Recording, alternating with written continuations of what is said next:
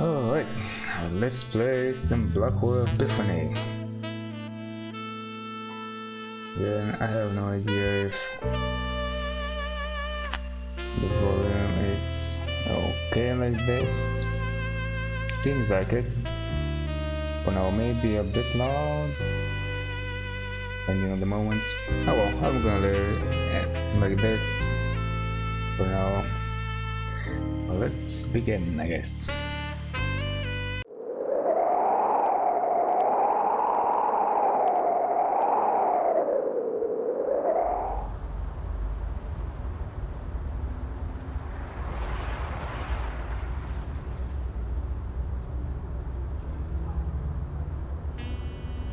Your teeth are chattering. No, they're not.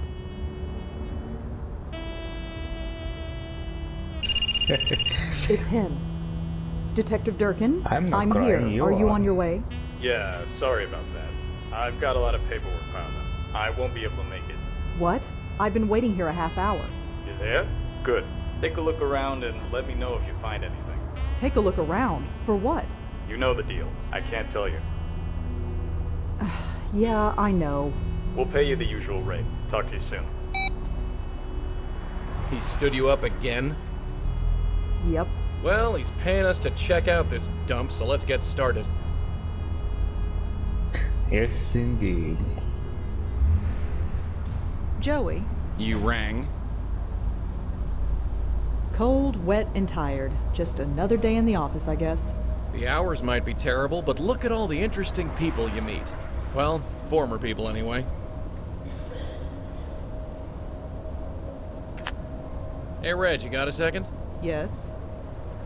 So, how much does shilling for the cops pay these days? I don't know. Does it matter? It's not like we have a choice. And I'm not shilling, I'm consulting. Whatever looks good on the business card, sweetheart.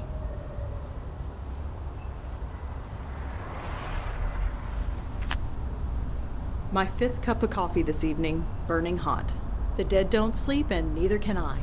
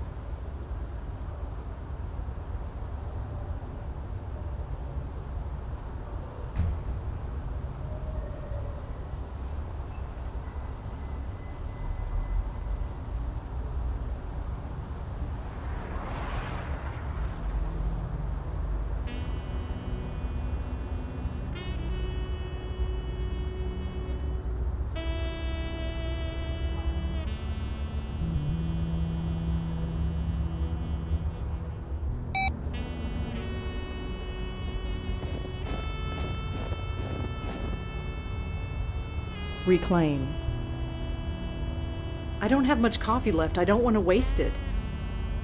Retaliate. Just an old trash bag. Looks like it's been there for a while. No parking from 8 p.m. to 6 a.m.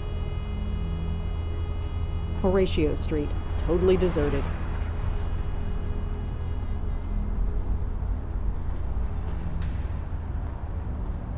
It says Carth House, under all the graffiti anyway.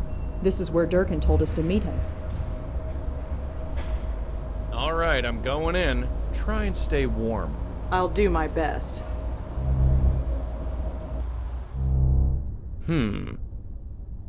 Hello? Anybody there? Anything? Not yet. Let me look around a bit, I'll get back to you.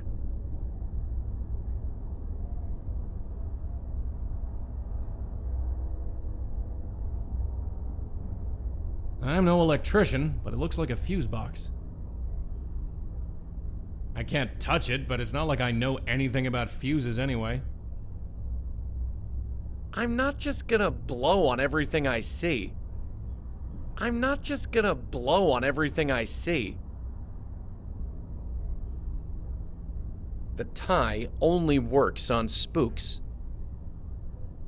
That thing is barely holding itself together. It's coated with all sorts of stuff, none of it nice. More painted junk.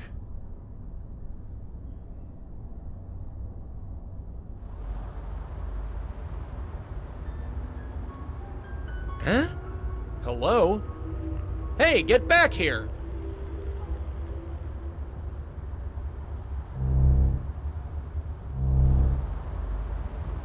Whoever used this thing probably didn't care much for privacy. The view's pretty nice, but it's a shame about the rest of the place. This side of the newspaper just shows a bunch of ads.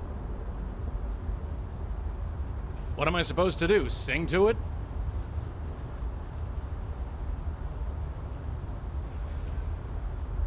Nothing. The paper's waterlogged and stuck to the floor.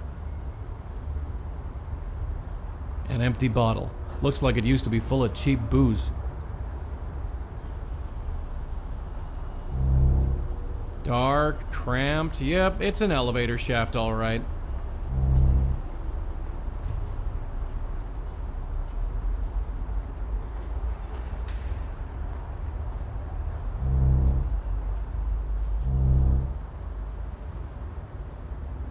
Jesus, what's holding this dump together? Rubber cement?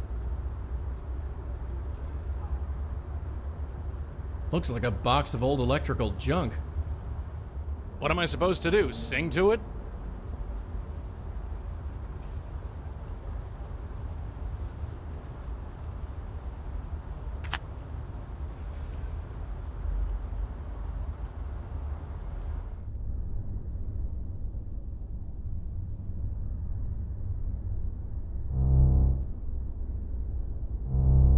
Seen one dilapidated elevator shaft, seen 'em all. Well, we definitely got a spook. We do?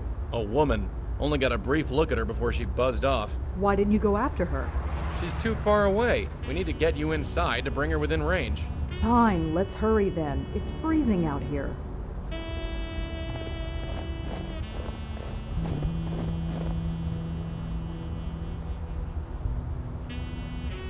I don't have much coffee left. The cost of this coffee is so going on my expense report. There, it's melted. I better do whatever I need to do before it freezes again.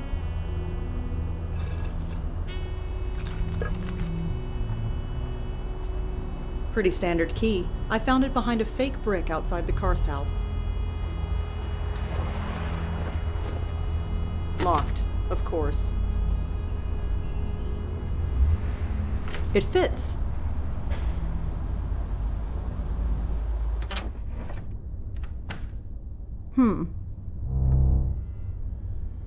Nice place, huh? It has its charm, I guess. Yeah, it's got something all right. Come on, we have a spook to chat up. It's covered in grime, dust, and... is that blood? I know graffiti is supposed to be the voice of the street and all, but seriously, I don't get this at all. I will never be that tired.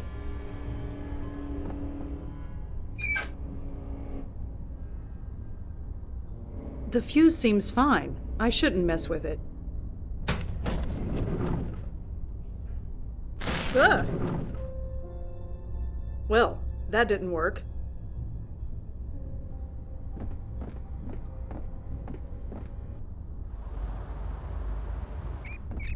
Well, everyone already thinks you're crazy. Homeless is just the next obvious step. Thanks. Whoops. Should never be that tired though. I love this. I love this delivery. I will never be that tired. Okay, Look at that mattress. You think people slept on that? The people who slept here weren't Oh, exactly wow. spoiled for choice. They just deliver all kinds of random lines by themselves here. I didn't know about that, or at least I didn't remember.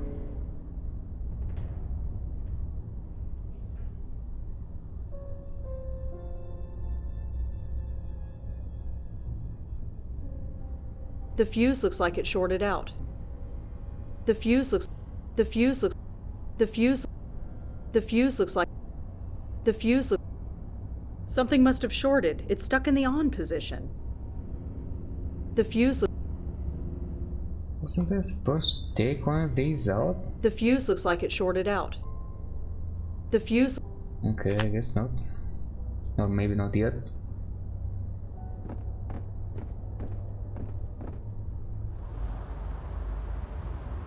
I think that fell from the floor above.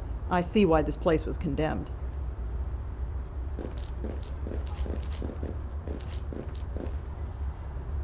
Not going to happen.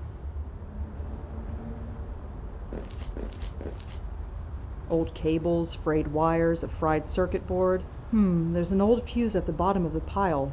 Looks intact.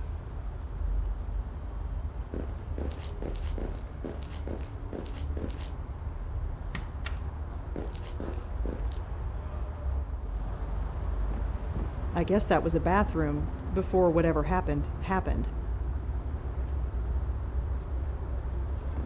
I'd admire the view if it wasn't so damn cold. I can't see what's on the other side, but this side shows a bunch of ads for day spas and beauty salons.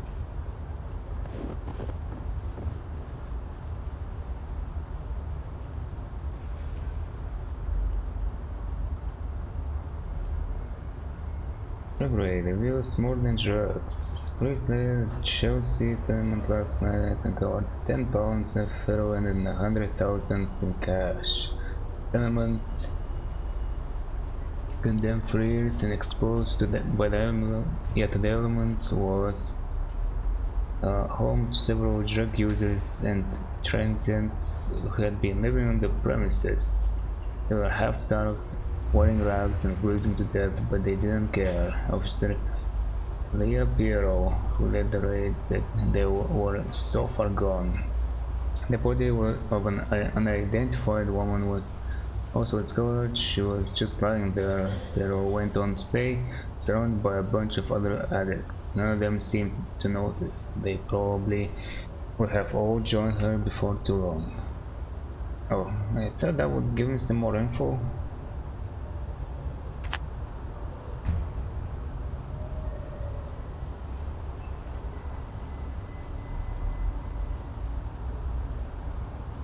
The article said the drug raid happened in Chelsea. The Carth house is in Chelsea. It's probably safe to assume that the drug raid happened here.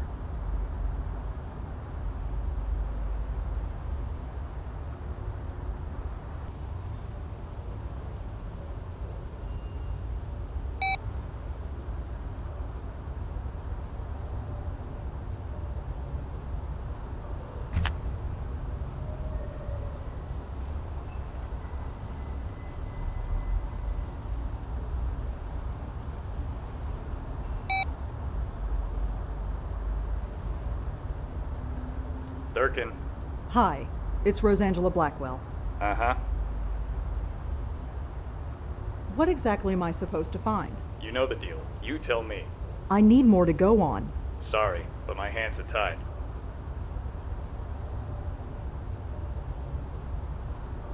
Can you tell me about the drug raid that took place here? You heard about that, huh? I might have read about it. Well, it was pretty by the book. The team went in, took the stuff, and brought everybody out. Nothing unusual took place. I wasn't there, so I can't really say. Can you tell me anything else about the drug raid? Like I said, I wasn't there, but it was pretty by the book from what I understand. Look, I don't appreciate being treated like this. What, you want bottled water and a limo? No, I need more details. I can't give them to you. Sorry. It looks like a beer bottle. It's empty.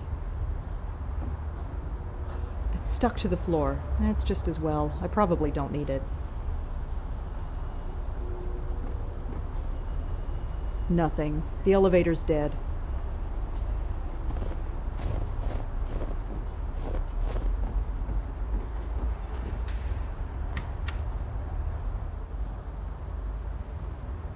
Look at all this stuff. It must have all fallen from the floor above. The stairway is blocked. I can't get up there.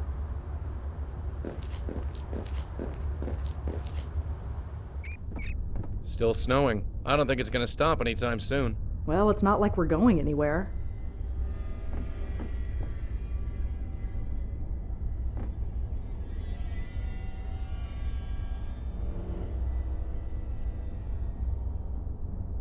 Good thing I'm wearing gloves. Something must have shorted. It's stuck in the on position.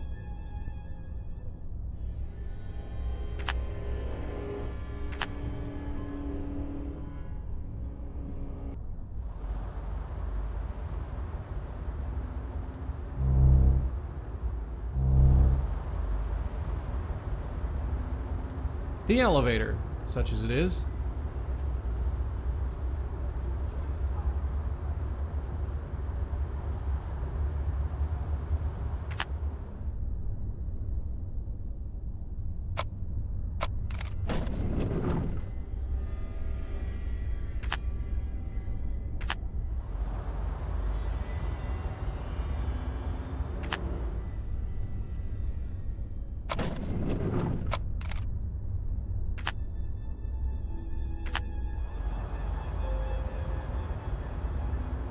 I'm not just gonna blow on everything I see. The view's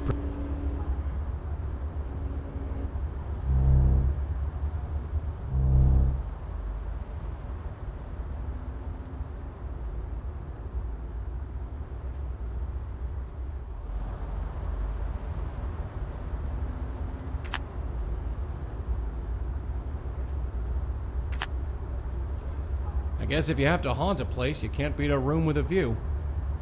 It's a piece of black plastic with a metal bit on the end.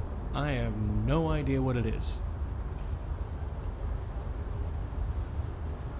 She looks pale and strung out. It's hard to place her age. Could be anywhere between 20 and 40.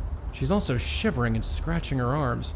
I know the dead can't feel the cold, but something is definitely giving her the shakes. Hello? Hey. Oh, you're not. Not what? Just not. Were you expecting someone else? Someone. Could you tell me who it was? Maybe I can help look for him. No, he'll be here. So I'm Joey. What's your name? I don't know. Mary? Your name is Mary? Sure. Mary, could you tell me the last thing you remember? How'd you end up here? I was here. And before that? The words, No, that's not Not what? how it works. Look, this is no place to be during a blizzard. It's fine. It fits. Fits? Fits how? It fits.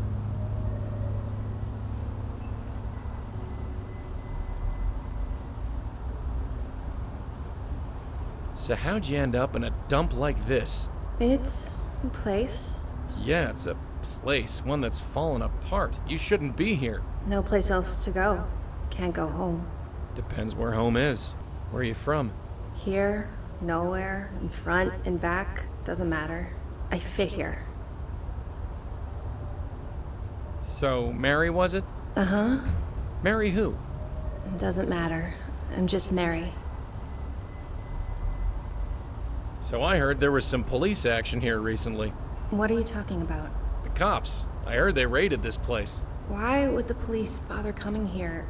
That's the whole point. What point would that be? Forget it.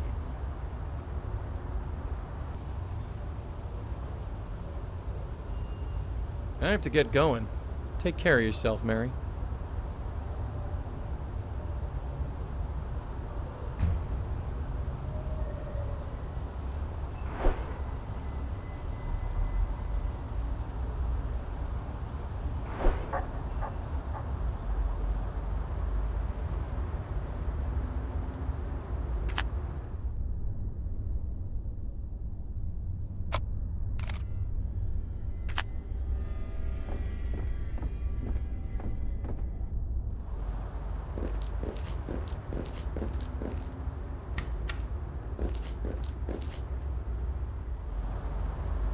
I think it's some kind of memory stick or card.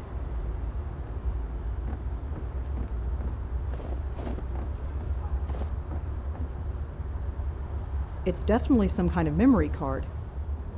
And it looks like it's compatible with my phone.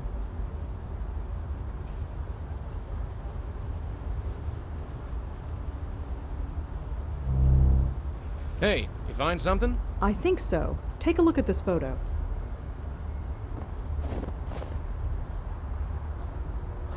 Is this her? The ghost, I mean. Yeah, sorta. She looks a lot better in that photo, I'll tell you that much. Look at the file name. This was a headshot photo. I guess she was an actress. Could be. You wouldn't know it from looking at her. The spook upstairs looks like life chewed her up and spat her back out.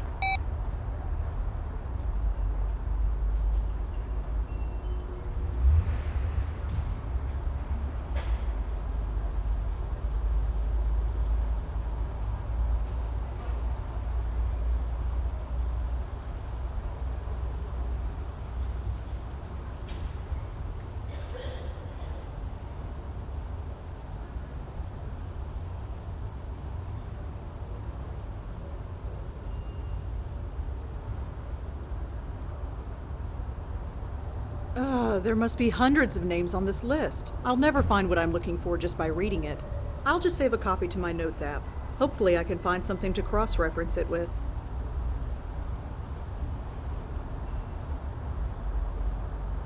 If Mary was a member of the Gotham Collective Theater Group, she's probably on this cast list. Gotcha. There's only one Mary who was a cast member. Mary Meehan, who was a cast member of a play called The Riverwall.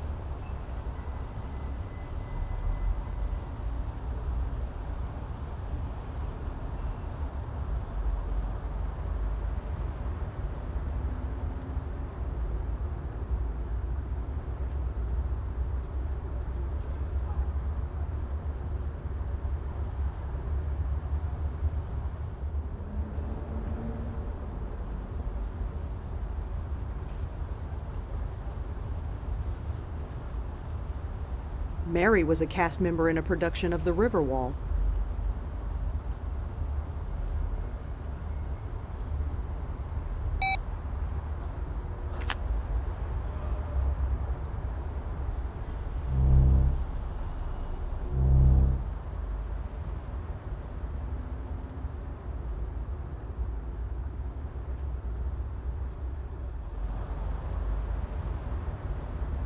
So, Mary?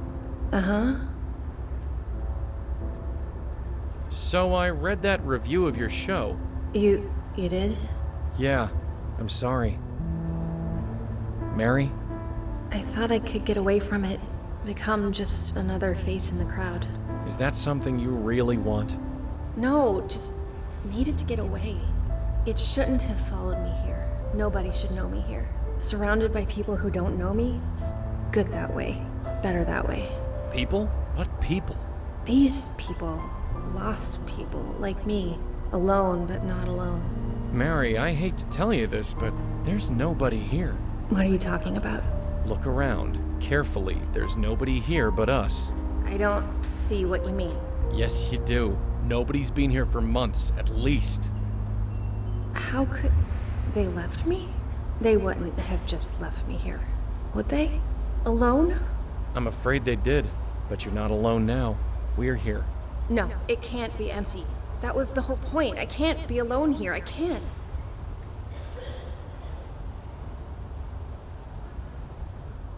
Where is everyone? Hey, do you know where everyone is? I don't know where they went. I'm sorry. This makes no sense. Where did they go? How did they go? Dozens of people don't just vanish. I would have remembered. I would have noticed. What did you notice, Mary? Huh? You weren't thinking too clearly before. You are now. Come on. Get away from me. I don't belong here. Not anymore.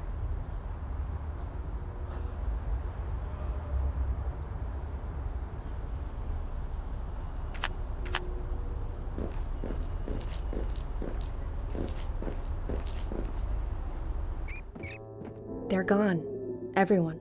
Yeah. I remember now. I was cold, then warm, then nothing. I feel absolutely nothing. That review, it seemed like it was everything. Now it's just nothing. To die over nothing. It's time to go, Mary. Go? How? Where? I can't seem to leave this place.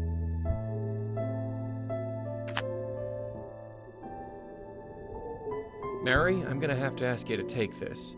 What is it? Just trust us, Mary. We're here to help. Okay.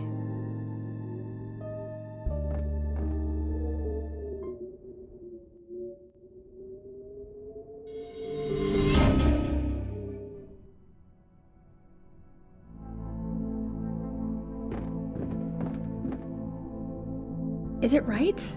Is it right that this place should feel so good? It's where you need to be, Mary. That's all. I thought the Carth House was where I needed to be. After that review, maybe I would have been okay.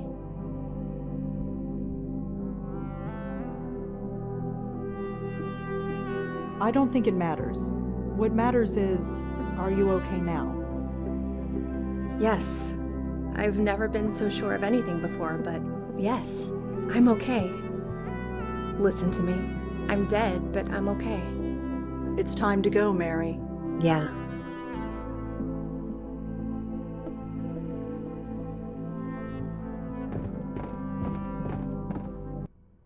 You okay? I'm fine. Did I fall? No, you're still standing. Don't sound so surprised, Joey. Mental control, that's all it takes. Yeah, sure. Let's get going. After you. Hello? Can I help you?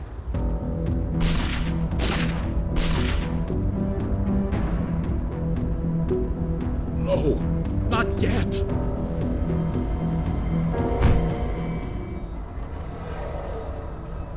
Hey, wait! Durkin, It's me. You need to send someone here right away. Someone's been shot. shot. Who was it? What happened? I don't... Hello? Blackwell, what's going on?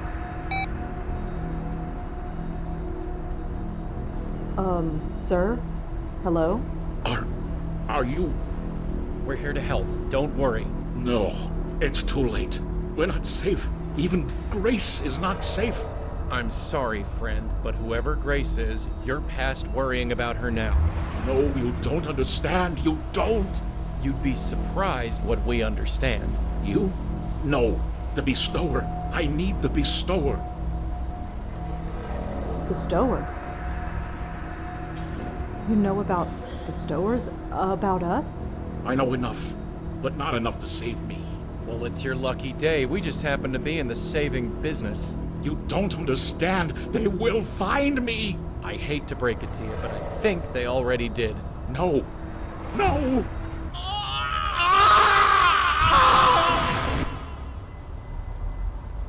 Holy...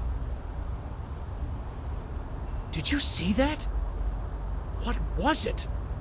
What the hell was it?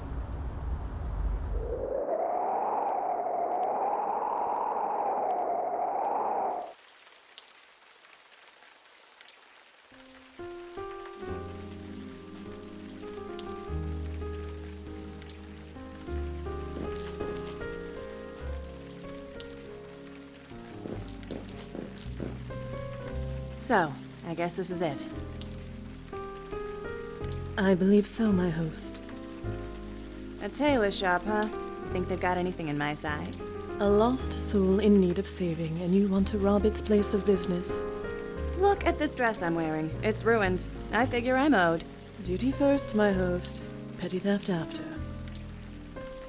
I'll see.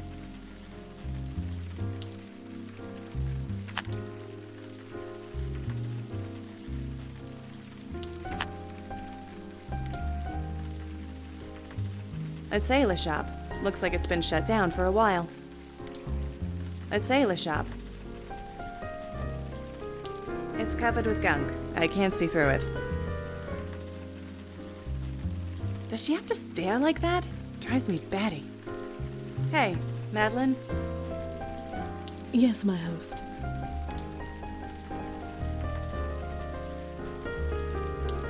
It's raining buckets. Indeed. Most fortuitous. Fortuitous. It enables us to do our duty unperceived, and we can converse without any awkwardness. Great. Wouldn't want this to be awkward. Well, see ya. Certainly, my host. My host, Jocelyn Contis. I have been her guide for 2 months. It appears to be some sort of haberdashery. My host? Yeah? I know this transition has not been easy. Yeah, well, I always thought my uncle was cuckoo. At least now I know why. We made fun of him, you know? I am aware. It pained him greatly. Yeah, I guess now everyone's gonna make fun of me, so I got that to look forward to. Are you ready to take this seriously, my host? You don't think I'm serious? I think your head is in the clouds. Shows what you know. I think you've been dead too long. Dead too long. Whatever do you mean? I just want to live, you know? Is that so wrong? You appear living to me. I'm living for the dead. It's different. How so? It just is. I believe we should return to our duty, my host. Yeah, sure. If I am going to enter, I will use the door. It is just common courtesy. If you could just wait here, my host. Uh-huh. It's not like I got anything else to do. Hello? Is anyone about? I am a friend. Nobody's there? Can we go? Zeus is playing tonight. If we hurry, we can catch him. Patience, my host. I sense a lost spirit here. We cannot leave our duty unfinished. It appears to be a coat of some kind. I cannot wear it. It has been a long time since I have seen my reflection. I cannot touch the mirror. Some clothing items. So garish.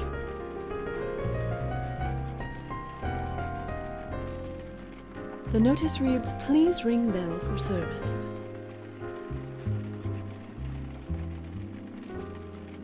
I am incorporeal and unable to ring the bell.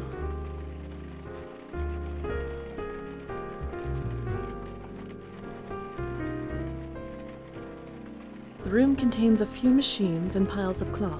There is nothing else worth reporting.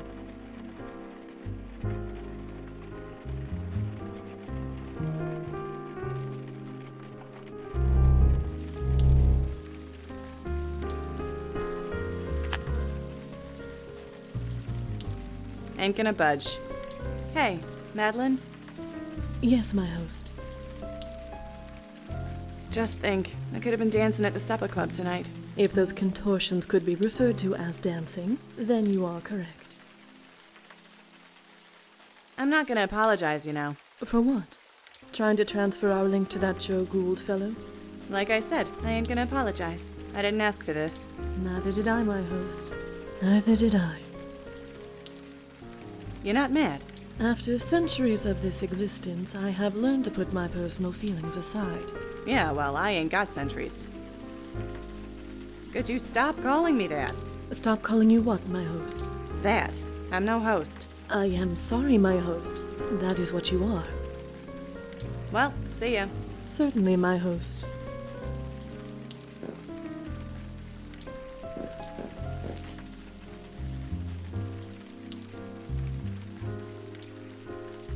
My host?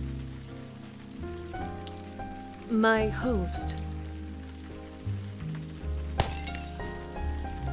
Sorry, you say something? Certainly nothing that matters any longer.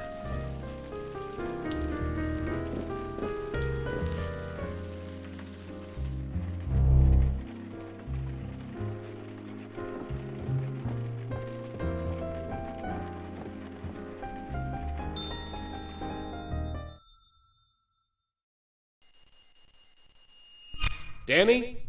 Danny, someone's out front! Danny, where the hell are you? Sorry for the wait, ladies. My assistant seems to be out. What can I do for you?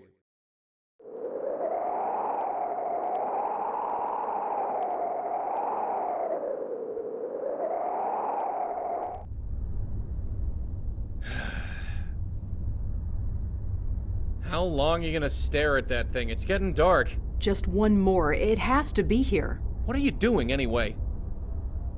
A man was murdered last night in the middle of a major blizzard.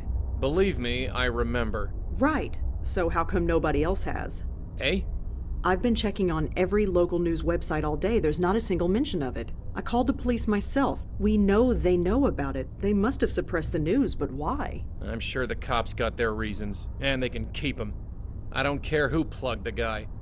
I only care about what happened after. I know. So, the victim didn't have any identification on him. I was hoping a news report would give us his name, but it looks like we're on our own. Well, something familiar at least. Let's go talk to our pet cop. Maybe he knows something.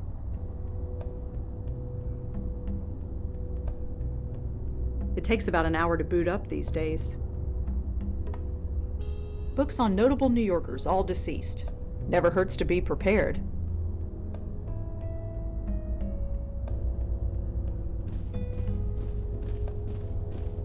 It's a portrait of Joe Gould. It used to hang in the Minetta Tavern. Auntie Lauren gave that bear to me when I was a kid. His name is Griff, the PI bear, although he's more the geriatric bear these days.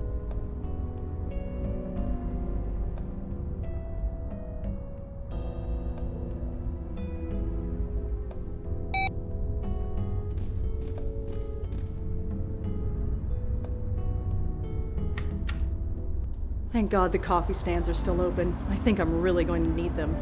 It's your dime, sweetheart. Actually, hold on. I forgot to make them talk to each other, see what they say. Joey? Yeah? Apparently nothing.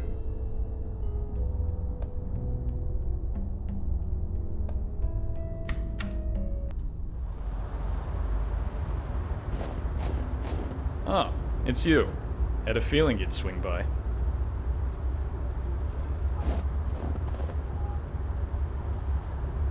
It's just a police car. There's nobody inside. Sam Durkin. I helped him with a case of his about a year ago, and then he helped me with one of mine. We've been paying each other back ever since. I've never been a big fan of teaming up with the cops, but Durkin seems all right.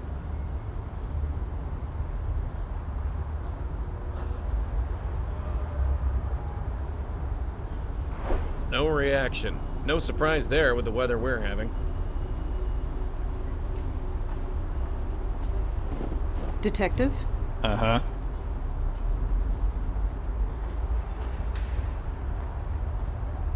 Can we talk inside? It's freezing out here. Can't smoke inside, thanks to our friend the mayor. So you couldn't maybe, I don't know, not smoke for a while? Right. You found a Jane Doe at the Carth House, right? Yeah, what about it? Her name was Mary Meehan. She was an actress with the Gotham Collective Theater Company. You sure about that? Yes. I won't ask how you know that, but we'll check out that name and see if you're right. At the very least, we can locate the family and tell them what happened. Thanks. I guess we owe you another one. I caught the evening news today. There wasn't one mention of the murdered man in Chelsea. That program hasn't been the same since they replaced that blonde anchor woman. Nobody else talked about it either. Not online, not any other news program, nobody. You must have suppressed the news. Why? Because we're the cops, that's why. Look, before we take this any further, why are you so interested in this one? What makes this murder more important than any other?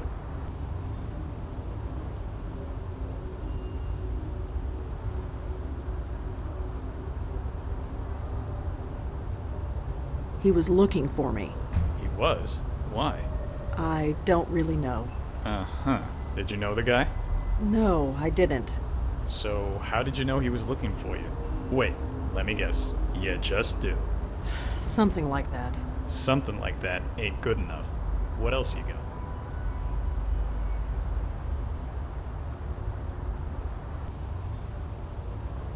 You're the one who sent me there in the first place. That can't be a coincidence.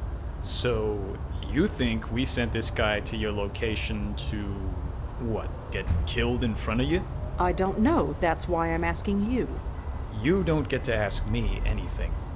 You need to tell me why this murder is so important. He was killed right in front of me. And what, suddenly this makes it personal? Well, kinda. It might have something to do with me. Uh-huh. And why is that? Why is this murder so important? I was there. You know I was there. Surely I'm a suspect. You think I'm crazy? I made sure your name is nowhere near this thing. And unless you give me a good reason, it stays that way. So tell me, why is this murder so important? You've trusted me before. Why can't you trust me again? Trust has nothing to do with it. Look, I don't know what your deal is. I've never asked, and frankly, I don't want to know. But I do know that you've helped me clear a few cases. And once in a while, in return, I answer some of your questions. That's fine. Quid pro quo. It's not in the rule book, but it's how we get things done. But this case, it goes way up. We can't bring in anyone from outside, not without a good reason. So give me one. Why is this murder so important? I couldn't begin to explain it. It's more than just a murder, more horrible than just a killing. Uh-huh. Any details on what that could be? It needs to be stopped. That's all. Sorry. I know we got an arrangement, but my hands are tied. Fine, if that's the way it is. For what it's worth, it's nothing personal. You got other questions, I'm here. Just don't ask about this case. You get me? Yeah, I get you.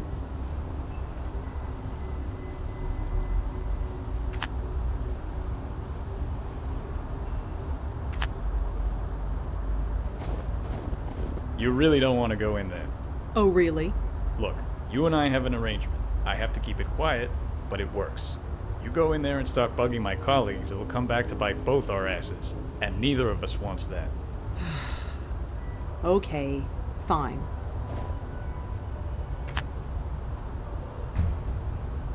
Keep our friend busy. I'm gonna sniff around. Not that I don't appreciate the company, but why the heck are you just standing there? Oh, I was just admiring the brickwork. The brickwork.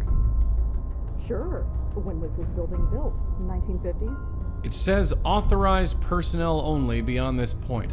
Fortunately, I think that only applies to living people. I got no idea. At the bottom are the words Alex Silva, Commissioner. Low-rise bonding. Very Just a typical cop of manning the your- front desk. Whatever.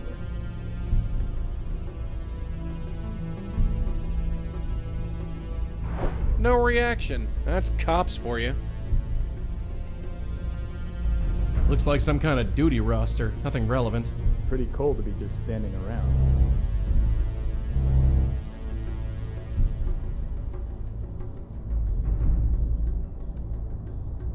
Aha! There's our guy. His name is George Austin, according to this note. Looks like he lived on the Upper West Side. That's definitely the spook we saw. According to this note, his name is George Austin. It says Piero. I have no idea who that is. According to the nameplate, this desk belongs to someone named Piero. I have no idea who that could be. I don't even know who this Piero... The name on this nameplate says Disher. I have no idea who that could be.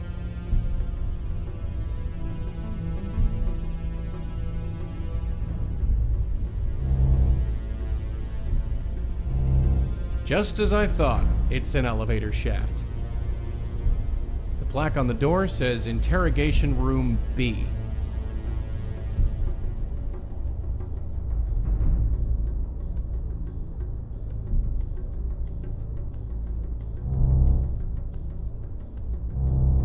Isn't that what you're doing? Detective? Uh-huh.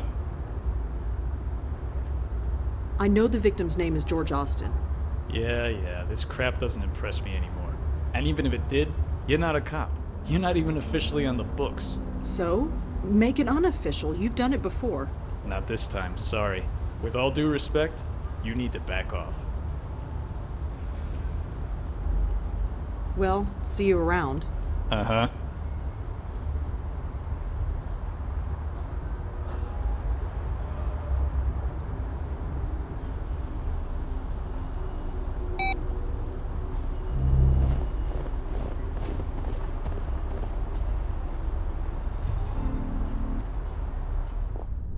This is some lobby.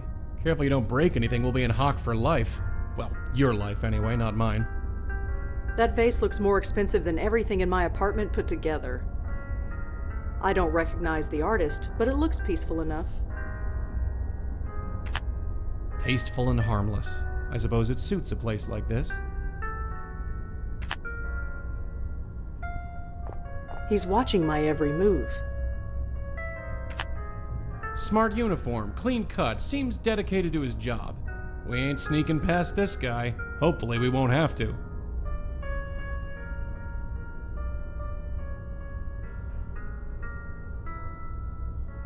Damn drafts. Need to report that before someone complains.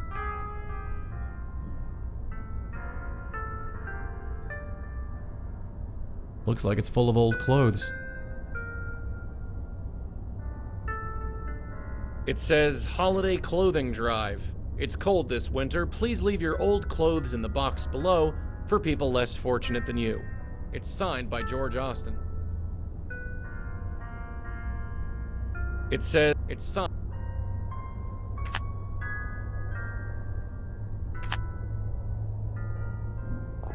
Hi. Yes, miss? I, heard that George Austin was having a clothing drive here. Oh, yes. George does it every year. He brings the box to Grace himself. Can you tell me anything else about the clothing drive? No, but if you have any old clothes, feel free to give them to me. I'll put them in the box. Better not. If you did that, you wouldn't have any clothes left. I'm looking for George Austin. Is he in? No, he's not. Sorry. Do you know where George Austin is? I really couldn't say. Sorry. Is there any way I can look inside George's apartment? It's really important. Sorry. Unless you've been authorized, I can't let you in. Can you tell me anything about George? I really couldn't, sorry. If you want to know him, you should ask him yourself. You said that George takes the clothes to Grace. Yes, he does. He has an attachment to the place, even though we've got a fine church in this area. Church? So by Grace, you meant Grace Church? Yeah, the one downtown. What did you think I meant? Nothing. Never mind. Thanks. Sure.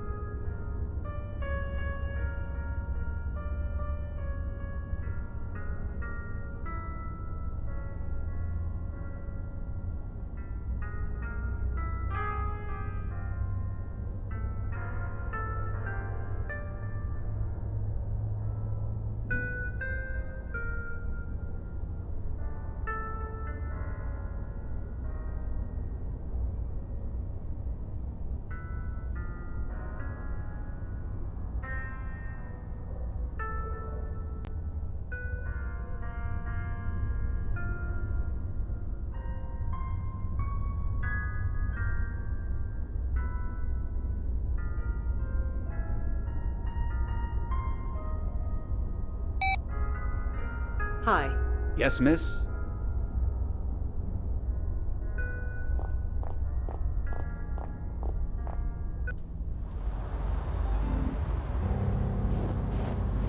Huh, a church. A Of all the places. Really? Ghosts don't like churches? Being a ghost has nothing to do with it. It says Grace Church. Of course, we knew that already. It says Grace Church in New York, Episcopal, Reverend Gabriel Ullman, Rector. It's a schedule of services. Nothing is going on at the moment.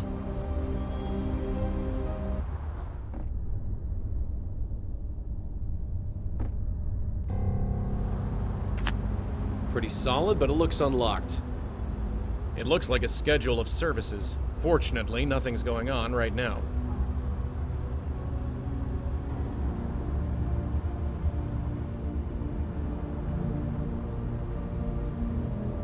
It says Grace Church. They really need a sign. It's not like this place is easy to miss. It says Grace Church in New York.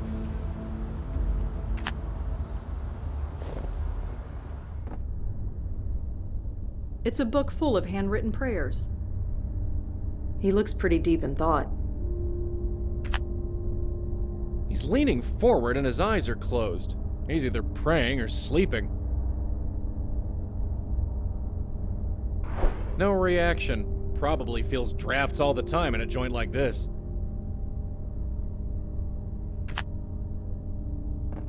Hi, could I talk to you for a minute? Please keep your voice down. Oh, sorry. Is this better? Yes. What can I do for you? I'm Rosangela Blackwell. Father Gabriel Ullman. Why the whispers? There isn't anybody around. That makes no difference. The tranquility of this place must be maintained, whether anybody is here or not, especially on a night like tonight. It's pretty quiet here tonight. God's house remains open despite the weather. If anybody needs us, we are here. Could you tell me about this church? Are you looking to join? Not really. I'm afraid now is not the time for a history lesson. Do you know a man named George Austin? I'm afraid not. He was a member of this church. Are you sure? It is quite a large church, as you can see. I'm afraid I am not familiar with George Austin. George Austin was holding a clothing drive that brought clothes to this church. Are you sure you haven't heard of him? Yes, we deal with hundreds of clothing drives at this time of year. Some we arrange ourselves, while most are volunteers. It is not possible to keep track of every single one. Well, thanks. I'll be going. Stay safe. This is not a night to be outside. I don't know much about church organs, but it seems nice enough. I better not, especially with that priest in plain view. A book on a pedestal. No idea what it's for. Looks like this book was left for people to write their own prayers in. Whatever works, I guess.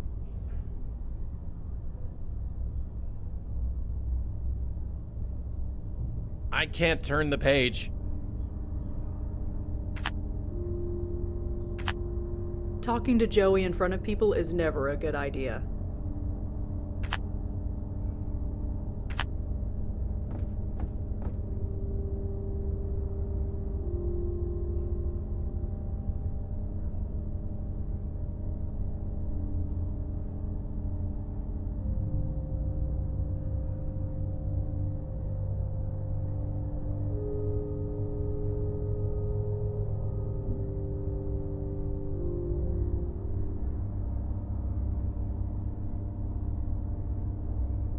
These prayers just go on and on. There must be dozens of them. I don't have time to read them all.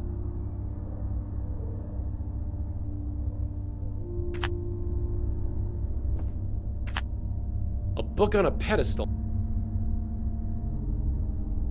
I can't turn. I can't.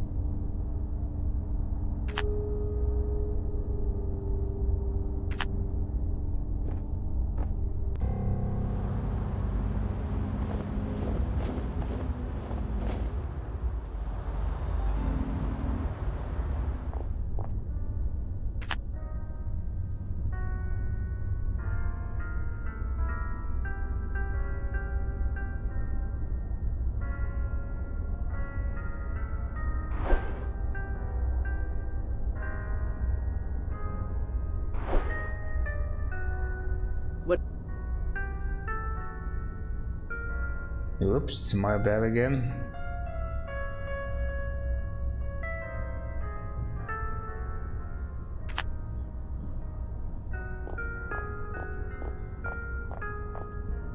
Dropped my pen.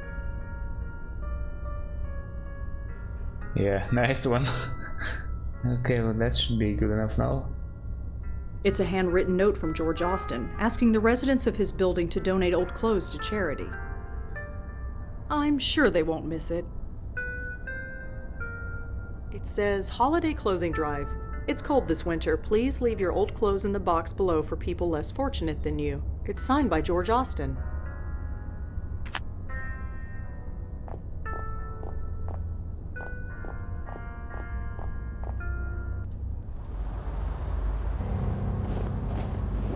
If the people who go to these churches worry about their souls so much, they should try dying sometime.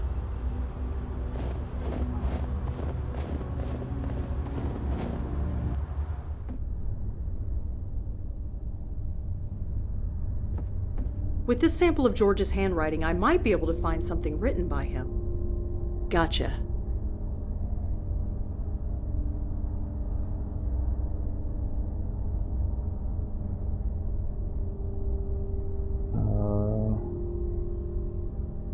Okay. I don't need to turn to any other page.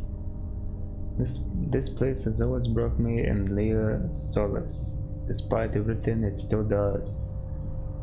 Is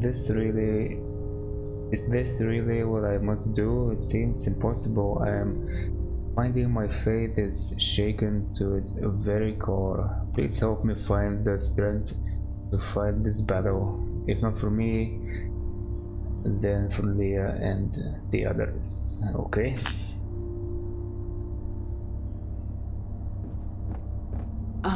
Hi again. Yes. Could you tell me about that book over there? For some, silent prayer isn't enough. They want to write it down and make it real. That is what that book is for.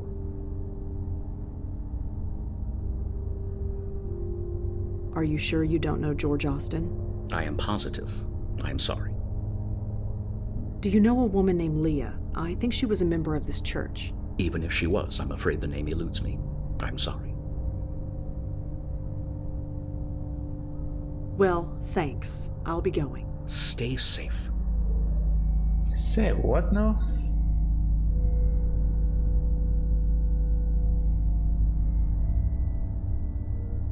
The Grace George was referring to has to be Grace Church. George wrote Leah's name down in a prayer. Whatever kind of relationship they have, he must care for her a lot. Leah's name was mentioned in George's prayer at Grace Church. Was she a member?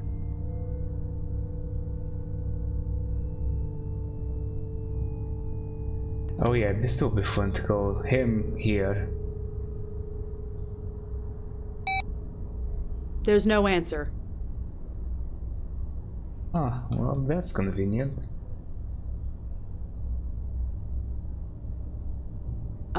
Hi again. Yes. Do you know a woman named Leah? I think she was a member of this church. Even if she was, I'm afraid the name eludes me. I'm sorry. Are you sure you don't know George Austin? I am positive. I'm sorry. Well, thanks. I'll be going. Stay safe.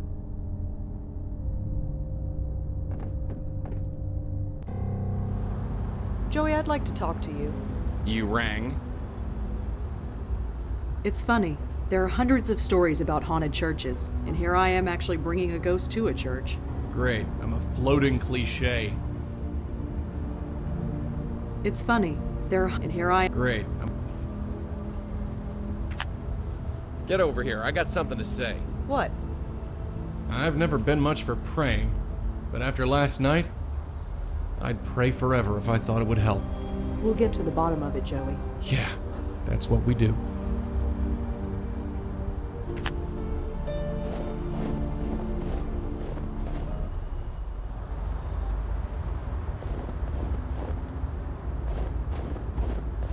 Detective?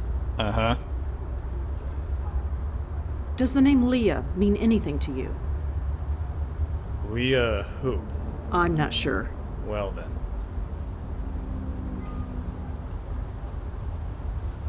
Well, see you around. Uh-huh.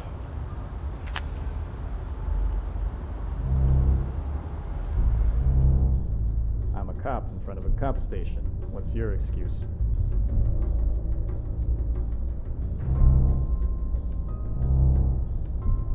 It says Piero. I have no idea who that is. Really? Didn't I?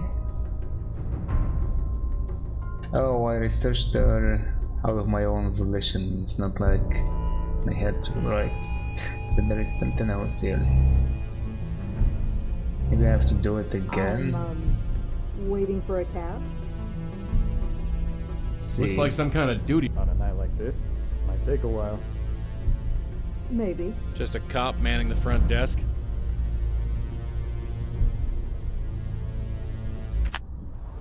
No, Durkin was right.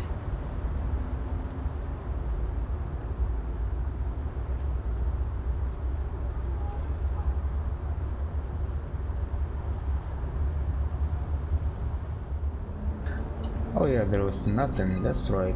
Oh, that's very convenient of it. Hey, I actually didn't ask him about Grace Church. Detective? Uh-huh. Have you ever been to Grace Church for any reason? Church? No, I haven't. Why? No reason. Forget it. About George Austin. How many times do I need to tell you to back off? Sorry. Does the name Leah mean anything to you? Leah who? I'm not sure. Well then. Well, see you around. Uh-huh. This thing with you standing around is getting kind of weird. I'm not just gonna blow on everything I see. I told you, I'm waiting for a cab. The subway's just 2 blocks that way. A modern gizmo. Probably some kind of phone. It usually is. Fair enough. It says authorized personnel only beyond this point. Fortunately, I think that only applies to living people.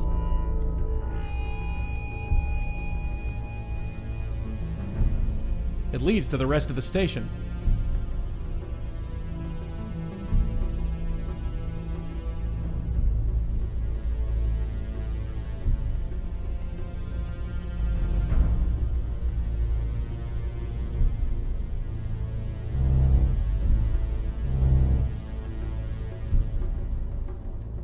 According to the nameplate, this desk belongs to someone named Piero. I have no idea who that could be. I'm not going to investigate every desk I see. I don't even know who this Piero person is.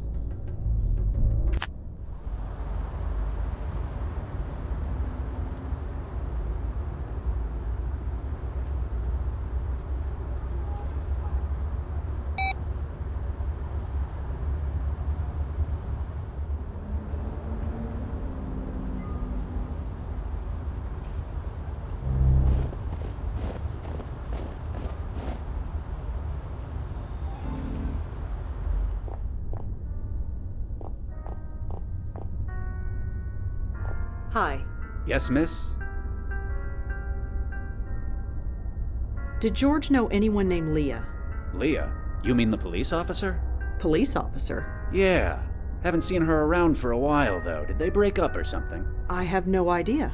Too bad if so. I liked her. She was good for George. You said Leah was good for George. Could you tell me why? Yeah, I probably shouldn't have said any of that. You're not a cop or anything yourself, are you? Well... No, you're not. You would have shown me your badge if you were. Forget it. Sorry.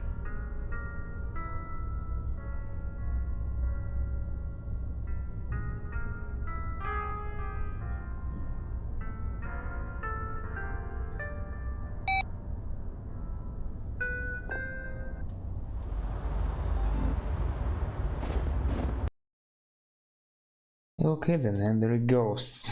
Well, I was thinking this won't happen this time, since It didn't for quite some time.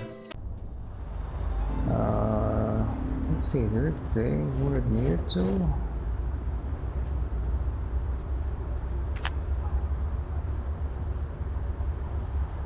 Nice. Alright, I'm still gonna manually save just in case. Detective? Uh-huh. So, George Austin was involved with a police officer named Leah. That's it, isn't it? All the secrecy. It's because the police are involved. You want to get us both in trouble? Of course not. I want to help you. Look what I discovered already. Look, I keep my distance from you for a reason. I know you got your sources. I don't know who they are, but you have a way. That goes without saying. Leah Piero is a fine detective. Don't let anyone tell you otherwise. Maybe you can help, maybe you can't. But I know you're gonna stick your nose in no matter what I say. Sorry, but I have to. Yeah, I get that. I can't stop you, but I can't help you either. You're on your own. Believe me, Detective, if there's anything I'm not, it's on my own. Well, just be careful. Can you tell me anything about Officer Piero? I told you, I can't help you on this one. Sorry. Well, see you around. Uh-huh.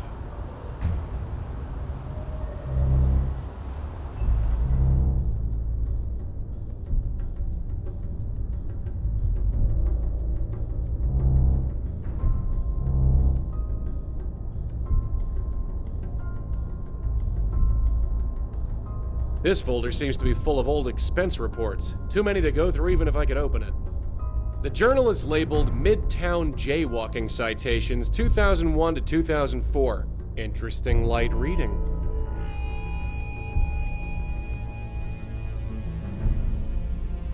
It's one of those computer things. Looks like it's powered down. I assume it's a telephone, although it's hard to tell these days. Cute kid.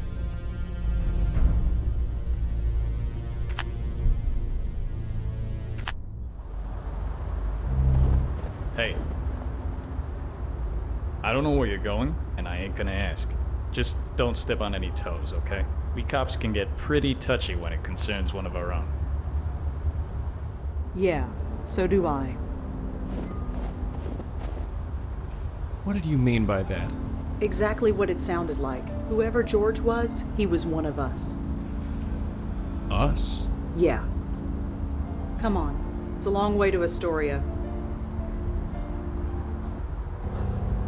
So, this is what a cop's salary gets you, huh? A two-story in Astoria. It's not bad. Nicer than some of the foster homes I grew up in. Anyway, shall we? Yeah, we both know the drill by now. Whoever made this snowman made it a long time ago. Several weeks at least. Never did make a snowman back in the day. I suppose it's too late now. What do you want me to do, blow on it? I'm not just gonna blow on everything I see.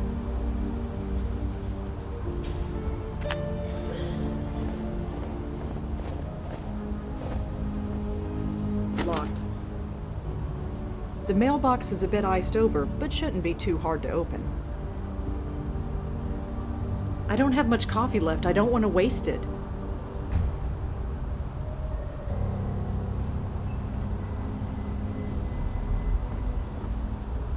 It's hard to see inside, but it looks like a little girl's room. It's hard to see inside, but I think I can see living room furniture. I think one of my old foster homes had a tire swing, but it was so long ago I don't remember.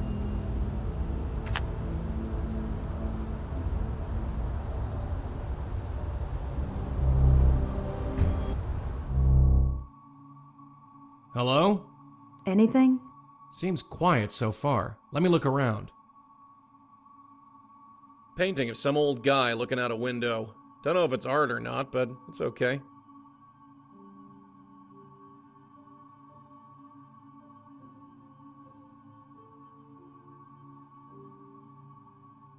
I'm not just gonna blow on everything I see. It's a picture of the Manhattan skyline. I guess if you live out here in Queens, you'd want a memento of civilization. Hello? Yeah? Is anybody there?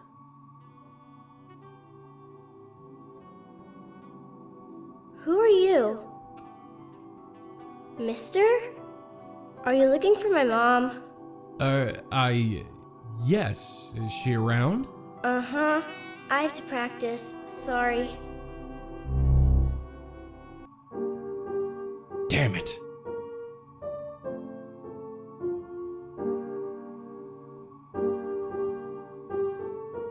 KK the Troll. Cute.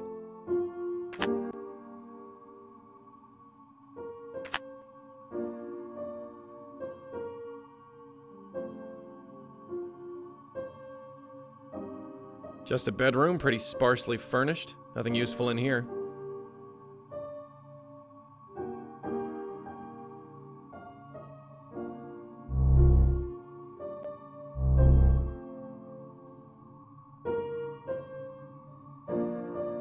I don't know much about these computer things, but it looks powered down. Looks to be some drawing of a little girl. It's a self-portrait. Cute, but I don't know the first thing about dollhouses. That's okay. Neither do I. None of my dolls fit in there anyway.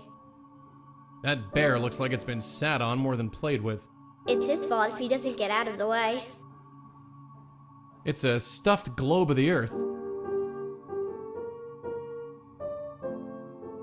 I can't see inside, but it looks like a Valentine's Day card. It's from my dad. Some kind of stuffed octopus. His name is Cute Thulu. It's a stuffed panda. She's Pandora the giant. Her home planet is the globe ball, but she's too big to go back, so she stays here. Seems to be in good shape. She looks 10, maybe 11. Too damn young either way. Excuse me. Oh, hi. I'm practicing. I can see that. You're pretty good. Thanks. I'll only be a minute, then you can get back to it. Well, okay. My name's Joey. What's yours? Are you sure you should be here? Sure. I'm Kendra Haskins. Are you here all alone? No, Mom's here. Are you sure? I can't find her. I'm pretty sure. I'd know if she was gone. What about your dad? Is he around? No, he's late. Late? Late for what? Picking me up? On Fridays we go to the Abacus, and then I live with him until Monday. But he's late. You said you go to the Abacus. It's his work. Your dad takes you to work? Mm-hmm. He's the boss. Your dad's the boss, huh? He must be a very important man. Yeah, it's pretty cool. Can you tell me anything else about this Abacus place? It's Dad's work. TVs and computers and stuff. He lets me play with them when nobody's around.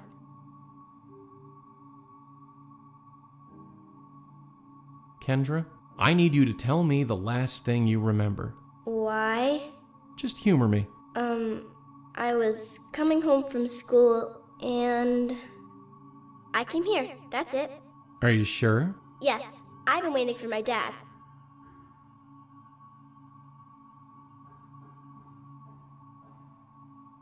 Tell me about yourself, Kendra. Dunno. I'm looking for Leah, your mother. Any idea where she could be?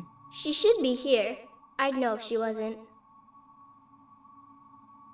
Do you know George Austin? You mean Mom's friend? Yeah. He's okay. Mom likes him. But you don't. Dunno.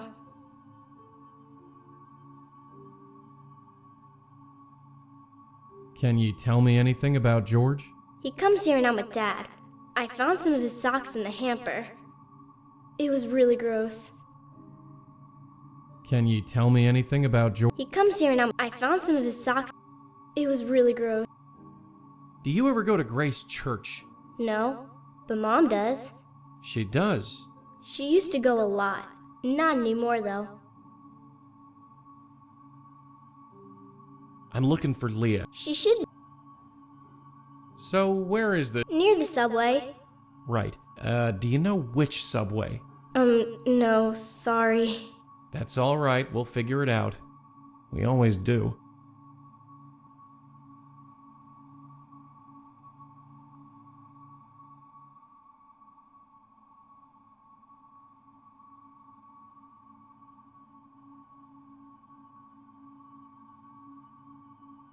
Okay, Kendra, I gotta go. But I'll be around to check on you, okay? Check on me? Why? Is something wrong? No, well, you're not alone here. You might not know what that means yet, but you're not. Okay. I'm gonna practice now. Sure.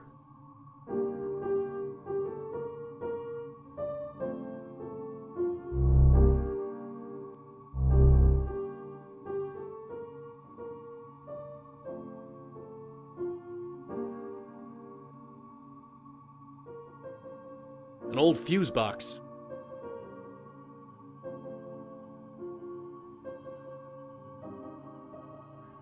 Just an empty shelf. A blown light bulb. A painting of some miserable old dame in a crinoline. Just a poster for some old junk car. A Christmas tree. Plastic, naturally. The only light in this room is coming from the street lamp outside that window. A kid's bike with a crumpled front wheel.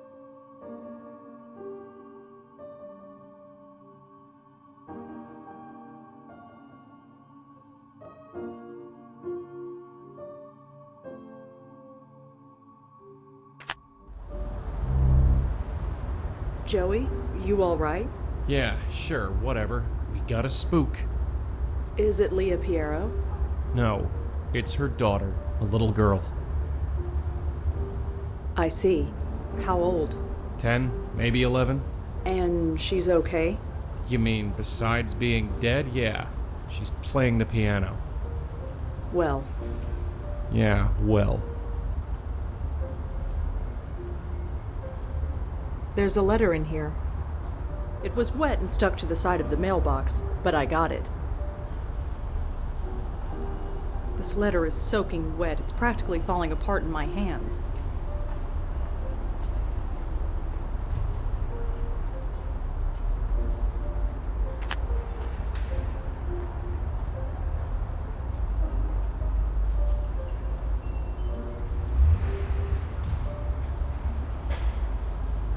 Had a feeling that wouldn't work.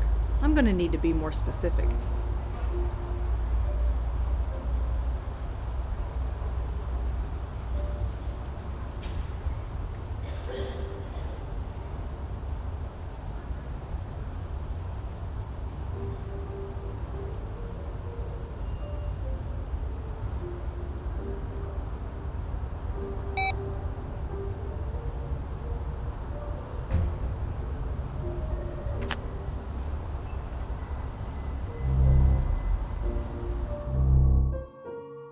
She actually mentioned his name, but I kind of forgot the first one. I'm not just gonna...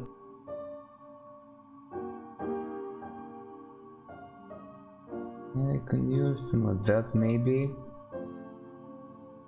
One of the many variations of phone. One of the many variations of phone. Alright, let's ask her some more questions, I guess.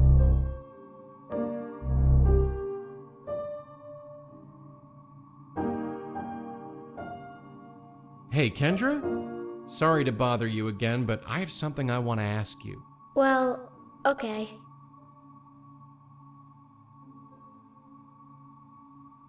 Can you tell me anything else about this abacus place? It's Dad's work. TVs and computers and stuff. He lets me play with them when nobody's around.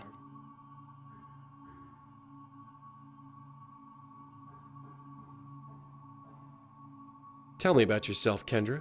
Dunno.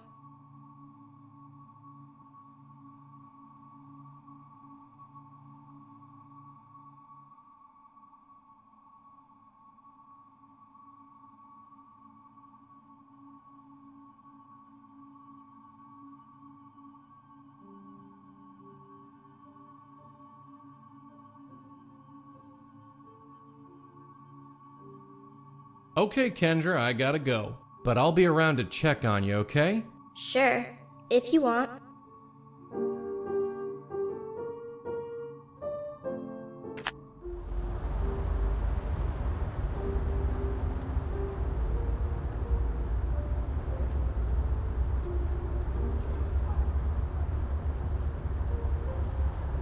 Kendra said that her father took her to the abacus, whatever that is. I don't think it should be that hard to nail it down. No, I don't see any connection at all.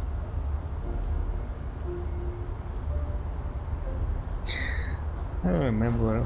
Was it George again? I don't think so.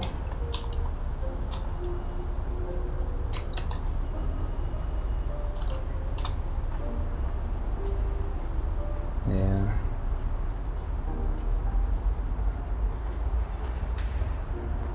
That's the author, yes. Hold on. What I was gonna do with this? I also don't remember. I think there was something else done with that. It's a handwritten note from George Austin.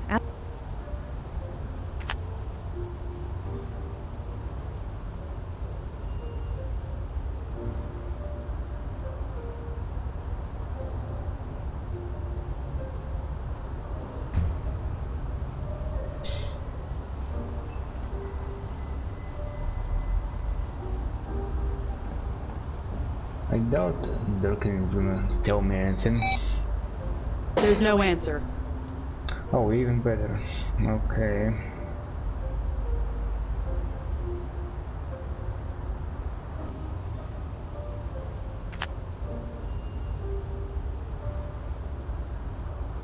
Anything else here? There's nothing else in the mailbox. Right. Okay then, we're leaving for now.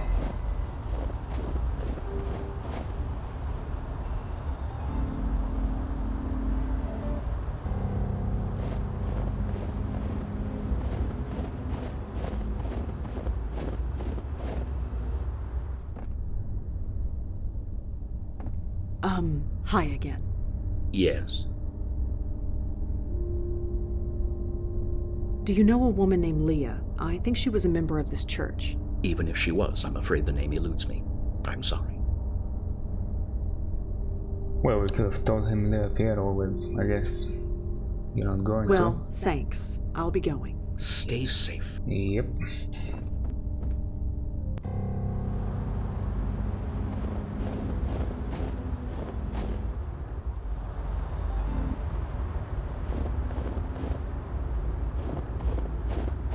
Detective?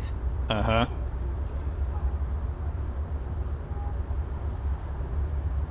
Do you know anything about Leah's daughter, Kendra?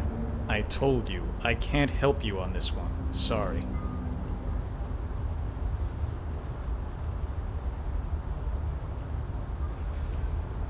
Do you know anything about something called the abacus? Nah, sorry. Well, see you around. Uh-huh. Hold on, maybe I should have written down the abacus. Had a feeling that wouldn't work.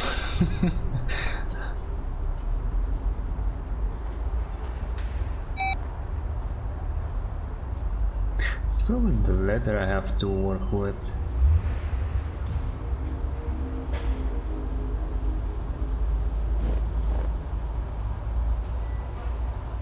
No, Durkin was right.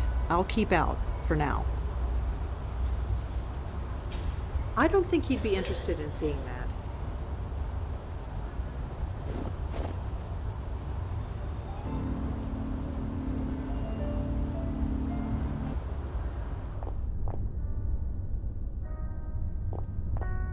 Hi.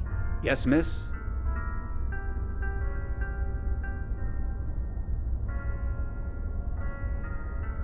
Do you know anything about something called the abacus?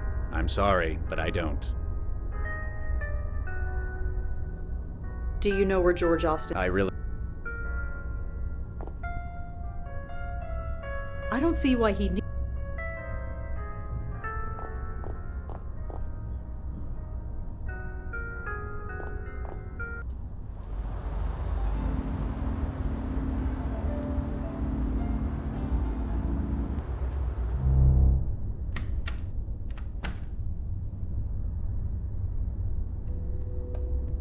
I don't think I'll be able to do anything here.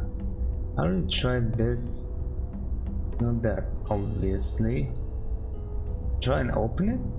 We cannot open it.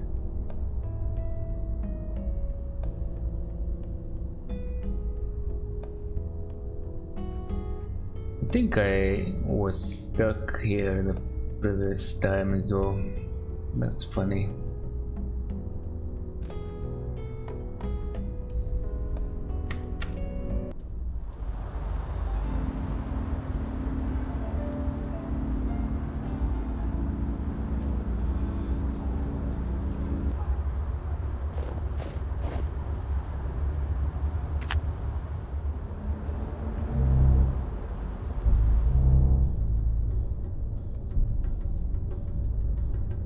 Bottom are the words Alex Silva, Commissioner. It leads to the rest of the state.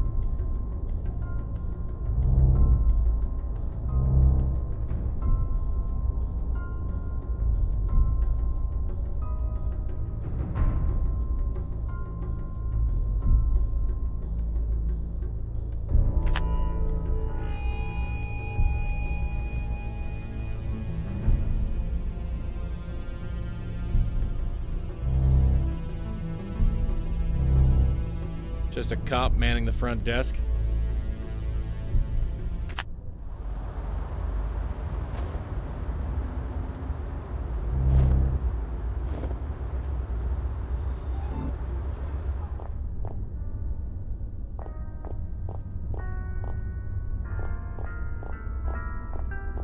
Miss, I'm sorry, but you can't go back there. Residents only. Oh, don't you mind me.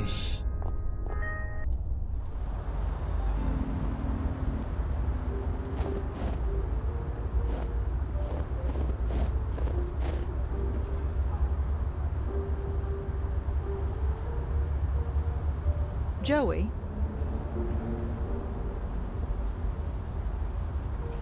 You rang? It's hard to believe a house like this costs as much as my tiny room in the city. Thinking of moving? God, no.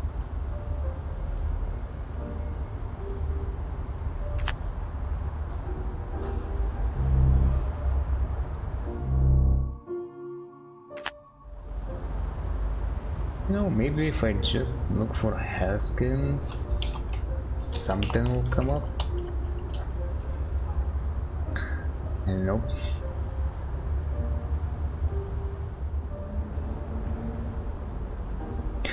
Oh, maybe this is the clue. Leah is Kendra's mother. Okay, I was thinking about the last name, but never mind.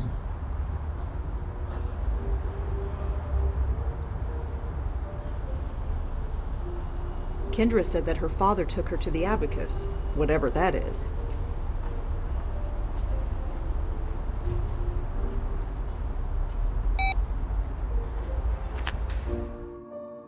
A dresser with some random knickknacks on top, nothing relevant. I prefer not to stick my head into random drawers unless I have to. Besides, look how dark this room is. There's no way I'd be able to see what's inside there.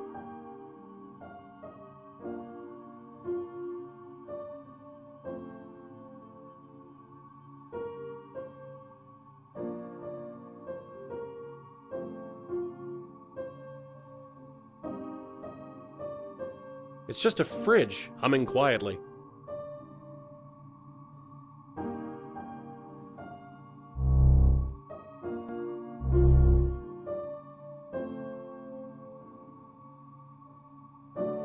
Hey, Kendra?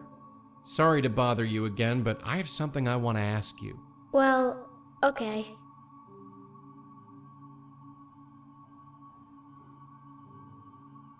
She already told me about this. I think I remember. Okay, Kendra, I gotta go. but I'll be around to check on you, okay? Sure, if you want. Oh, he's gonna want, alright. It's really coming down hard. Alright, let's see.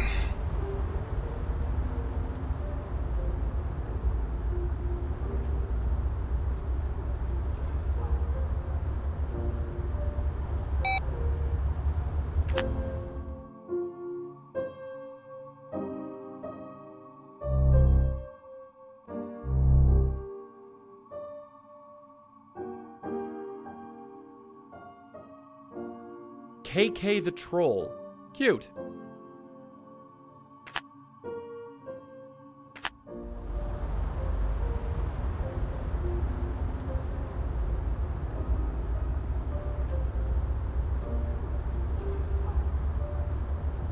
Okay then.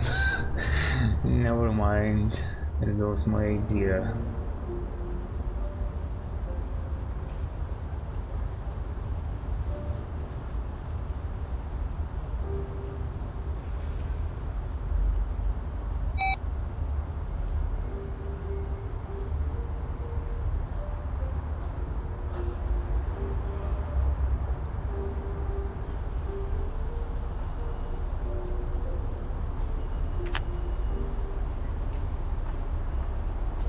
The mailbox is a bit iced over, but shouldn't be too hard to open. There's nothing else in the mailbox.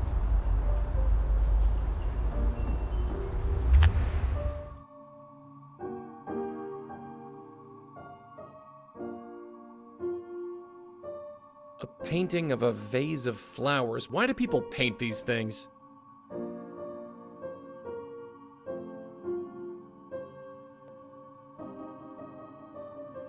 Hold on, I also never investigated. Maybe there's something written here? There's only one key on the key rack. There the we label go. on it says Emile. Okay, did she mention this? Well, maybe she didn't. There's only one key on the key. Alright.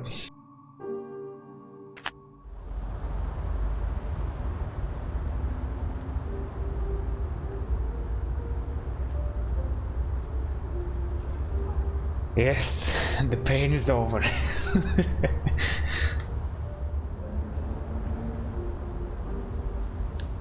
It's time to go.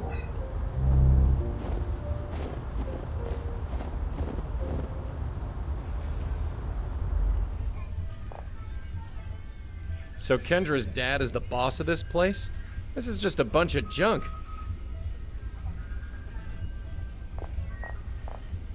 The tag on his shirt says Jordan. Young guy. Looks pretty bored. Can't say I blame him. Don't know what that is, but it's giving me a headache. Those things get bigger and flatter every year.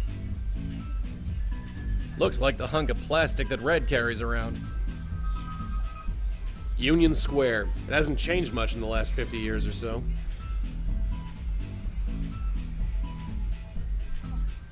Some vapid talk show.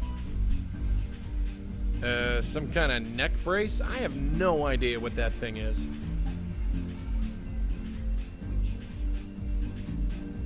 Damn it. Did the AC kick on again? I'm gonna freeze to death in here.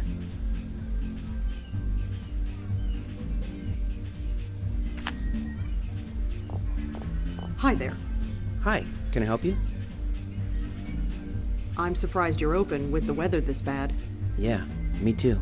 But I only live 2 blocks away, and I could use the overtime. I'm looking for the manager.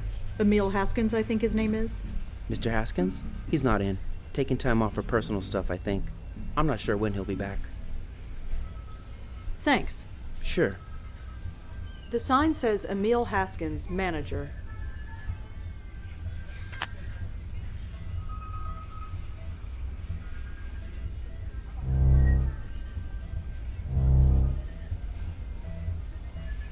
A bunch of discarded papers. A bunch of meetings and appointments are written down on this thing. Nothing really stands out, but the weekends are all labeled Kendra. Someone wrote quarterly earnings on the cover. Positively riveting. Boxes of office junk. Don't know what's inside. The light barely pierces the gloom.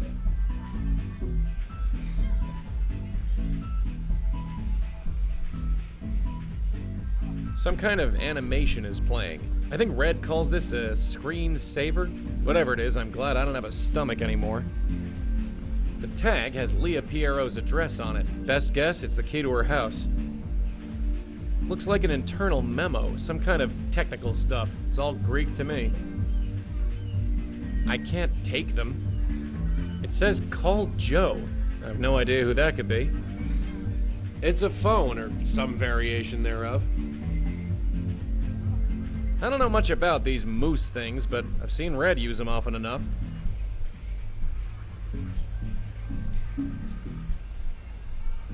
Huh, whatever I did, it worked.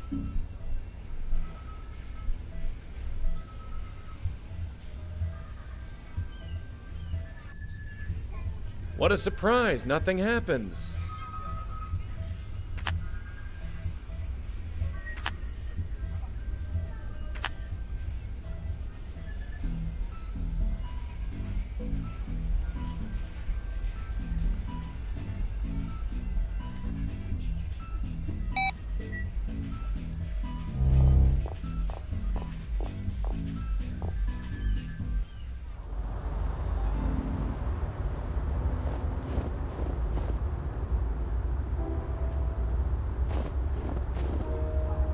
It says Exeter House. Hey, Joey? What is it? I love the look of these old brownstones. Really? These were old even in my day. I never understood the appeal. They're solid, I guess.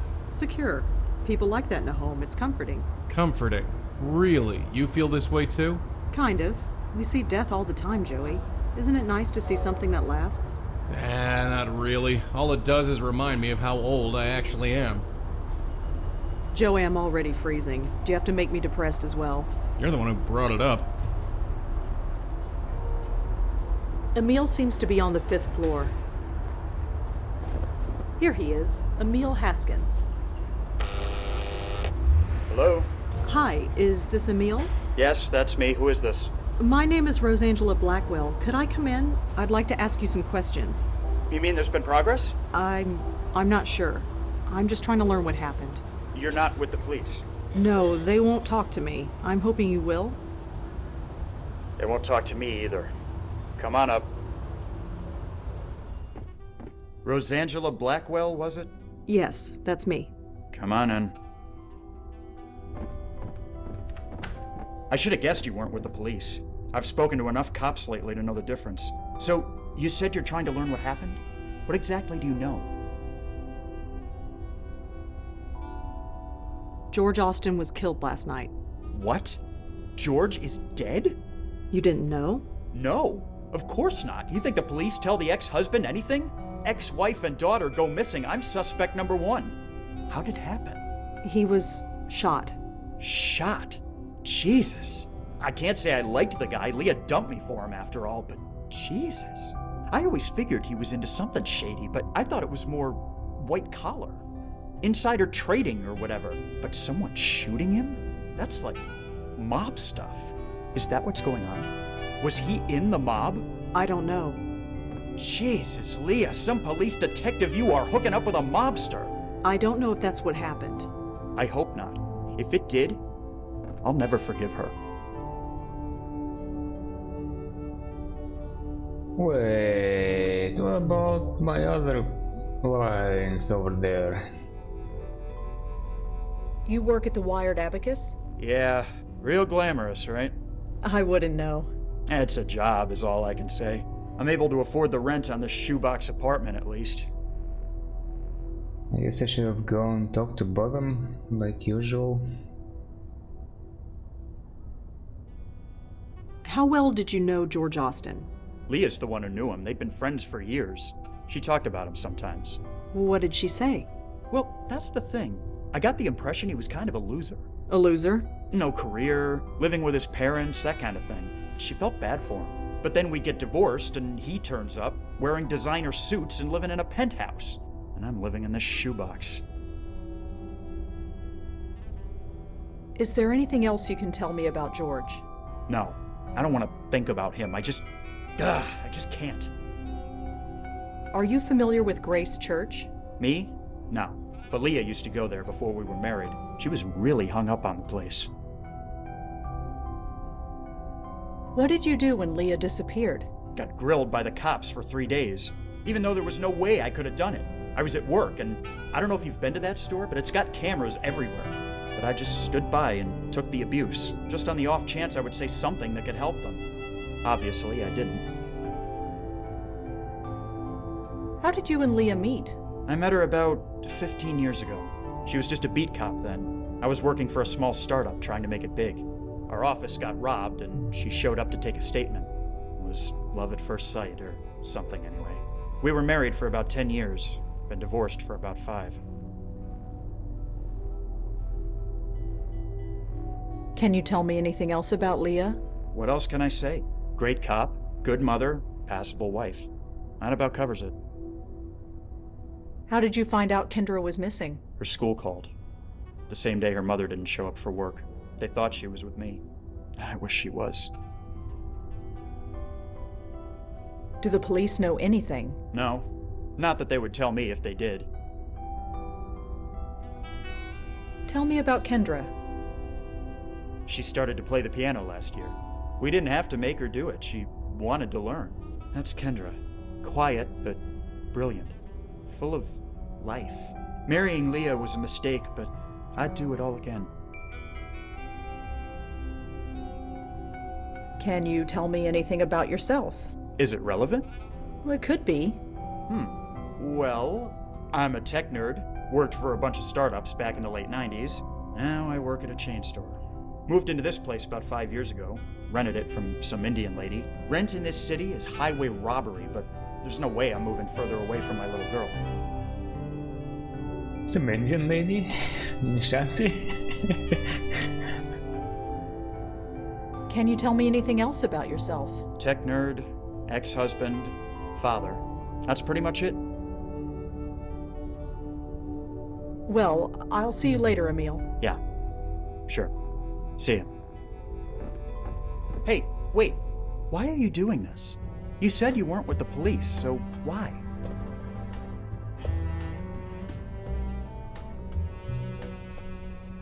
There's much more at stake. Maybe. I don't care about the big picture. Can you help her or not? Yes. It's what I do.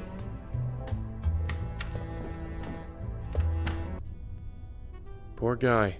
He's grieving, and he doesn't even know it yet. It never gets easier.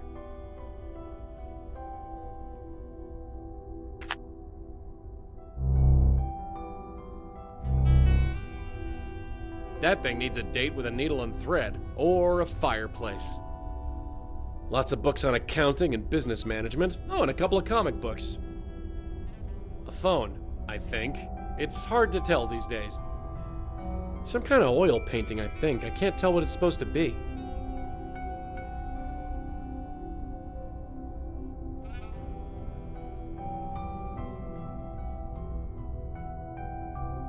It's Emil. He looks leagues different than the sad sack we've been talking to. I guess that's the date the picture was taken? That's definitely the little girl I saw. I guess that hat belongs to her mother. Leah's a cop, all right. She must have still been a beat cop when this was taken.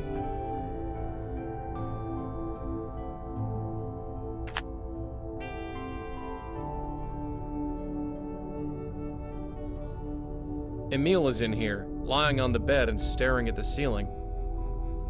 I should just leave him alone.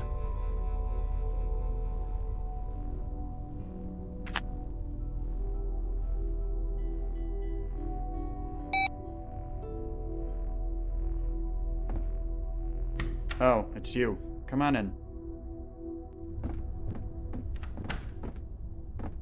So, what's new? Well, nothing, I guess.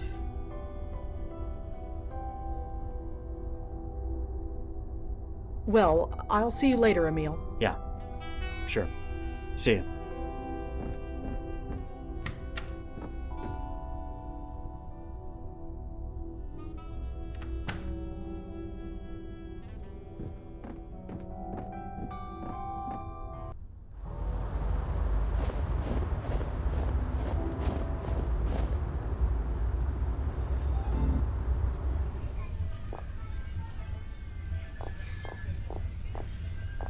Hi again. Mm-hmm. Is there a way I can get into the manager's office? Did he give you permission to go in there? Oh, really? I can lie. Okay, let's try and do it legit the first time around. See what happens. No, but it's important that I get in there. Well, it doesn't matter to me if you have permission or not, but you need the code to get in. Code? Yeah, for the keypad next to the door. You wouldn't know what the code to the door is. No, nobody ever told it to me. Sorry. Thanks. Sure. Oh, well, that's awfully generous of him to just not care.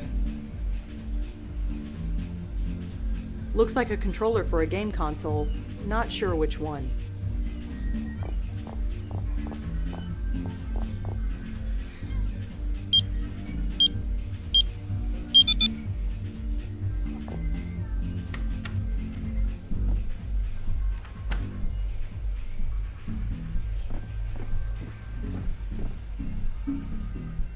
According to the label, this is a key to Leah's house. According to the label, this should get me into Leah Piero's house. Huh, another My Phone upgrade is coming out in 6 months. Didn't one just come out last week? It says, call Joe. I don't need to use Emil's phone. I've got my own.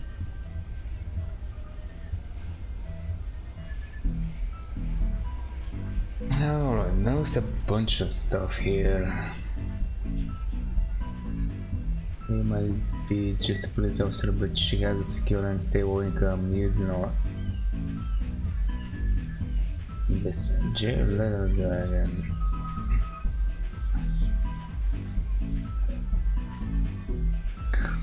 No gate, oh yes, I'm gonna have to access that.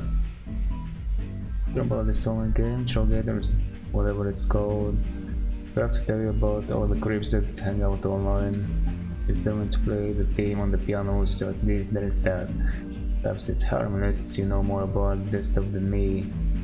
Just make sure she doesn't do anything stupid, okay? Parental eye. Definition on the parental eye software. Coming your way. Could you try and upsell it? Maybe to only paranoid NYU parents. The boss desperately rid this stuff. Mark it down to whatever you want.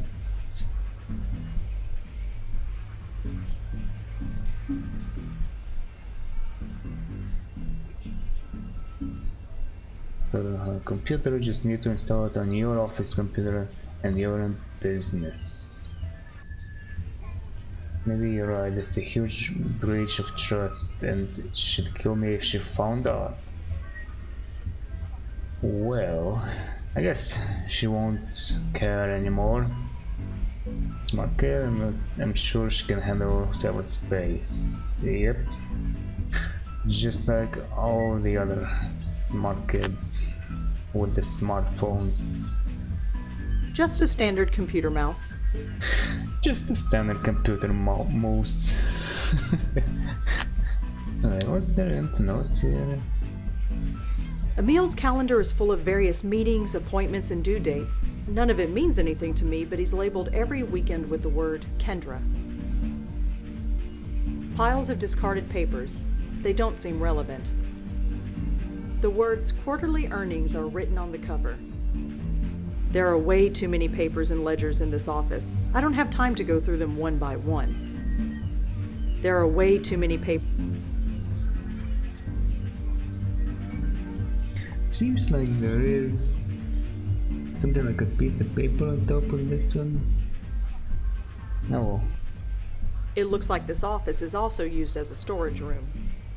I guess it's nothing important. It will take forever to go through all this stuff. I can see a bit of Union Square, but not much else. Okay. Rummage through his trash? Oh, really? There's nothing in there. Oh, okay. Nothing in the drawers, I guess. Hold on, actually, what was this thingy called?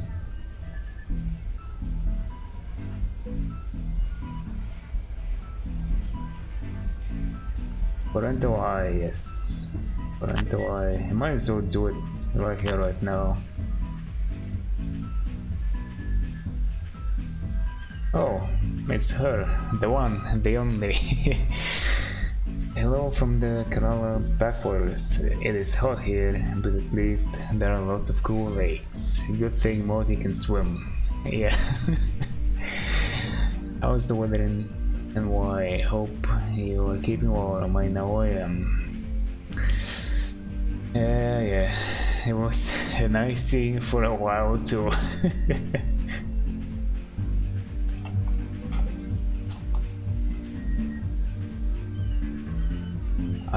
Really?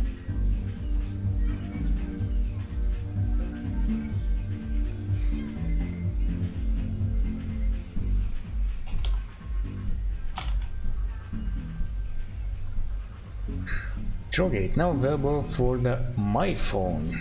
Oh boy. Okay. Don't I have to have parental eye on my phone? Or maybe I already have it or something? Anyway.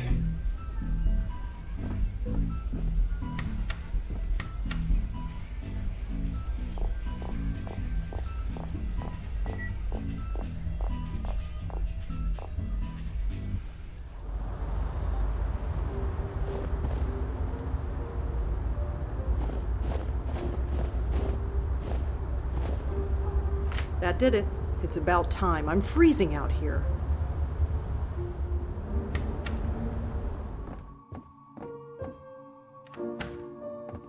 It's freezing in here. And it's not from the cold. Oh, good. You feel it too. I was worried it was just me. What is it? I don't know. Nothing nice, that's for sure.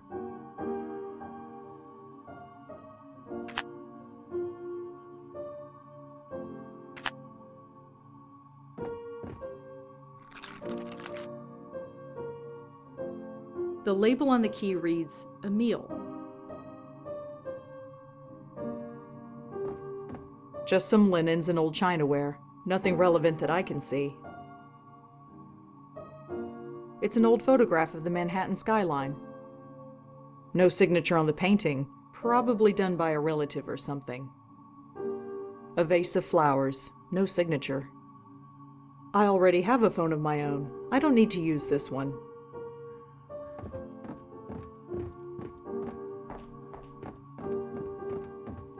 Just a sparse and empty bedroom. I don't think there's anything useful up here.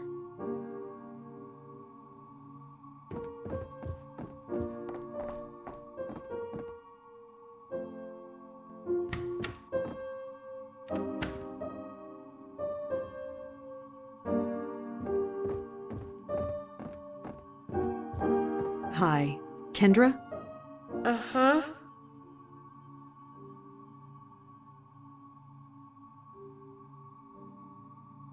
I'm a friend of Joey. You met him earlier? Oh yeah. Is he around? He always is. Okay. Tell him hi. I have to practice now. Hi, Kendra? Uh-huh.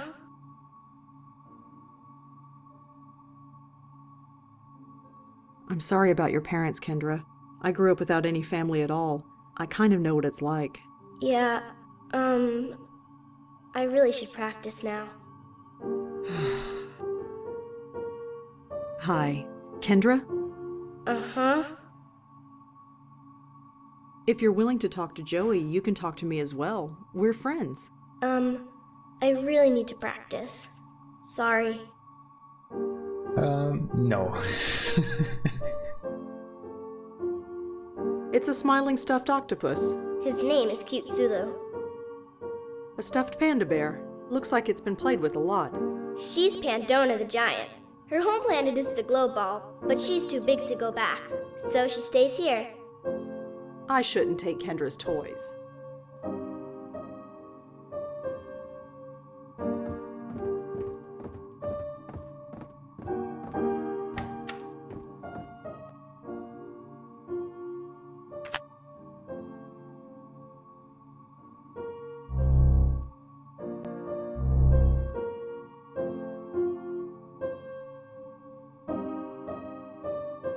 Hey, Kendra?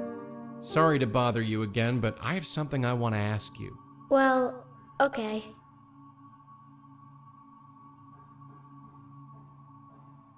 What about your dad? Is he around? No, he's late. Late? Late for what? Picking me up? On Fridays we go to the Abacus, and then I live with him until Monday. But he's late. Okay, Kendra, I gotta go. But I'll be around to check on you, okay? Sure, if you want.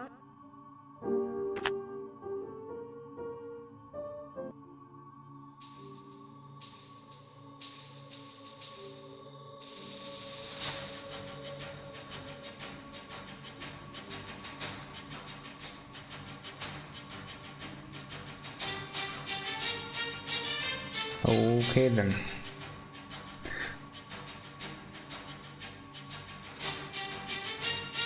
Let's see, this maybe it. Alright. Oh, I forgot my password, yes. Answer this curious question. What's your mother's maiden name?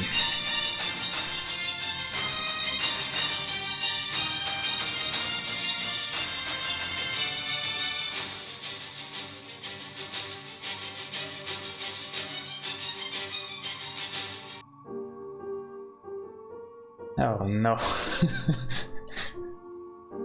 Really? Why?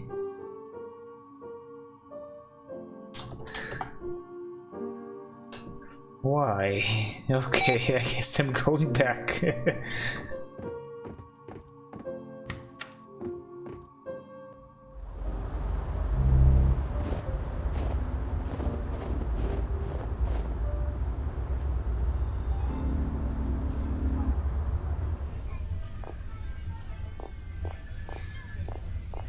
Hi again. Mm-hmm. Do you have any copies of the Parental Eye software? Parental Eye? Yeah, we got plenty of those left. They didn't sell very well. I guess people don't like to spy on their children, but me, I don't judge. Anyway, we got a bunch behind the counter. That'll be $14.99. Do you take debit cards? Sure. Here you go. Thanks. Thanks. Sure. Oh, that's a nice little touch. I forgot about this part. I thought I was supposed to look it up on his computer. Also, I did not notice Rosa carrying any debit cards with her or anything, but oh, there goes nothing. According to the back of the box, this allows you to monitor another computer for suspicious activity. All you have to do is install it on the computer you want to monitor and configure it so another computer can read it. There are all sorts of disclaimers and government warnings on the back too. I don't think this is entirely legal. Well...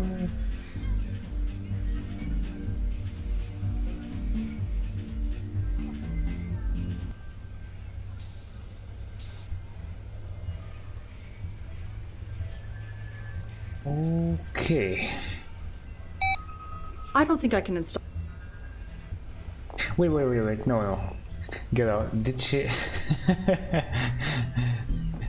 Did she say she cannot install the software on the door or something? I don't think I can install the software on that. Oh, on that.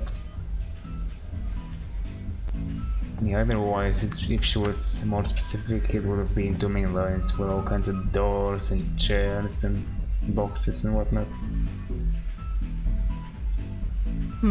Seems like a pretty standard installation. Give me a second. All right, it's ready to go.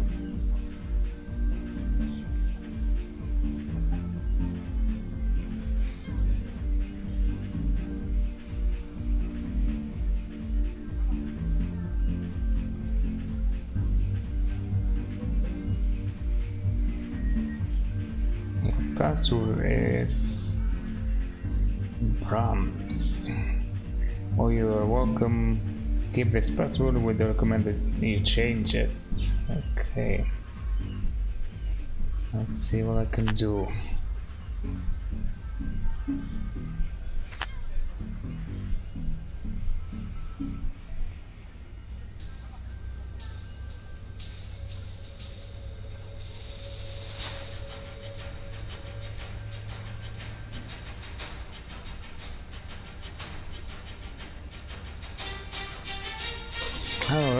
Time for some more espionage. Chomo, hey, what this are you in? KK, you? I'm close by, I would join you. Okay.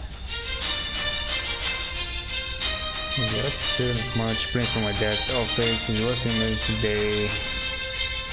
Doesn't he work at I would consider him to hook us up with this stuff. Thief stole my gold. Pessimork. Maybe your mom can arrest him. Ah, nice one. She says, I did the theft occur in Midtown. So nosy, huh? Downstairs construction guys in the basement. What are they doing? No idea. We're reading over in Muganzi Hills. You want in? Nah, I'm at the library. I probably should log off. You're playing in the library? Basement construction's finished. There is a big hole in the wall. Oh, so that gives it away. Listen, there, nothing at all. Mom's really been acting work lately, to be honest. Think your dad can hook me up with a new phone? Mine's old and about to die.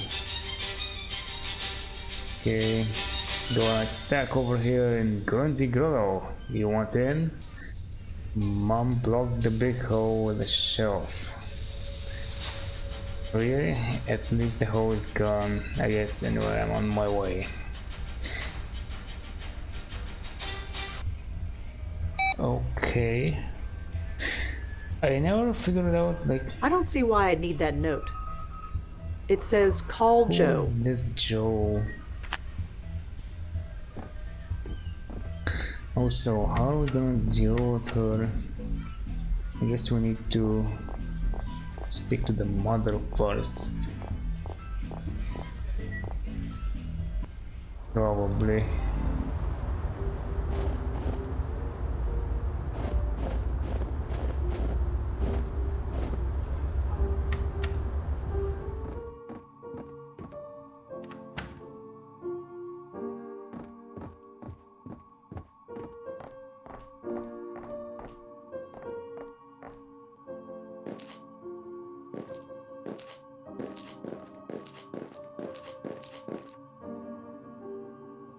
It's not moving. Who are you? Hello? Leah? Is that you? That's Officer Piero, and you don't get to ask questions. You can't see it, but there's a Bushnell 22mm rifle aimed right at your head. Step into the middle of the room now. Good. Now turn around. Face the shelf. Now I repeat, who are you? I like that they both turn around.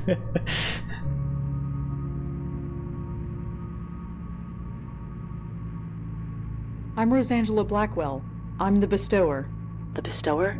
You're the bestower? You? As far as I know. Thank God. You have no idea. No idea what it's been like. Hiding in this little panic room. Waiting, not knowing. Not knowing what? What exactly is going on? Wait, you mean George didn't tell you? No, he died before he could tell me anything.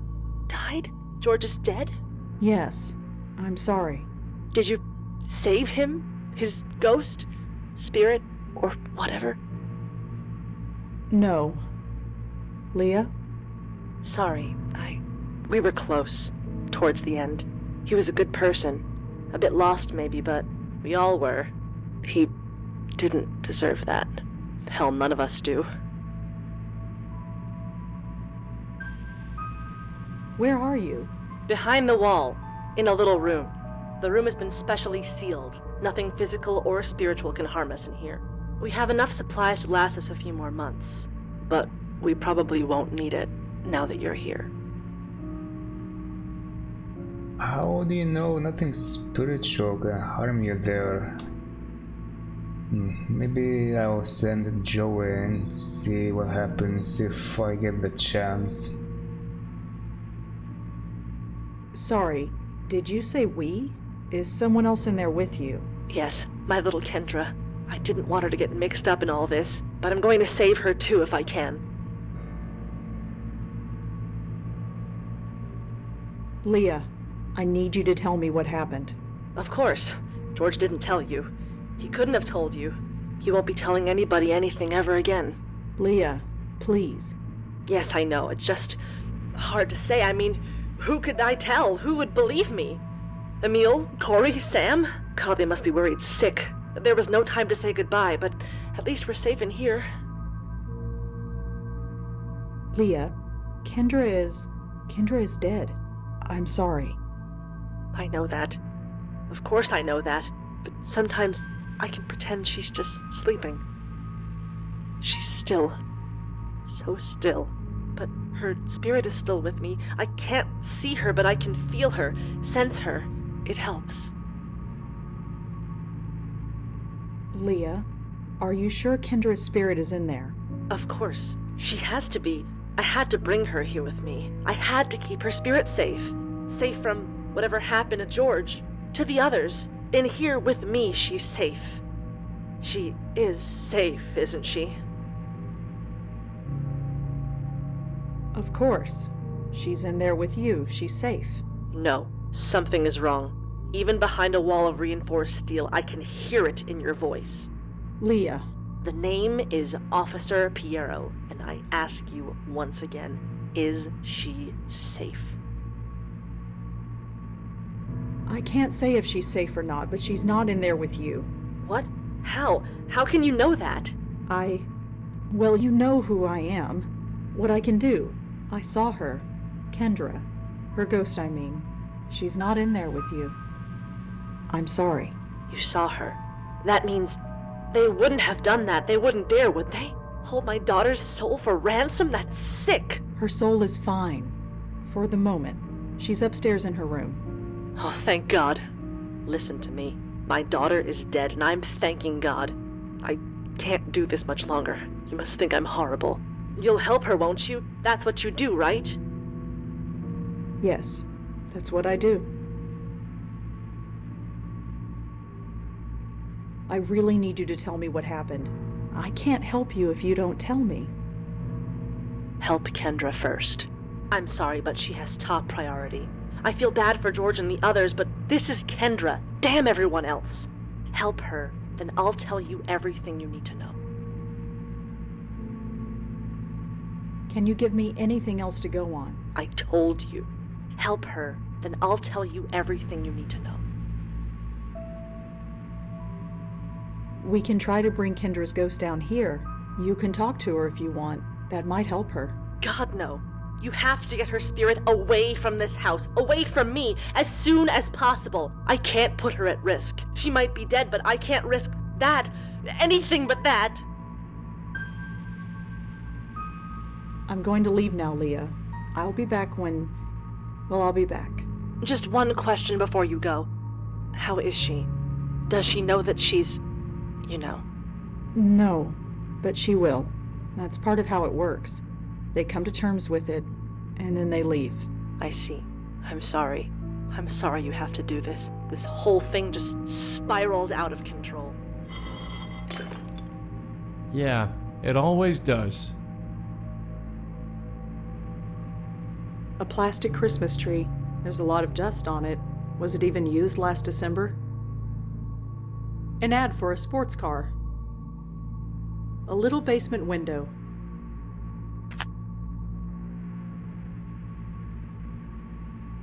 Ow! What the hell was that?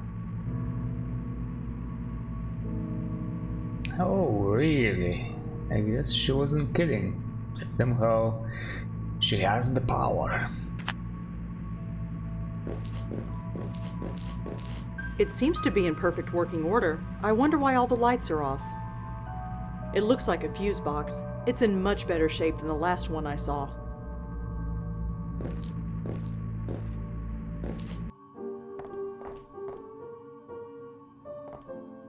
You okay? Sure. Just give me a second. I thought the basement smelled a little funny, but I never thought... Yeah. Take all the time you need. Huh, the lights don't work.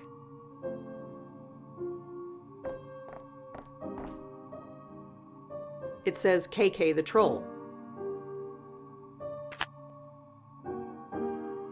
I'm not that hungry.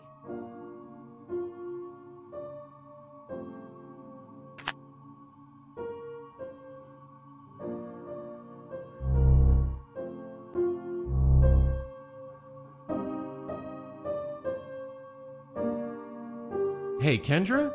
Sorry to bother you again, but I have something I want to ask you. Well, okay. So, I hear you're into something called Trollgate. You play? No, not really my thing. Okay. So, I hear you're into some. You play? Oh. Hey, kiddo. I'd like you to come with me. Why? Oh, I guess this is how I was supposed to do it.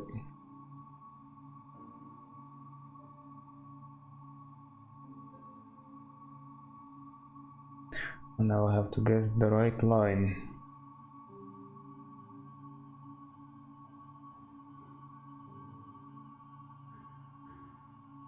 I'm gonna take you to your dad. Dad?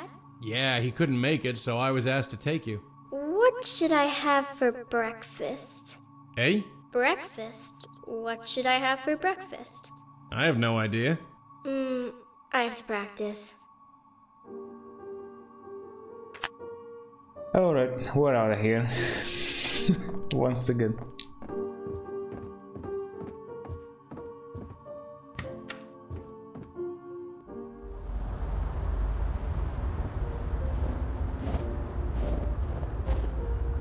Frozen solid. There's not much I can do with it.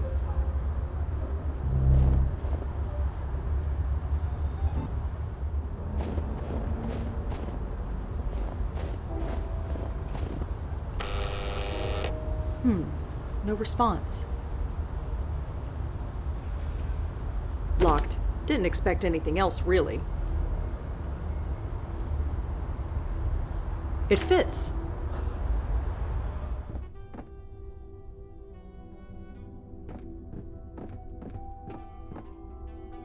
No response.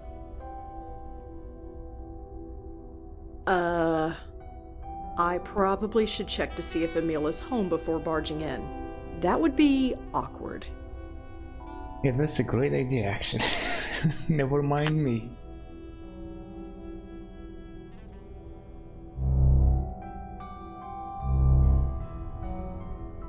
Well. What do you know?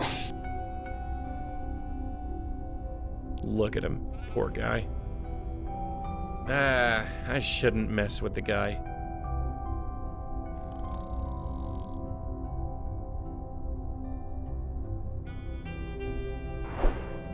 No reaction.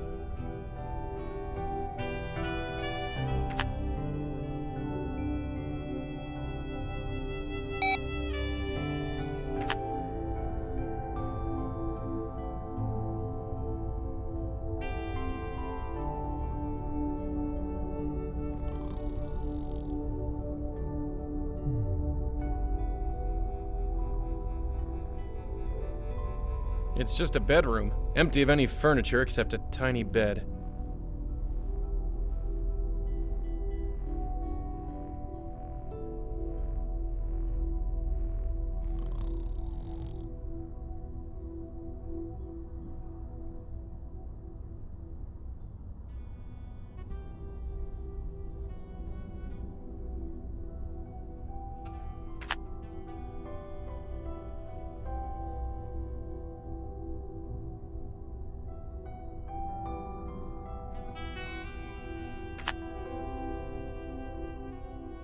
No response.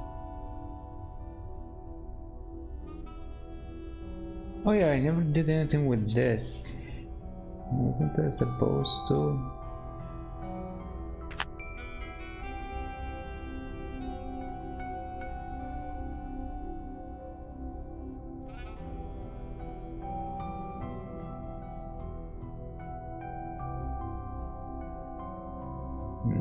Oh, I never checked the other notes on the fridge or the rose.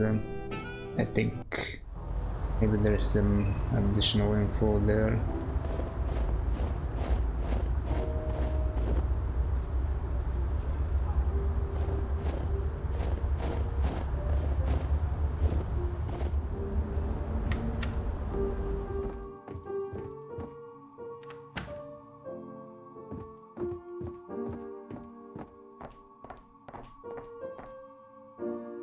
Oh, there's some of this.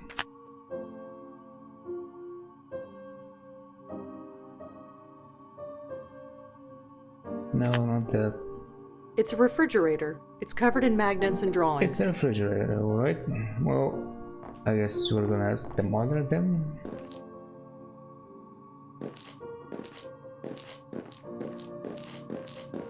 Leah, are you there? Oh, it's you, Bestower. What does Kendra like for breakfast? Breakfast? What does that have to do with anything?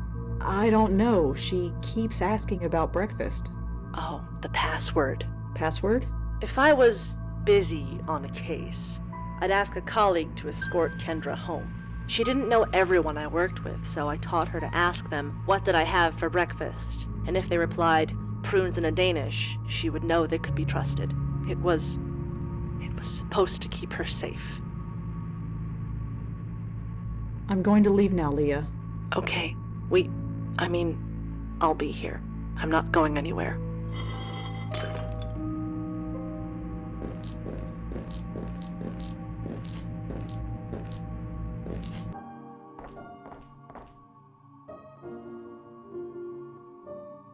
Joey, get over here. Relax, I'm here.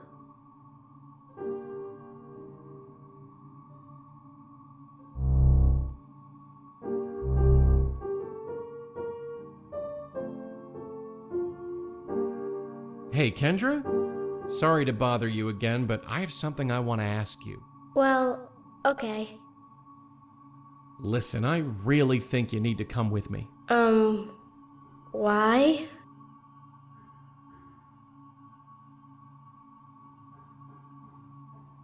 Look, your dad really wants to see you. I'm here to take you to him. What should I have for breakfast? I believe the answer is prunes and a Danish? You're really going to take me to see Dad?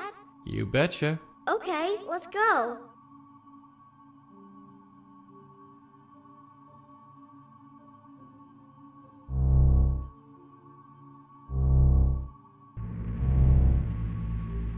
The house is so quiet. Mom must be asleep.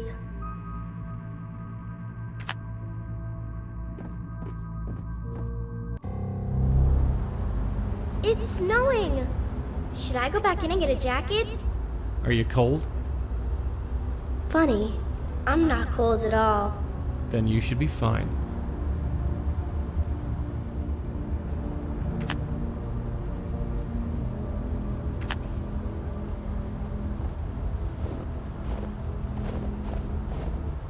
Hey, Joey.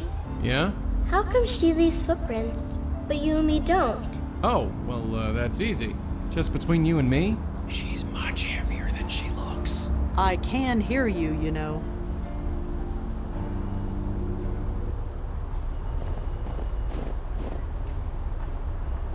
This is it. Thanks for taking me. I've got my own key. I can get it on my own. Sure, you be safe now.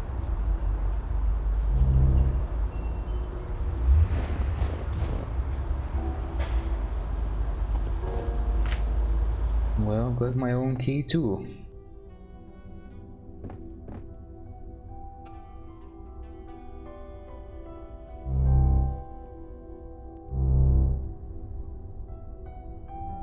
He's asleep.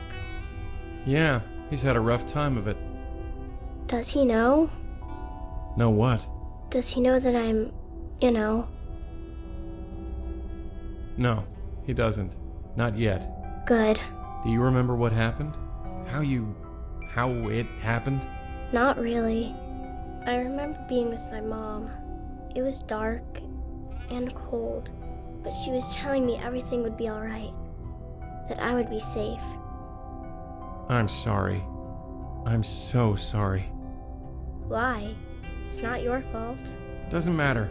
This kind of thing shouldn't happen. Lots of things happen that shouldn't. It's just stuff. Yeah, stuff. So, what now? Just come with me.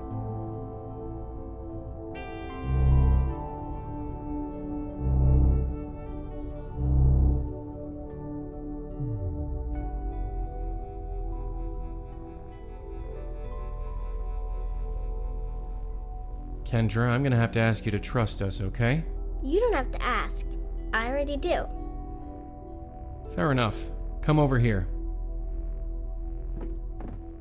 Just take a hold of this. Okay.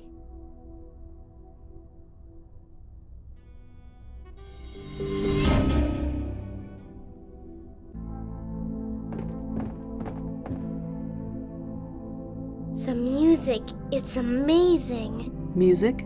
It's everywhere. Can't you hear it? It's like every instrument ever made is a part of it. Do you think they need a piano player? I don't see why they wouldn't. I'm gonna need a practice. But somehow, I think I'll have plenty of time. I guess you can't come with me? I'm sorry. This is a trip you have to take alone. Tell them I'll miss them, okay? Of course.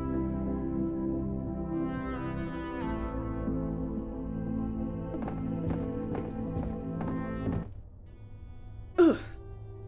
Still standing, at least. Yeah, bright side. She was so easygoing. Something about kids, I guess.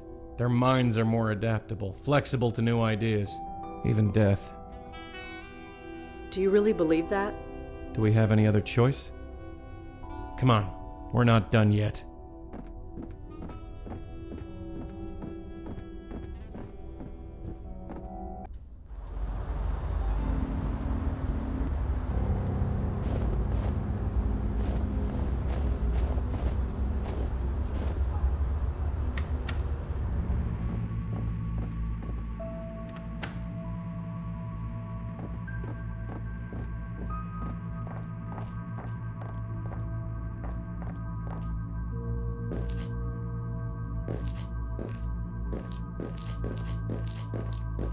Leah, are you there? Oh, it's you, Bestower. Kendra is safe, Leah. You mean she's... She's moved on. She said goodbye to her father, and she said she'll miss you. How could something that was so right go so horribly wrong? I went to a few meetings, and then I knew I had to join the police academy. It was like a lightning bolt. What kind of meeting? We were all so lost, so hungry for direction and not knowing where to go. All of us searching for that elusive something, that revelation that would fix our lives. The meetings at Grace somehow gave them to us. Gave them to you? Yes. No matter how confused we were, we all found our way. But all this was the price. Leah, I need you to focus and tell me what happened. I loved being a cop. I loved being a mother. I did good, didn't I? I thought I did. And you do good. That's what I heard. You always help, right? I help the dead. That's what I'm counting on. What? No! Jesus!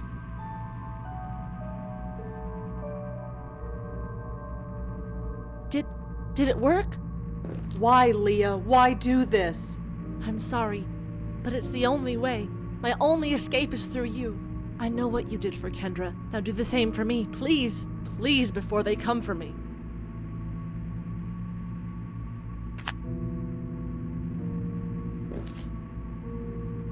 Okay, Leah, here's how it works.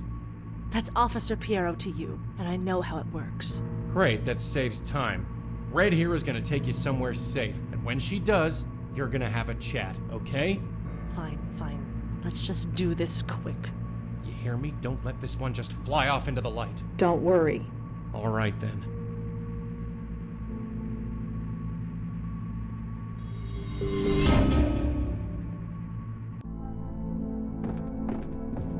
It's so quiet here. That little room was quiet, but not like this. It's like I'm hearing everything and nothing at the same time. Can you hear it? No, but Kendra said something similar. Is she out there somewhere? Yes, but Leah, before you go, I need you to tell me how you got this way. What led you to this? We called it the Grace Group because we met at Grace Church. We met once a week. We would talk. It was nice. So it was kind of a self-help group? Kind of. Kind of? What did you talk about? Funny, I don't remember. All I know is that it worked. For all of us. It was like magic. We all learned what we were meant to be. I joined the police academy and never looked back. George discovered a love of art, made a killing as a dealer. George, he won't be out there, will he? He's gone. He risked himself and then he... Oh! What was that? Oh no, Leah, get through the light, quick! I can't move. How did they find me? Here of all places. I don't know, just try and hold on. You were supposed to help us. I'm trying, please, I just need time. No! Not again. Not again. Hey, you okay? No. No, I'm not okay. We were too late. Too late? She was taken, just like George was. All she went through, she did it for nothing. I refuse to believe that. I just can't. Did she say anything at all that could help us? There wasn't time. And there was something else. Something else? How did you get in here? What the... Leah? Look, I can explain. Turn around. Hands behind your head. No, wait, listen, I don't have time for this. I said, turn around. Hands behind your head. On the floor. Please, just... Now!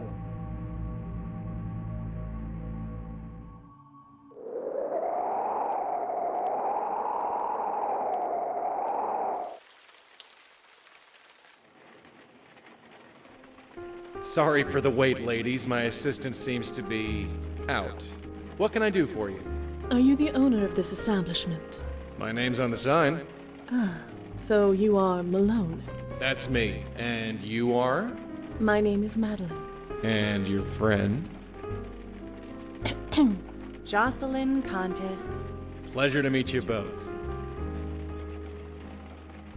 Yeah, so we're back here now. Once again. It's been some time.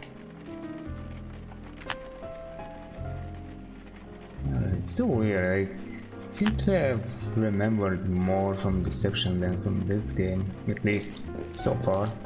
And I wanted to check what she says about these clothes here. They're all from last season. Huh. Some kind of band. Danny and Linda Marconi? Never heard of them. Oh, nice band. That's actually a clue.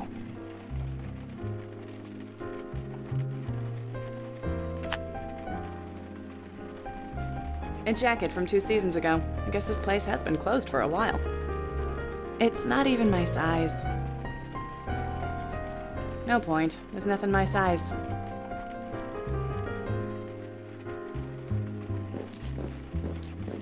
Hey. Miss Contis, what can I help you with? So, who shot up this place? Eh? Come on, this place looks like the set of a gangster flick. I don't know what you mean. So, did you see who smashed up your window? What are you talking about? The window looks fine to me.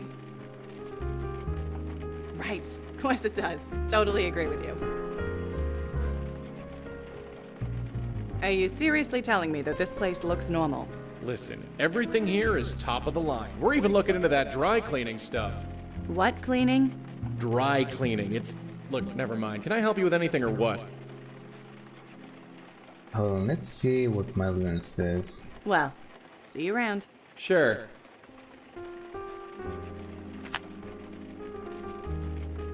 Malone, Hi there, what can I do you for? you mentioned an assistant. Where is he? Danny? I have no idea where he is. So we're a bit short-staffed, but nothing I can't handle. We'll handle that costume of yours with extra care. Costume? That gown of yours looks very authentic. I don't even think you can get that fabric these days. Have I become antiquated so soon? No offense meant, I quite like it. The tiara's a nice touch. Brings out your eyes. Well, I always thought so. But you are mistaken. We are not leaving my costume here with you. We have other business. What happened here? What do you mean? This shop, it is, shall we say... It looks shot up. Shut up. Look, I know the cleaning lady hasn't been in this week, but it ain't that bad. Now, can I help you or what?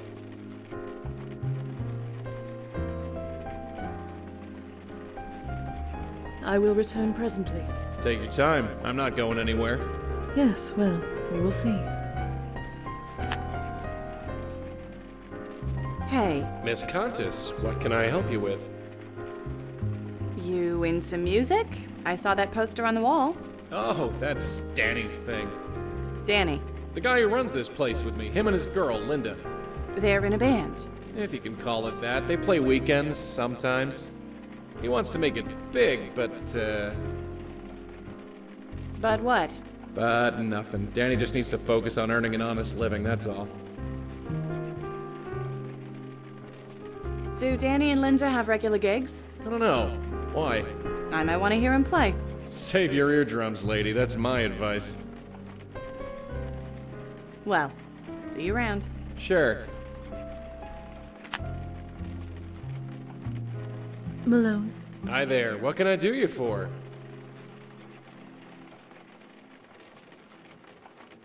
I could not help but overhear your conversation with my colleague. This Danny Marconi. He is important to you, is he not? What makes you think that? Your energy, your aura, if you will. It changes when you speak of him. So tell us, what is Danny to you? I have no idea what you're talking about. Malone, you know precisely what I am talking about, and you will tell us. I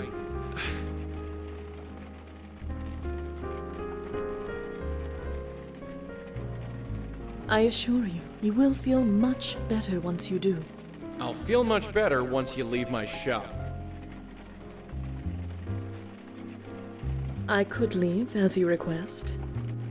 But I don't believe you want me to. Not really. Well, do you? Who the hell are you people? We are here to help, nothing more.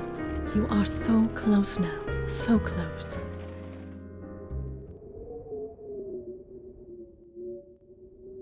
Why is everything so confusing? It does not have to be. Life used to be so simple. Then Danny had to go follow a pipe dream. He had to make deals with club promoters he couldn't pay. So they showed up here. I told Danny to stay away while I tried to talk some sense into them. And did you? He got away. That's what's important. At least, I think it is. I'm not so sure anymore. I understand you now. You are adrift. You are scared. But there is nothing to be scared of. Come here. My host? Yeah, sorry.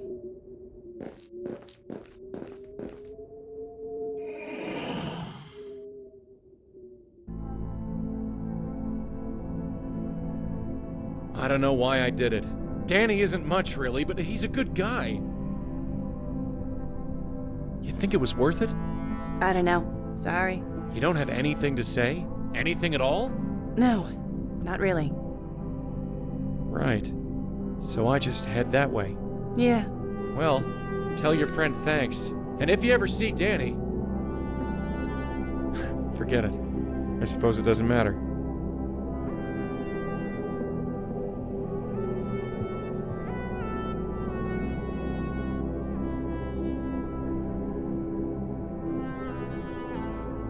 My host. My host, are you alright? I knew you'd follow me in here. You can never give me a minute's peace. You should not stay here too long. Or what? I'll die. I get it now.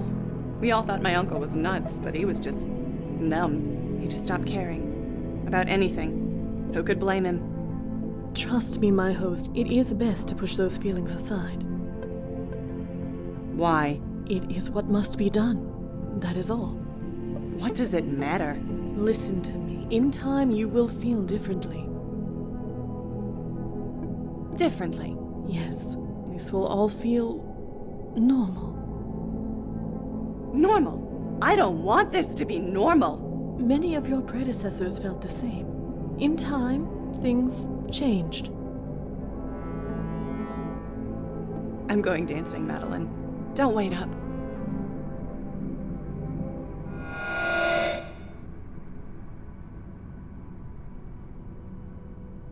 I see. I suppose after all this time it was inevitable that one of you deciphered the method. But do you think it will be that simple? It will not work. Do you hear me? It will destroy you. My host, Jocelyn Comtesse, hear me! Comtesse! Comtesse!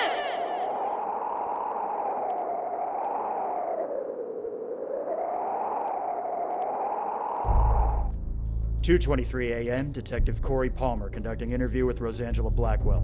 Detective Sam Durkin also present. So, Miss Blackwell, tell us again why you were in that house. Say nothing. Tell them nothing. Keep your teeth together. We'll get out of this.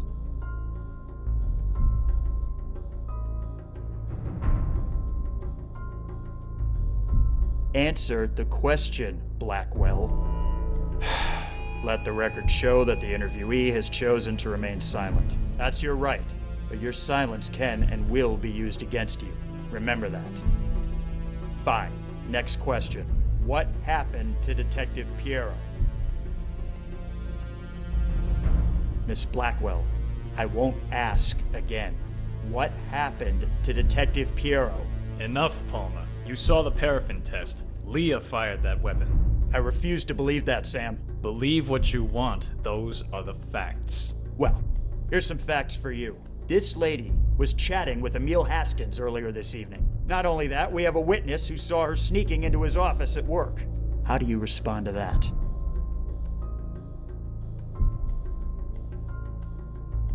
No answer, huh? Well, let me lay it out for you.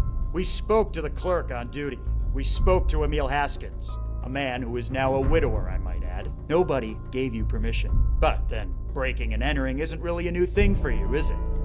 I've pulled your file. Do you even know how many restraining orders you have against you?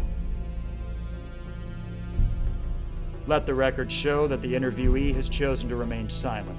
Again. If getting banned from the campuses of NYU and Columbia weren't bad enough, we've got a dozen complaints registered against you from businesses and families. I'd call Bellevue to have you taken away. But you're banned from there, too. Who the hell are you? And why haven't you been taken in before now? Palmer, take a walk. Sam? You're tired. Go get a cup of coffee. I don't need coffee. Don't think I don't know what's going on here. I've heard the rumors. That you've got some mysterious informant. Is this her? Palmer? Fine. I'm going. But we will find out what happened. It's our damn job, after all.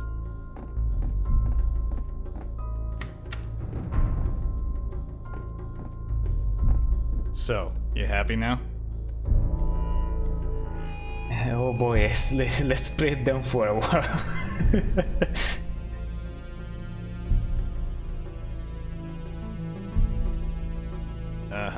Look, I'm more patient than Palmer. Legally, we can keep you here for 12 hours. You really want to sit here for that long? Okay, I guess not.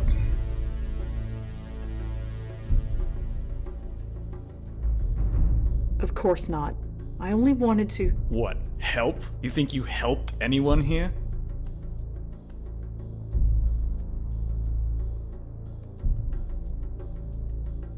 There's something much bigger going on. So you said.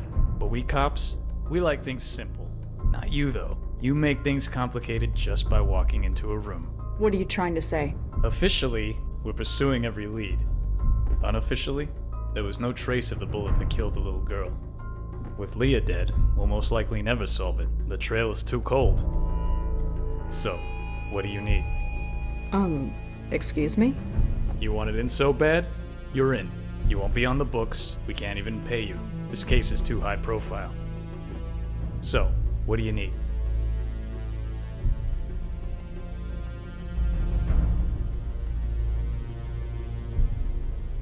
Access to George Austin's apartment. I'll take care of it. Anything else? Cup of coffee? I'll have Palmer get you one on the way out. Anything else? Access to Leah's case files. Can't do it. Those are being boxed up and archived. Anything else? Everything you know about George Austin. Palmer can get you that. Speak to him tomorrow. Anything else? Nothing that I can think of. All right. From now on, you talk to Palmer. He'll be at the front desk tomorrow. Detective Durkin. Sam, why are you doing this? Why me? My first case involved a kid. 30 years ago it must have been. There was this little girl living with her aunt. The aunt went nuts. Smashing things, screaming. Total loony. The little girl was hiding in a closet. Couldn't have been more than 5. Scared out of her mind. I've had a soft spot for kids ever since. I see. Go home, Blackwell. Get some sleep. You look like you spent the night in jail.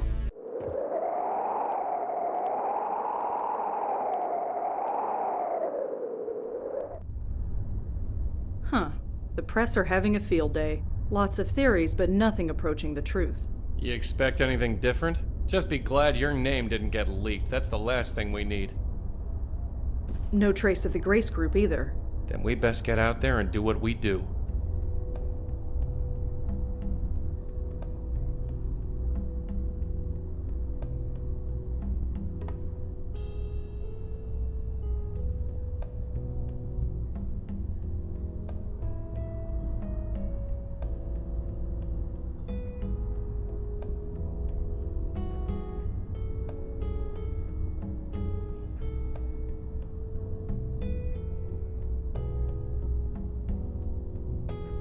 Ah, look at this. Now he's willing to give me that stuff. Look at the mayhem girl. The picture matches the Jane Doe. We're trying to locate her friends and family. When you get to it, please submit the report so we can invoice you. Here's a copy of the case notes.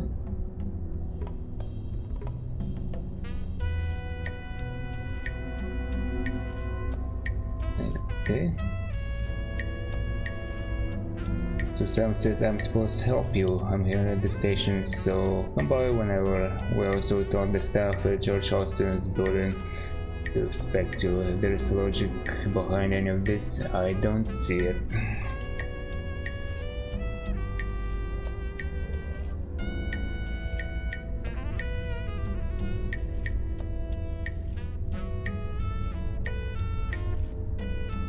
Wait, we downloaded this, but she didn't say anything about No it. connection that I can see.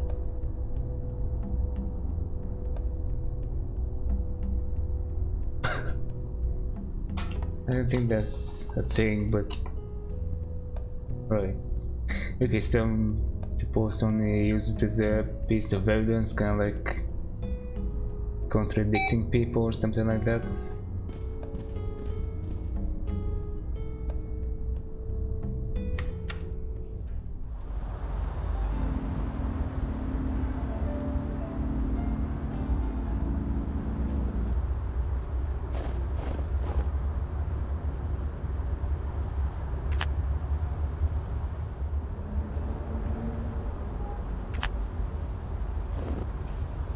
Oh, it's you.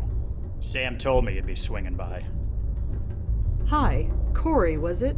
No, it's Officer Palmer. Is Detective Durkin around? I haven't seen him since yesterday. I'm sure he's wandering around somewhere. I'm sorry about Leah.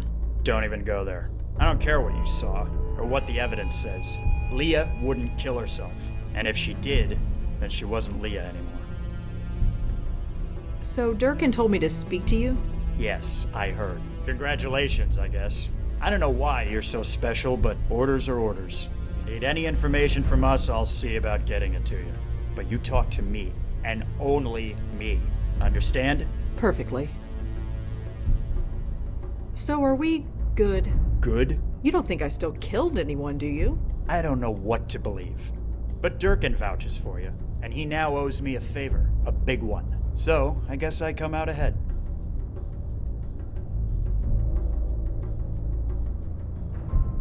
You seem to be taking Leah's death rather personally. The chief would agree with you. That's why I'm shackled behind this desk instead of out there doing something.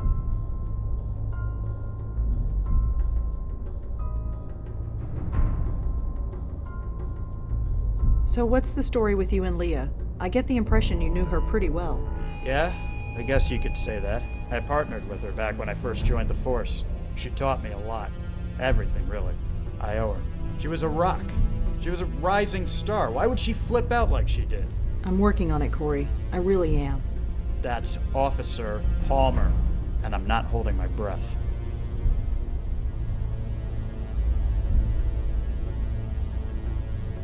Is there anything else you can tell me about Leah?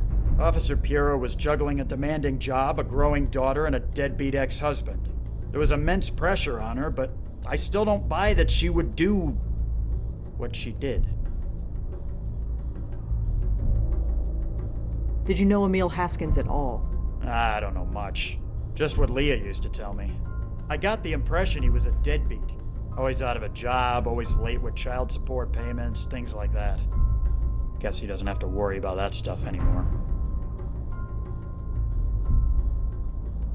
How did Kendra die? Was that ever established? I read the autopsy report. It was definitely a bullet wound. It went right through her shoulder. Clean hole all the way through. The coroner said that she bled to death, but could have survived if she was brought to a hospital right away. I don't understand this. Not at all. So what's the latest on George Austin? He was killed with a .22 caliber bullet. That's all we know so far. We're still talking to Leah's ex-husband, but he's got a pretty solid alibi.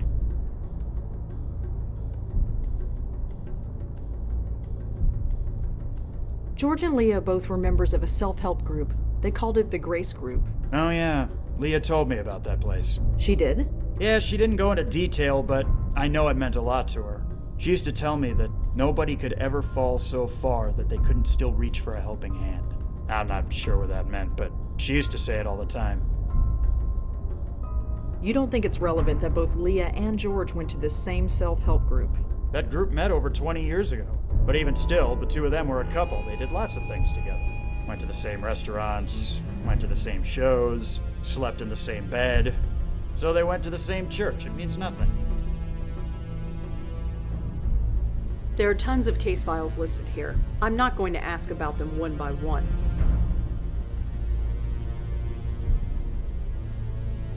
Well, I'd better go. Thanks for the help. Sure. I have a question, Joey. You rang? I can't believe I was arrested. You think it's on my permanent record? Does it matter? They already got a file on you. Great.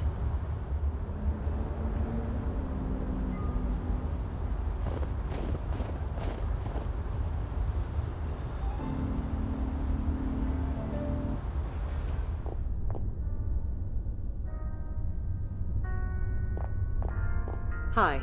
Yes, miss? My name is Rosangela Blackwell. I was told you'd be expecting me? Is this about George? That's right. I still can't believe it. But here's the key. 12th floor, penthouse A. Thanks. Can you tell me anything else about the clothing drive? No. But if you have any old clothes, feel free to give them to me.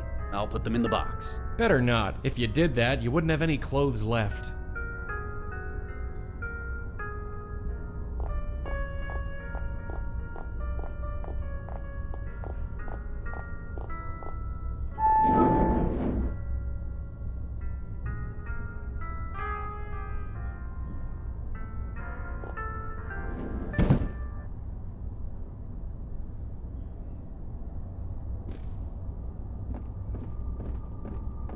Bok choy, garam masala, quinoa, branzino. It's either a shopping list or a voodoo spell. I don't need somebody else's shopping list. So I guess we have established this the shopping list then? A saucepan and some cooking implements. They don't look like they've ever been used. I think they might be candlesticks, possibly. I don't even know what they are. It's a tablet computer. Looks like it's still in the charging dock. One of those glowing screen things.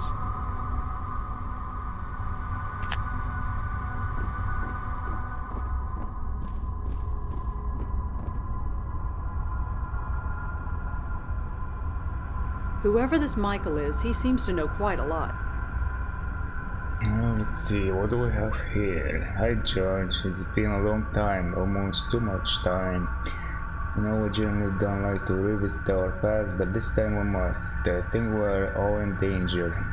It's almost too fantastic to believe. Something has happened to me, something that has shown me something terrible. Something. Do you have my number? There it is. Call me ASAP. Okay, I guess I have that now. More from Michael. Yes, I'm being sincere. He did not just die. He no longer exists in any form. His soul is gone, ripped apart. I saw it happen. I won't soon forget it. It will happen to me, to all of us. If you remember P, he died not too long ago. It might have already happened to him. Do you know where the others are now? We have to warn them. So this Michael has a source who knows about bestowers, about me. This is starting to get personal. You don't say. You and Leah? That's wonderful news. I wish I could have heard under better circumstances. Someone is after us. It's not enough. They want to take our souls when we die, but they want to speed up the process. I don't think those deaths were accidents. My source tells me about someone who can help us. She's called the Bestower. We're going to look for her. Maybe we can find this Bestower person, maybe we can't. Either way, I know what I have to do. What was the number of that contractor again? Where are they? What have we done? I'm not a violent man, but if you've done anything to hurt them, I will kill you. So Emil knew about him, I guess.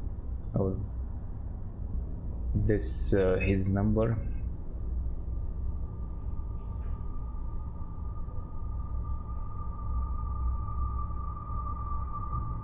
Can I somehow listen to it? It doesn't seem like it. That'd look amazing on my bathroom wall. Darling, that thing's bigger than your entire bathroom.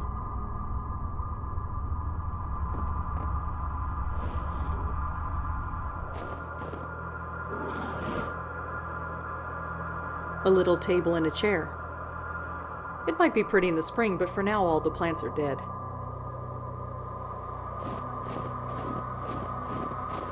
This is private property, you know. Hmm? Oh, hi there. Yes, hi there. What are you doing up here?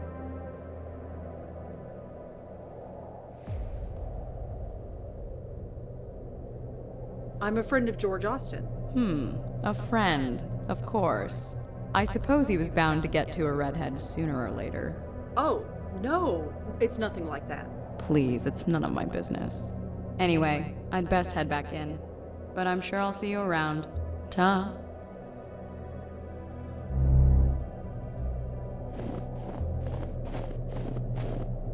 Huh, locked.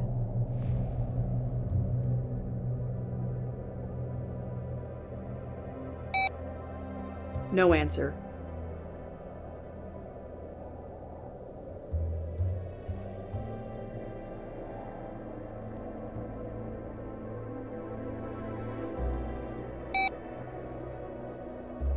Joey, could you come out here? What is it? The view uptown. I never get tired of seeing the city skyline at night. A table and chair. I'm not just gonna blow on everything I see. Some dead plants. They're in good company.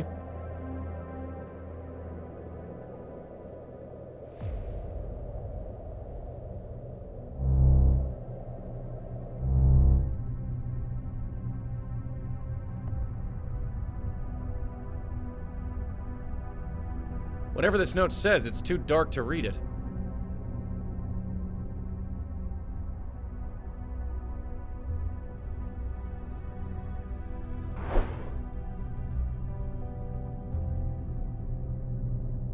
It says, I know about Heather, and it's signed by someone named Jay. Hi there. I'm sorry, have we met? Kind of. I think you met my friend earlier.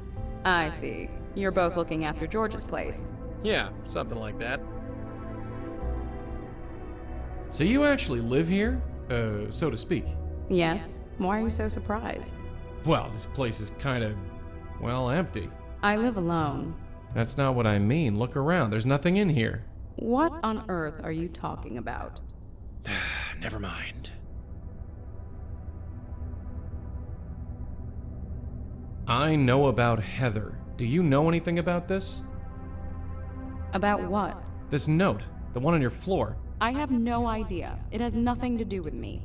And what's it doing here? I have no idea. Okay, relax.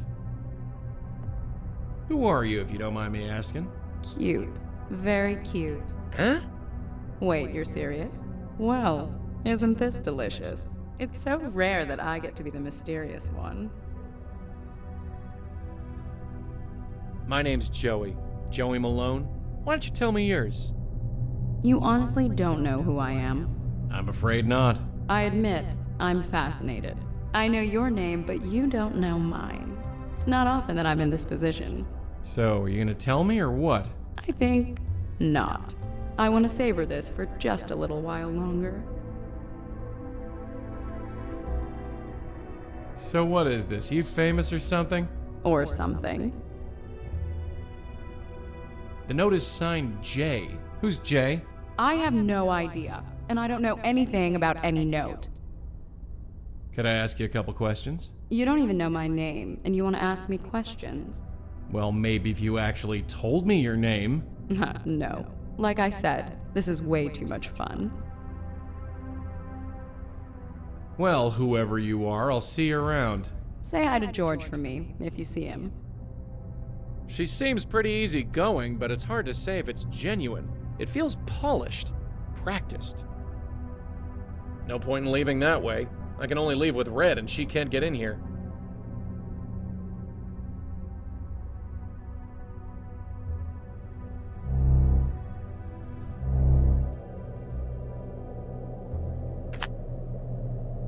Got a sec? Yeah? It's cold. It's really cold out here. So go back inside. I ain't stopping you. Get over here. I got something to say. What? A roof deck like this, I wonder if money actually can buy you happiness. I'll settle for central heating.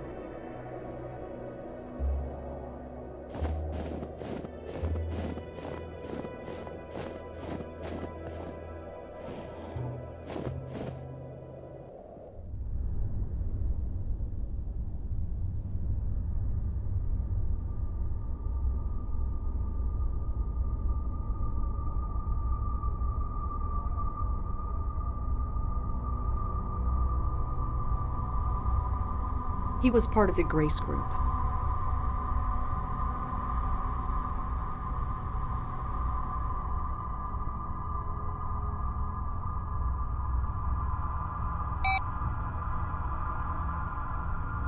A pedal-operated garbage can.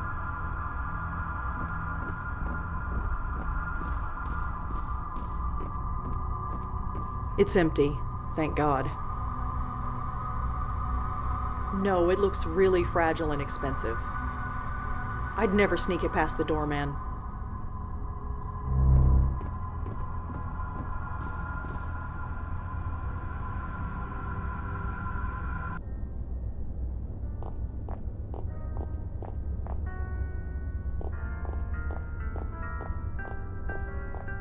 Hi. Yes, miss? Did George know anyone named Michael? I'm afraid I don't know.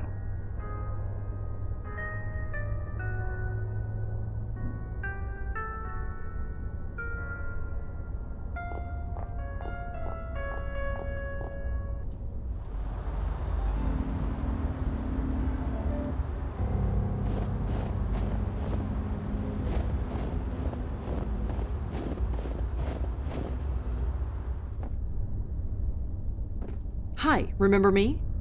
Yes, and would you please keep your voice down? Sorry.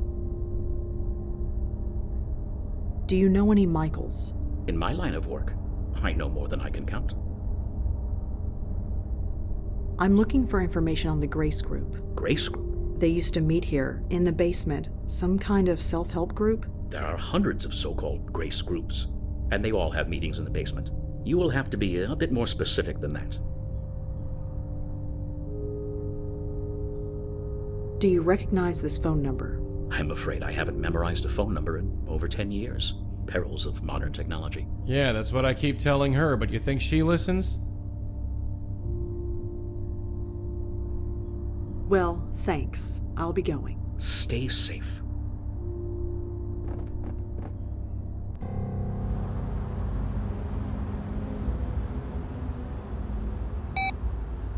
No answer.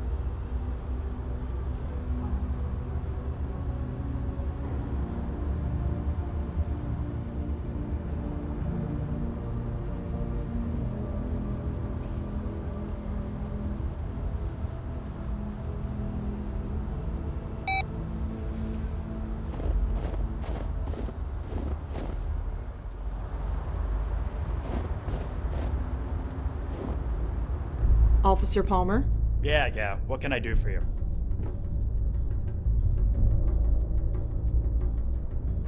Does this phone number mean anything to you? Not really, but I can trace it for you. Trace it? Run the number, see who it belongs to. Within reason, anyway. Where'd you find it? I found it on George Austin's phone. Oh, we ran that number already. You did? Yeah. It belonged to Grace Church. Probably calling for donations or something. Yeah, or something. Thanks anyway.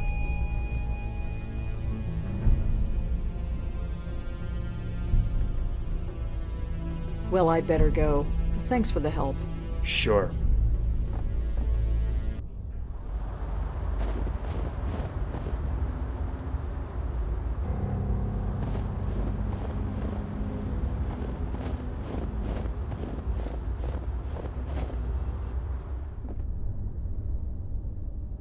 Excuse me.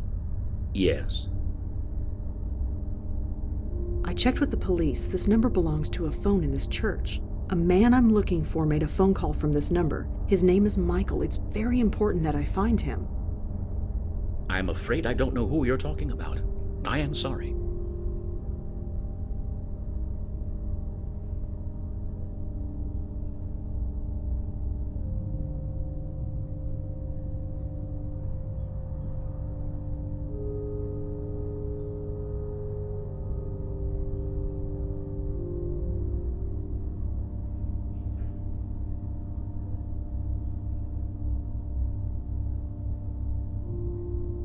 The telephone that uses this number, where is it? Why would you need to know that? Michael used the phone. Maybe he left a clue behind when he did. And he could have used any one of a dozen offices in our administration wing. Really? Over a dozen? Yes. So, if you want to locate Michael Cooper, you'll have to find another way. Wait, Cooper? Pardon? You said Michael Cooper. Isn't that the gentleman you're looking for? No, I just said his name was Michael. So you did. A slip of the tongue. My apologies. It is quite late and I'm tired. You need to tell me who Michael Cooper is. I told you I don't know any Michael Cooper. Well, thanks. I'll be going. Stay safe.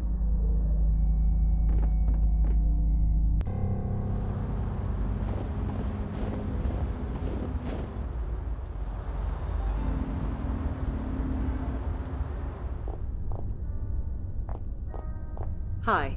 Yes, miss? Do you know who lived in the apartment across from George? I'm afraid not. I only started working here a few months ago. That apartment has been vacant the whole time.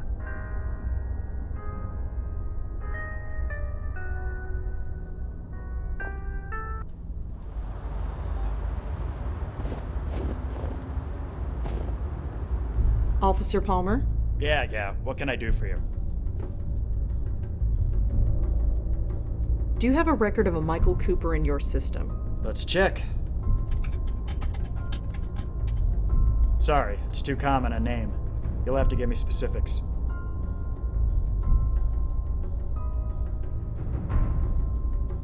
Well, I'd better go. Thanks for the help. Sure.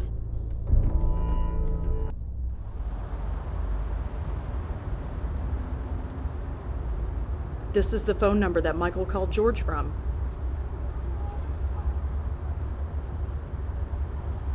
He was part of the Grace Group.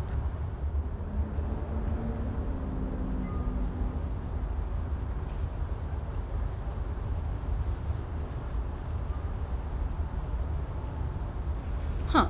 So Michael Cooper was a priest. Interesting.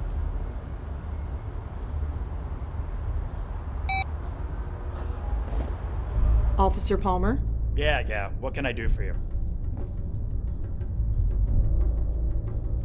Do you have a record of a Michael Cooper in your system? He's a priest. Let's check. Sorry, whoever he is, there's no file on him. Well, I'd better go. Thanks for the help. Sure.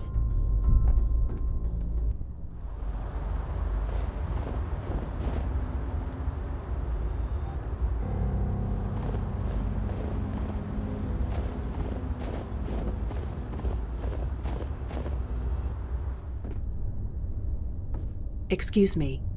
Yes. Michael Cooper. He's a priest too, isn't he? So? So, it's a pretty big coincidence, wouldn't you say?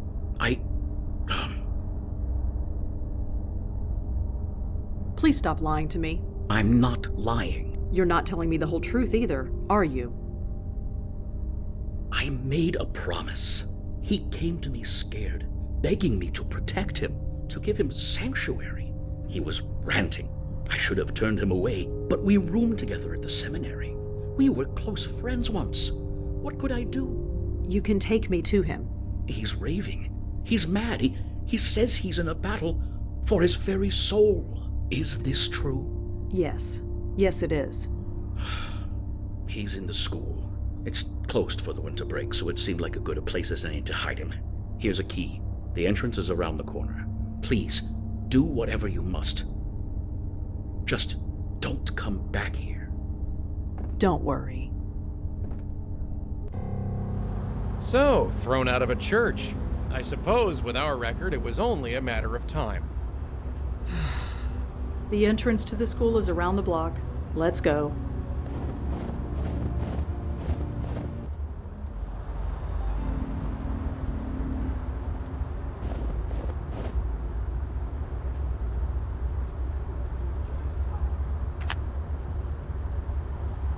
Things like traffic lights stopped having any meaning around the time I died.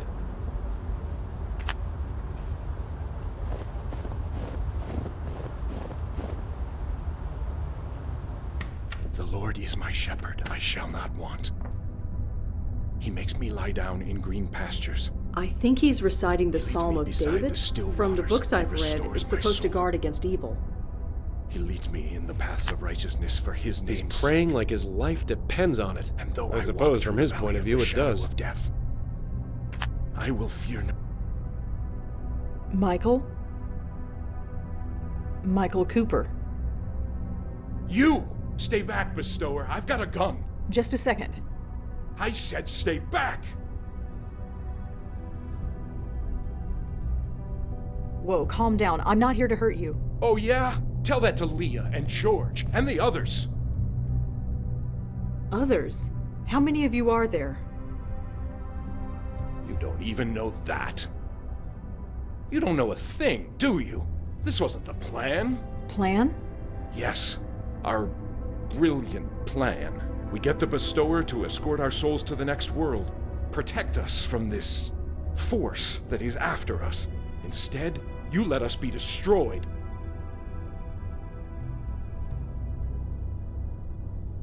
You think I wanted this to happen? People dying, souls torn apart? You think I want this? Of course not. It's just... Well, look at what we've been reduced to. I'm sorry. Whatever is going on, it's new. I've never seen anything like it before. I see. And what about him? Huh? Your friend. The man behind you.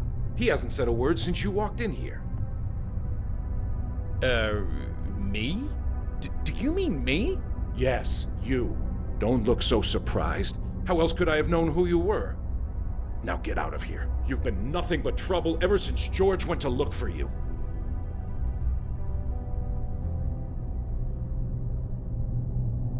You really don't want to do this. I believe she is right, my host. That voice. It can't be. I told you to stay in the other room. Yes, my host, I know. But I had to intervene. These two know me. If I may... Fine. Fine. Just make it quick. I'm losing concentration. Malone, Blackwell, what a pleasant surprise to see you both again. Yeah, surprise is the word. What the hell are you doing here? Is it not obvious? You freed me, Malone, brought me back into this world, and as befits all of our kind, I had a host waiting for me, and so I have returned to my former duties. Look, as much as I am touched by this reunion, I need to focus. Perhaps we should all converse outside. Fine, outside. Just leave me in peace. Thank you, my host.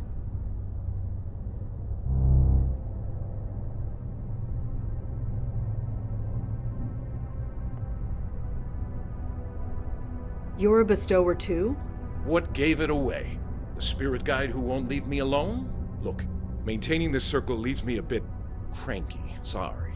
If you can help, great. If not, well, I've made my peace with it. Just go talk to her. She's outside. I need to concentrate. Thy rod and thy staff, they comfort me. You prepare a table before me in the presence of my... Blackwell, Malone, it's been a long time since we've been able to converse.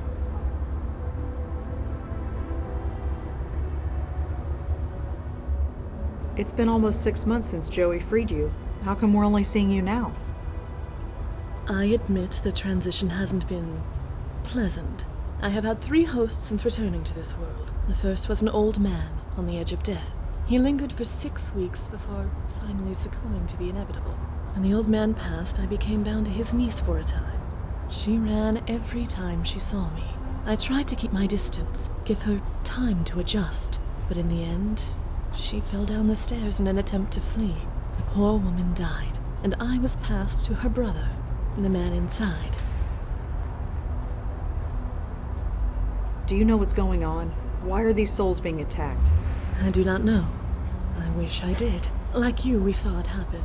We saw a soul being torn apart and could do nothing.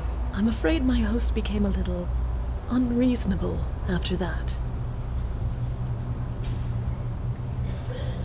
I think Rosangela mentioned that to them yet, or maybe they found out somehow.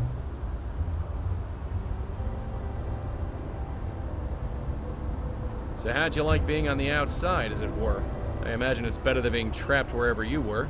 I had thought, I had hoped, that I would pass on, that being brought back to the mortal world would force me to obey mortal laws. Instead, No, it is not to be. I have returned to my former duties, therefore I must have further work to do. But yes, it is nicer than being trapped in the void. Did I ever thank you, Malone? Not as such, no. Well, I must rectify that. Thank you. Yeah, sure. Anytime. Why was George looking for me? We needed a bestower. A proper bestower. My host and I were not up to the task. Eh? It might be due to my time in the void. It might be because my host's soul has been marked by whatever is out there. But in any case, our abilities are limited. We cannot even help lost souls move on as you do. We can see them and talk to them, but that is all. Hence why we needed you. Lucky us. Oh, I guess Michael actually somehow found out or so. I don't know. He mentioned, I believe, what happened. He mentioned that he knows what happened to George anyway. So what can we do? We don't even know what's going on. Our theory was that you could help move these poor souls into the next world before they were destroyed. But it appears that it did not achieve the desired result. You could say that, yeah. You must investigate. My host and I are restricted, but you two are not. If anyone can help uncover why these poor spirits are being attacked and stop it, it is you. You should really call me Rosangela. Forgive me. When you are as old as I am, all the names blur together. So I tend to address those I speak to by their family name. It is just easier that way, and less painful. I'm afraid it is a habit that is difficult to break. Do you know anything about this Grace group? I know that it meant a great deal to my host, as well as his friends. Whatever happened at those meetings, it greatly improved their lives. But obviously, it came at a cost. So you don't know anything about this Grace group? I'm afraid not. You know as much as I. Do you know a place called the Carth House? I'm afraid I do not. What can you tell me about Father Michael? Cooper is my host. We have not had the time to get to know each other better. Is he always this ornery? Do have some pity for him. He has lost his uncle, his sister, and several of his friends. He has been forced to accept the spirit world and the possible loss of his own soul, all within the span of a few weeks. If anyone deserves some understanding, it is he.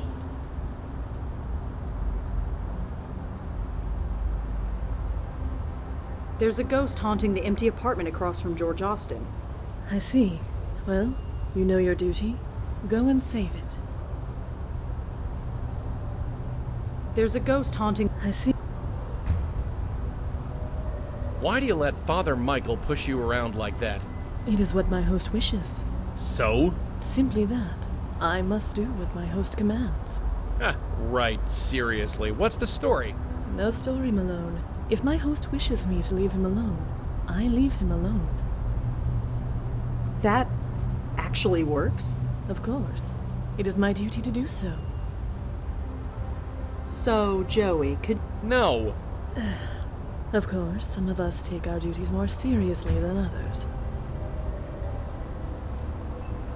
Well, I suppose we'll talk to you soon. Of course.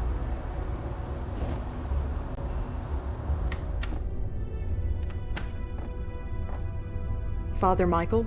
The Lord... Yeah?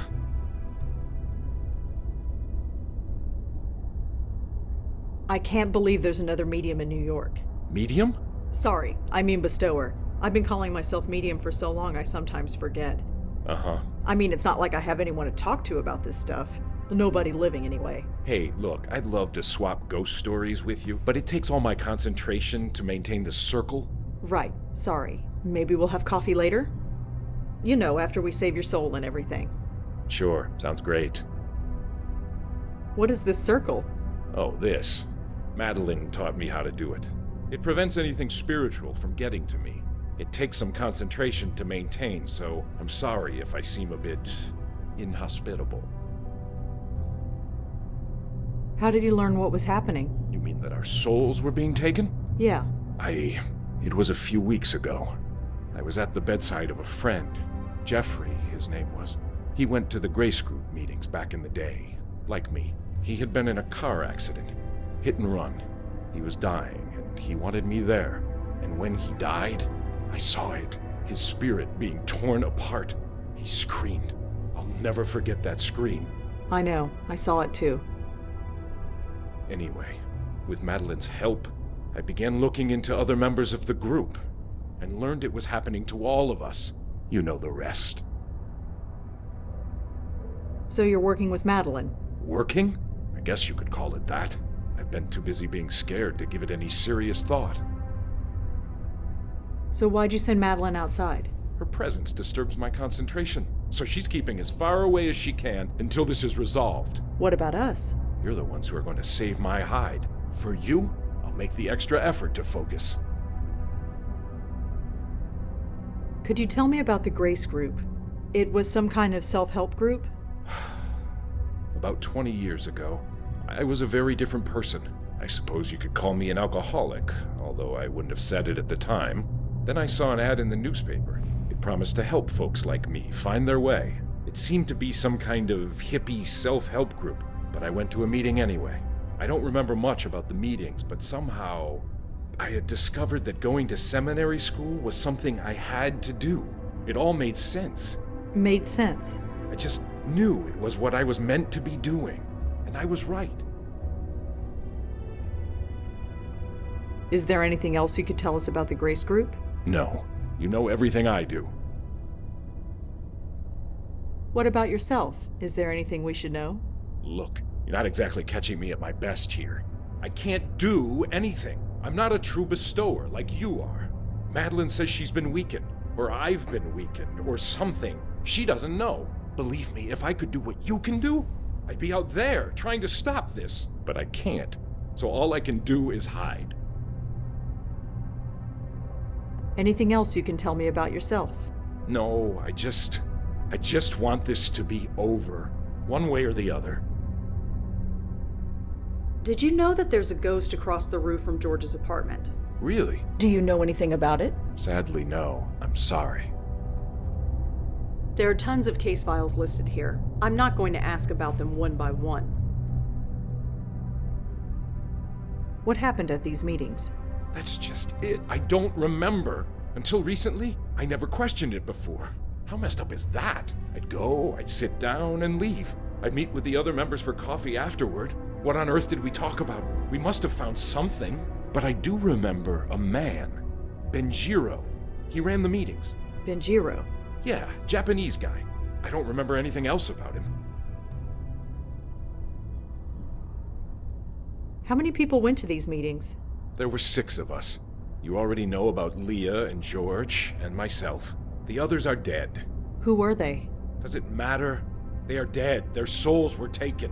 Even still, tell me. Jeffrey Dutta, Heather Goffstein, Peter Fielding.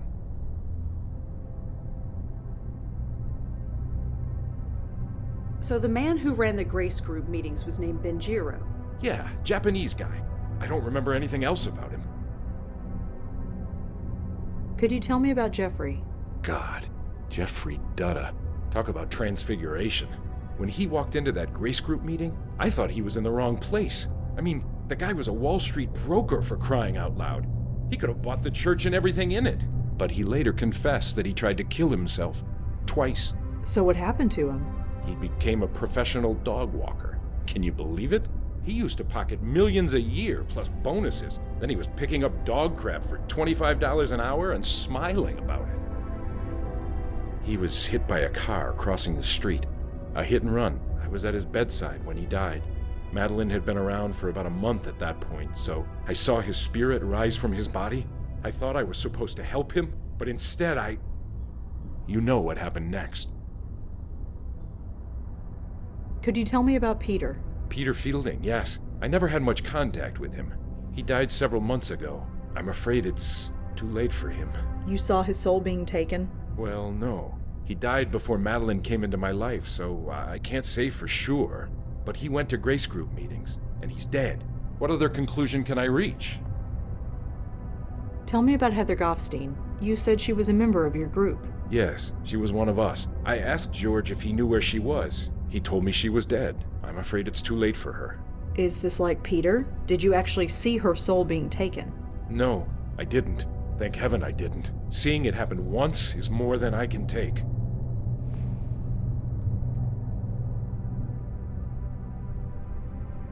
How exactly did Peter Fielding die? Why? Are you going to try and find his spirit? There is no spirit. It's gone. You said it yourself. You don't know for sure. It was some kind of accident. I'm not sure of the details. I read about his death in the obituaries. Too late for his funeral, sadly, but I said a prayer for him. How did Heather Goffstein die? I'm afraid I don't know. George was the one who kept in touch with her. He told me she died, but he didn't tell me how or when. I suppose it doesn't matter anymore. Can you tell me again how... I told you, it was some I read about. All right, Michael. We're going to go. Of course. Godspeed to the both of you. He makes me lie down in green pastures. He leads me beside the still water.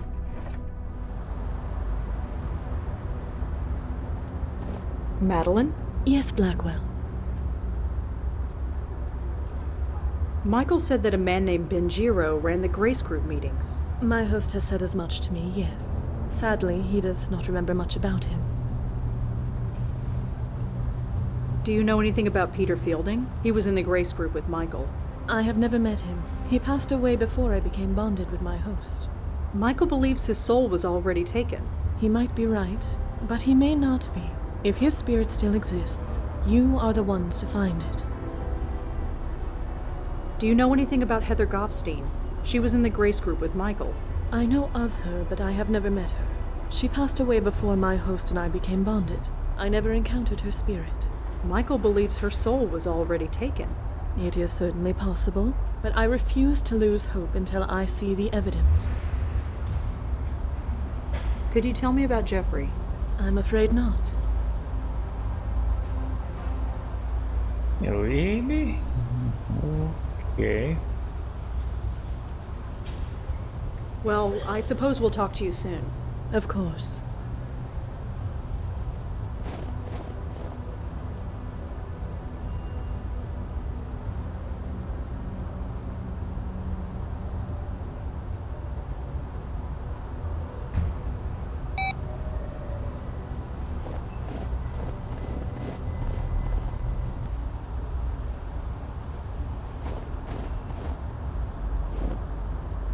Officer Palmer? Yeah, what can I do for you? Do you have a record of a Jeffrey Dutta? He was killed in a hit and run. Let's see. Yep, hit and run, like you said. Technically, the case is open, but nobody has any hopes that it'll be solved.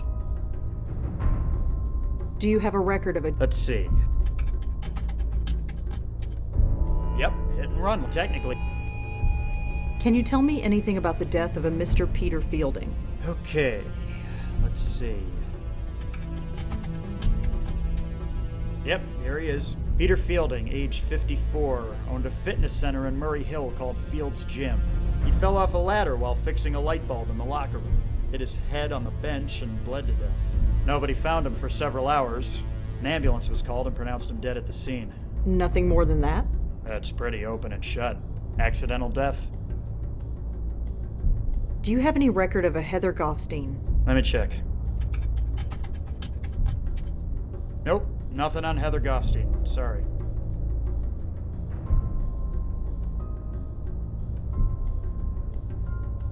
Well, I'd better go. Thanks for the help. Sure.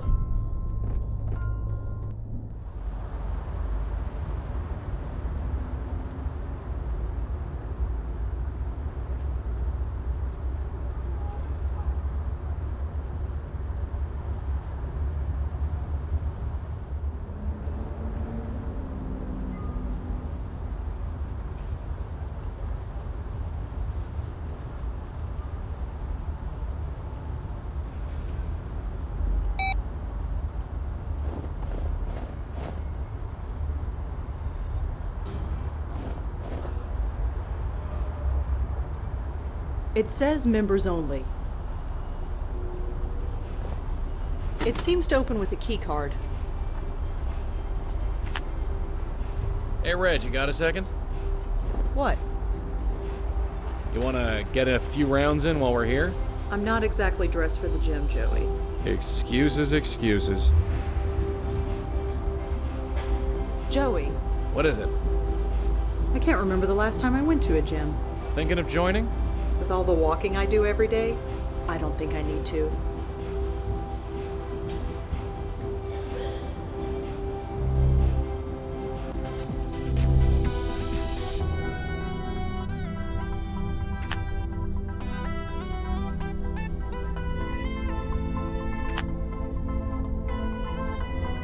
Alright, I will be right back. Alright, I'm back. Looks like that picture frame fell off the wall. Looks like some kind of headshot photo. Probably someone famous who uses the gym. Let's see here. Tanya Corsi. Hey, wait a second. Is that... Yeah, that's the spook from George's roof.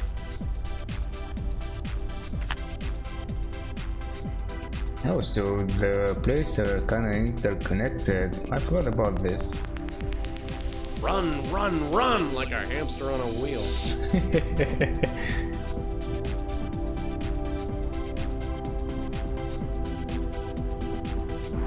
She's sweating so much she didn't even notice. A TV showing some energetic broad in yoga pants. A calendar with a marker pen attached. It's a number on the calendar. I can't do anything with it. Just a marker. Probably used to change the date on this calendar. Looks like they just scribbled a month in up here. Beats getting a real calendar, I guess.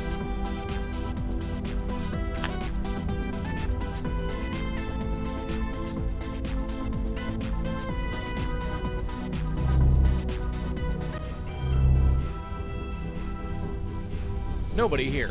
Hey, does it look right? Seriously, does it look right? Does what look right? The light bulb. I could swear it was blinking. It looks fine to me. Huh. I gotta do everything myself around here. Just a forgotten towel. Looks to be in his 50s? It's hard to say. He's got the hair of an older man, but the body that most guys in their 20s would envy. He obviously worked out religiously, for all the good it did him. Hey, friend, can we talk for a second? Are you sure there's nothing wrong with that light? I'm no expert, but it looks fine to me. Well, what can I do for you? So what's the story with the lights? I don't know. It's driving me crazy. There's something wrong with them. I can tell. Well, like I said, they look totally fine to me. I'll just have to keep checking. Hey, is your name Peter Fielding by any chance? That's me. Why? No reason. You own this joint, right? Yes, I do. My dad built it. You could say it's a family business. Been running it around 20 years. Seems like yesterday. Nice place you got here. Thanks. You looking to join? Ah, no. I really don't think exercise is gonna do me much good. It's amazing how many people think that. You're young. Your metabolism is still going strong. But time catches up with you before you know it. You're preaching to the choir, Peter, but I'm still not interested. Well, we're here if you need us. So, how are you feeling? Fine. Why? You don't feel strange at all? What do you mean? Well, just hypothetically speaking, you don't feel like you're gonna explode? What, like indigestion? Not quite. I am on a strict diet of wheatgrass shakes and fiber. Indigestion is the last thing I have to worry about.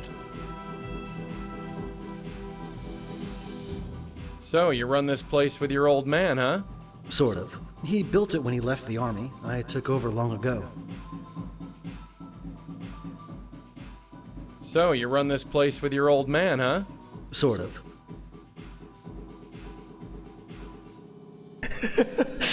Like you're going to explode. So tell me about yourself, Peter. I'm the guy who's gonna kick your butt into shape. Ah, well, we'll see. Anything else, perhaps? So, I'm the guy. Oops. Ah, well. I guess not. I hear Tanya Corsi went to this gym. She's been coming here for years. That body you see on TV, I take full credit for that. Well, we all gotta be proud of something. Can you tell me anything else about Tanya? No, sorry. Do you know Heather Goffstein? You know Heather? Kinda. Wow, Heather. Haven't heard that name in a long time. Can you tell me anything about Heather? It's been a while.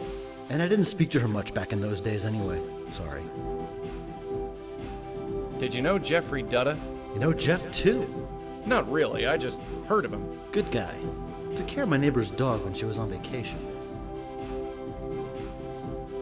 Did you know Jeffrey Dutta? You know Jeff, too? Not good. Hey, I think I met a friend of yours, Father Michael Cooper. You know everyone, don't you? I get around. Michael. Haven't heard that name in a while. How is he? He's seen better days. I'm sorry to hear that. He'll pull through. He always has. So what can you tell me about Father Michael? God, it's been over a decade. I'm afraid I can't tell you much. Do you know anything about Benjiro? Ran the Grace Group meetings. Sure. Well? Funny. I can't think of anything to say exactly. It's been 20 years. Sure, people forget things. That's it exactly. I just didn't think it would happen to me so soon. Ever hear of the Grace Group? I understand you went to a few meetings. You know about that? Sure. Wow. Well, yeah. I went to some meetings. It was all I needed. Why's that? Well, I wasn't the most focused of people back then. It's a long story, but in the end, I went to work with my dad running this place. It's been my life ever since. Is there anything else you can tell me about the Grace Group? What's to say? They changed my life. Are you sure you can't tell me anything about Benjiro? I'm afraid not. I just don't remember anything. Sorry. So, you run this place with your old... Sort of. Well, I'll see you around. You got it. I'll be here. I just gotta see what's wrong with this damn light.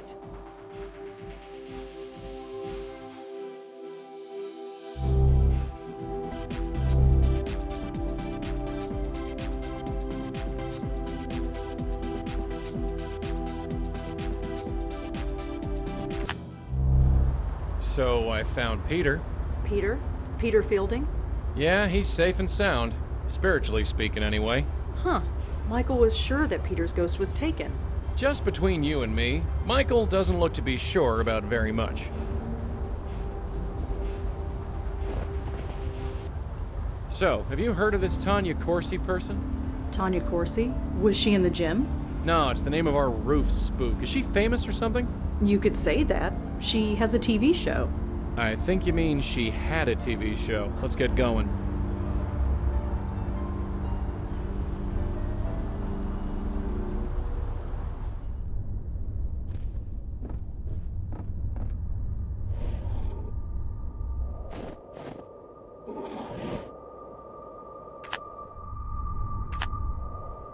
Joey, could you come out here? What?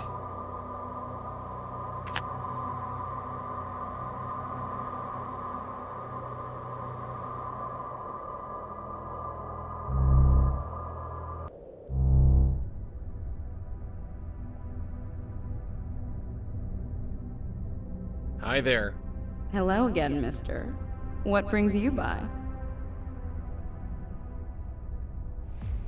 You're Tanya Corsi, aren't you? I knew you'd get it. That's me, Tanya Corsi, host of the Good Morning Show on Channel 11. Now all the mystery is gone. Are you sure you don't know anything about this note? No, I don't know anything about any note. Please stop asking about it. So, Tanya, tell me about yourself. You want to get to know the real Tanya Corsi. The Tanya that you don't read about in the tabloids and magazines? If you let me. I barely know you, Mr. Malone. Although if you swing by more often, you might learn a thing or two. Do you know anything about a self-help organization called the Grace Group? Grace Group? No, I haven't. Sorry. Do you know a Michael Cooper? I don't. Sorry.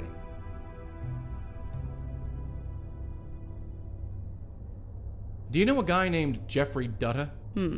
Sorry, I don't. So, I heard you go to Peter Fielding's gym. I do. Or rather, I did. After what happened to him, I just couldn't. You mean his... Death? Yes. So senseless. So, can you tell me anything about Peter? A brutal taskmaster is what he was. But I can't deny he got results. Nope, I can't deny it either. Do you know a Heather Goffstein? No. No, I don't. Sorry. Come on, that note on the floor, it has Heather written on it. So, like I told you, it has no meaning to me. I don't know any Heather.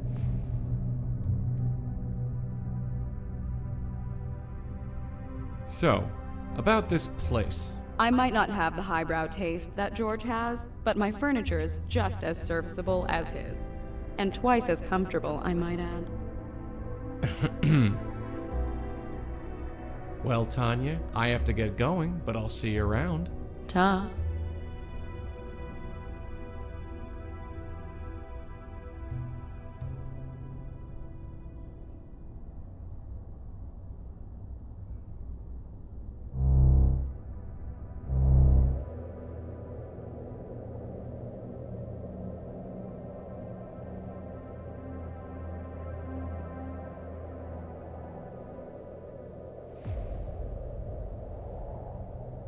Tanya was the host of the Good Morning Show. I remember hearing that they got a new host, but I didn't know this was the reason. Channel 11. I think their head office is in Penn Plaza. Can't hurt to ask around.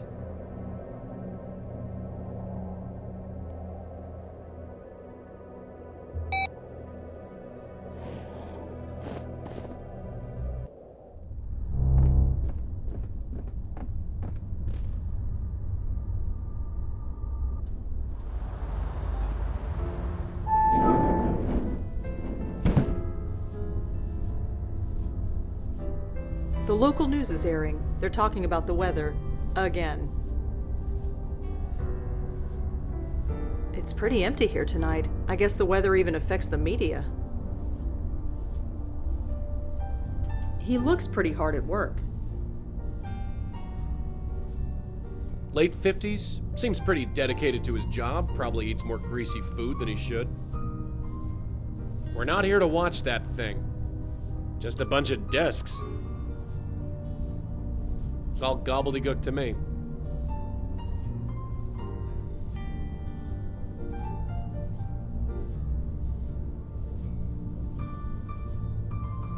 He twitched a bit, but not much else.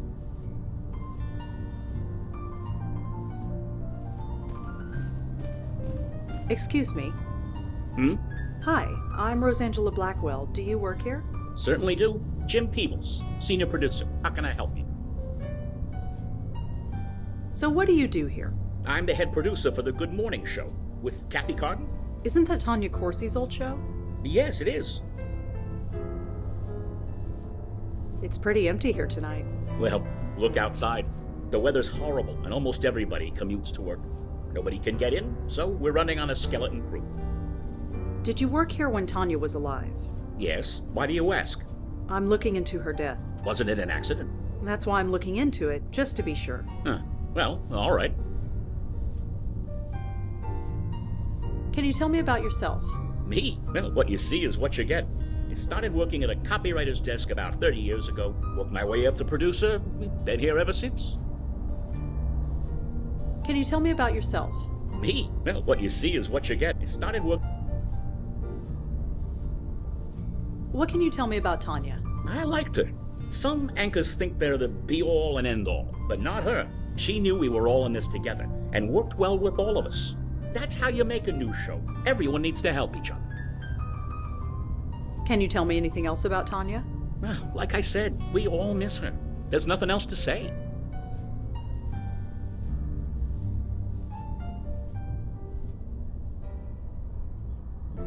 There's the self-help circle that held meetings a long time ago. It was called the Grace Group. Ever hear of it? Sorry, no. A note was found in Tanya's apartment. It was signed J. And? And your name begins with J. Did you write it? Seriously? You're in journalism. You know that any lead is worth following. Well, sorry, I didn't write any note to Tanya. Not that I remember.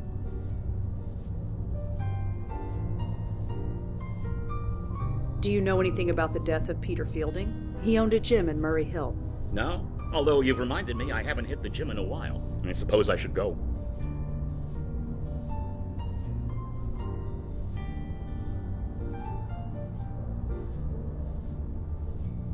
Well, thanks for your time, Mr. Peebles. I might be back later. Sure thing. I'm not going anywhere. Oh, we'll definitely be back later. We just have to make a few more connections, I guess. I might as well, just to make sure. Officer Palmer? Yeah, what can I do for you?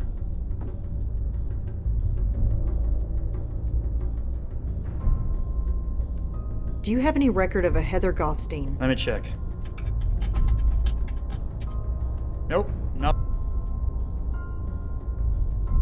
I'm trying to find someone named Benjiro. He ran some kind of self-help circle called the Grace Group. Let's see. No, nothing on file. Sorry.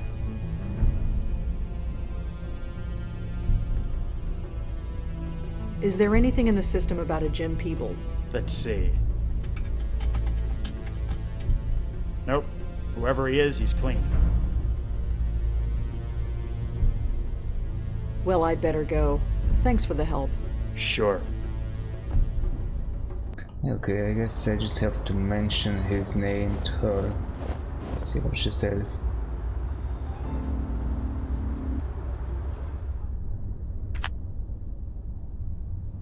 Let's see, isn't this far enough for, you know, further than the range?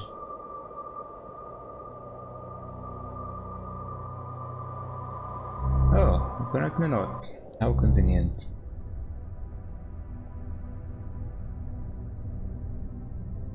Hi there. Hello again, mister. What brings you by? I met one of your producers, Jim. What about him? Oh, nothing. I was just wondering what you could tell me about him. I don't spread gossip, mister. Except when I'm on the air. Really? You sure you can't tell me anything else about Jim? If you want to get to know him, ask him yourself.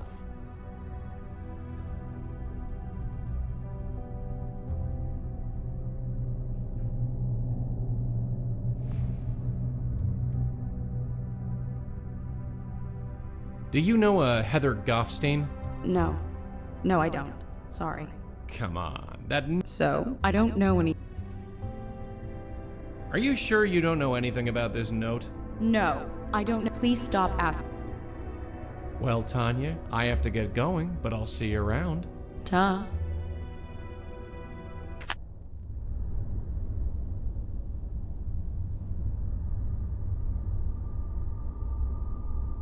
No connection that I can see.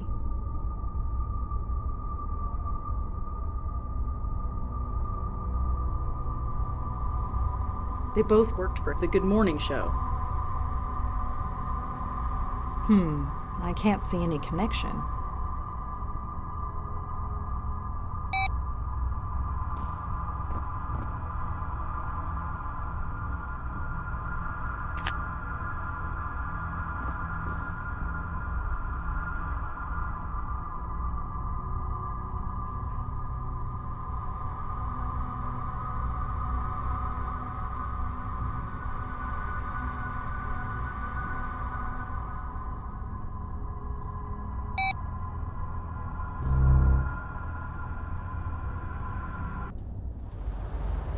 At last, you've come back. We found one of the Grace Group spooks, Peter Fielding. I see. Is he still intact? Yeah, he tried to get me to join a gym. I thought as much. You thought so? What do you mean? You know as well as I do. A spirit cannot be moved from this world until it is spiritually ready. It would appear that is also the case here.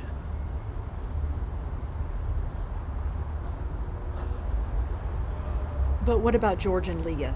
From my understanding, they were aware of their death when they were taken. Yeah, they were. Then there is your answer. They were spiritually ready to leave this world, and so were vulnerable. This Fielding, was it? He is a lucky soul indeed. Until he is made aware, he cannot be taken. Not by you, or by anyone else.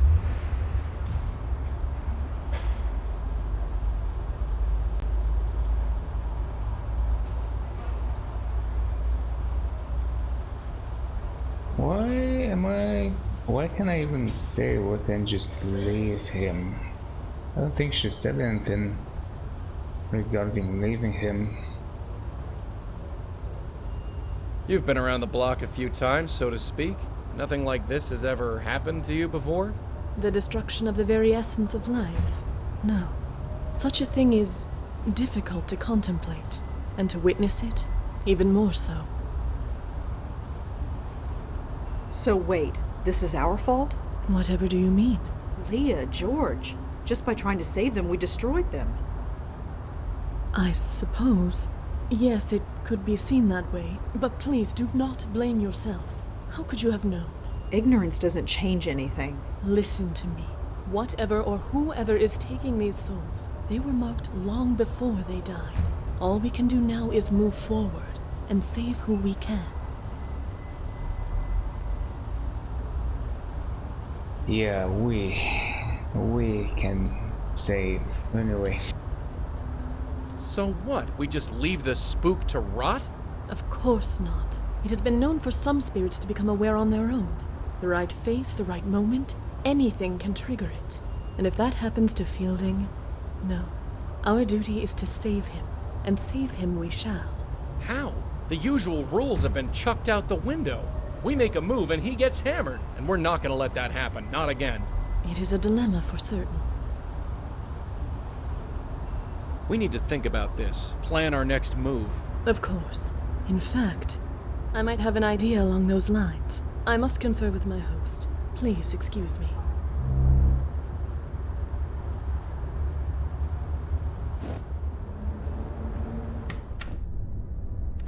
He's okay?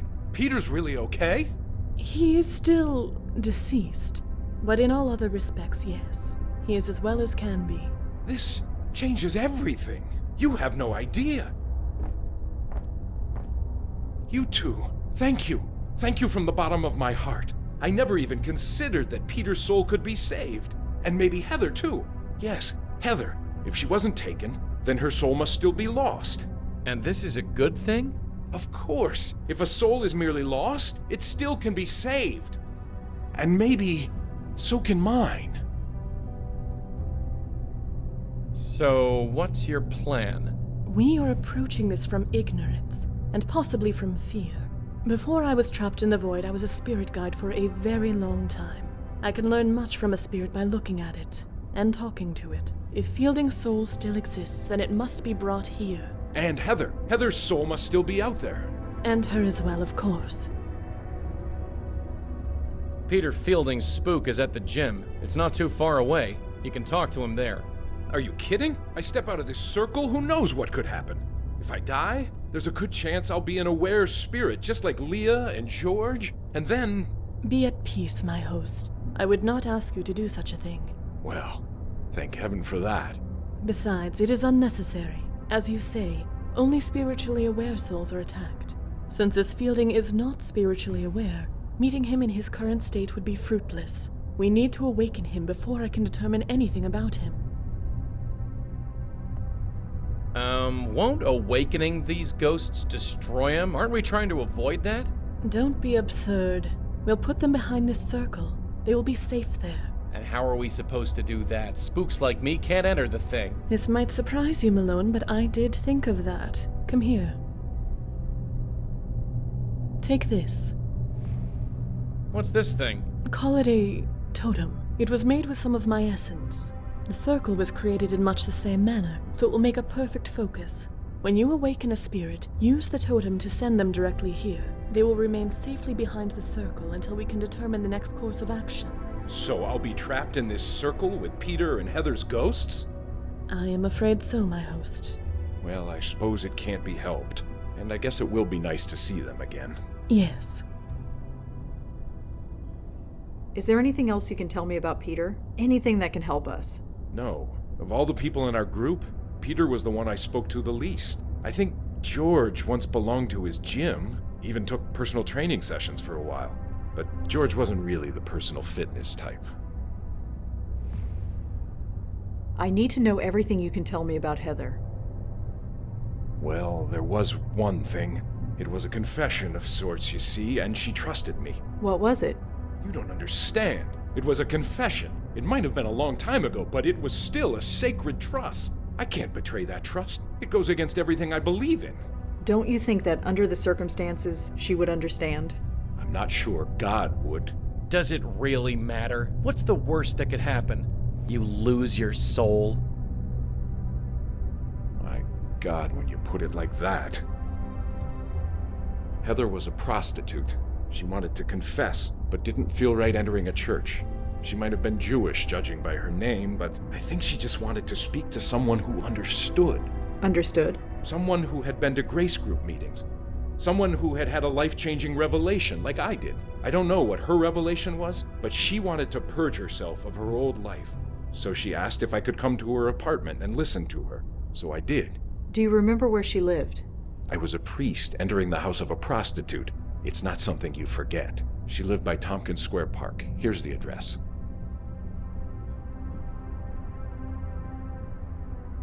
Do you know anyone named Jim Peebles?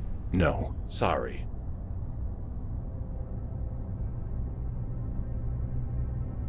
I guess we should get going. Then I do believe our talk is concluded. I will return outside. Hey, Madeline? Yes, my host. It's all right. All right? Yeah, stay inside. It's cold out there. I don't feel the cold, my host.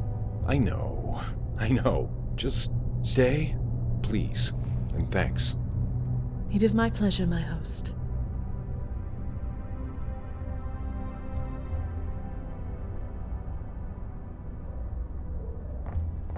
That's far enough! Oh, come on. It's me. Sorry. Bestower or no bestower, I'm taking no chances. Get back. Ugh, fine. Really? Where?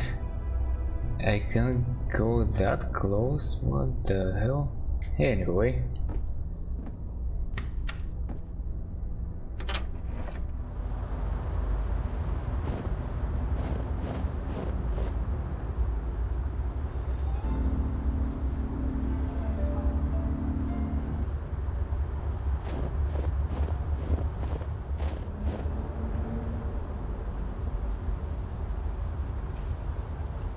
I have a question, Joey. You rang? 2 days ago, I went to a drug den. Today, I'm visiting a prostitute. And you say we never go anywhere interesting.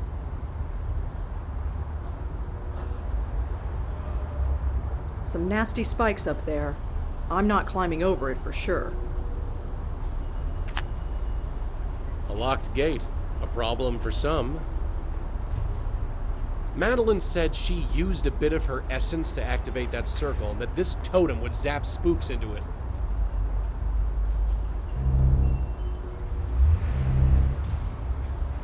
Hey, how'd you get in?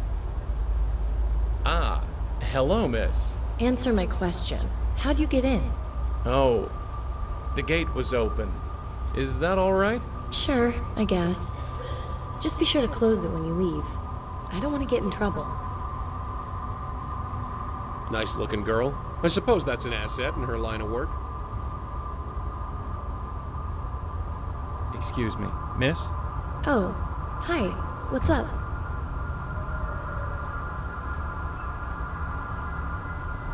You sure you should be out here? Why shouldn't I be? It's perfect. It's so nice to finally have a night clear enough to enjoy this place.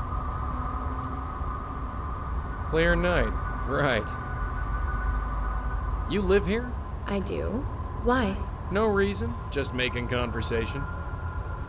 Is your name Heather Goffstein? Oh, I see. You came from Ray. Ray? Of course. You did come from Ray, right? Sure, Ray. Him and me go way back. No, I don't think you do. If you want a date, you'll need Ray's permission. A date? Isn't that why you're here? No, not at all. I just want to talk. Really? Really? Well, I suppose that's all right, but we should stay out here. If we don't go in the bedroom, then it's not a date. You don't seem terribly surprised that I'm here in your garden.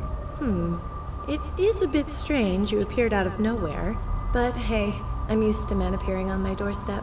And for some reason, you seem safe. Safe? Yeah, just a vibe. Huh. Thanks, I guess. So, tell me about this Ray character. I really shouldn't. Ray is really exclusive with the clients we're given. I shouldn't have told you the name. So, tell me a bit about yourself, Heather. Can we not, please? Let's just enjoy the evening, okay? It's nice out here. Sure. No problem.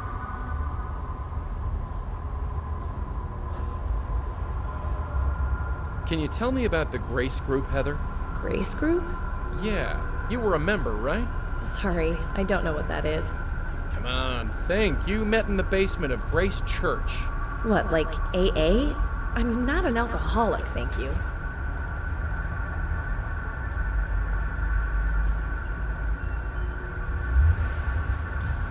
Tell me about Father Michael Cooper. Father Michael? Is he a priest or something? Yeah, or something. He was part of the Grace Group. I don't know him, sorry. Are you sure? He seems to know you. You don't meet many priests in my line of work. Or at least, if you do, they don't usually tell you.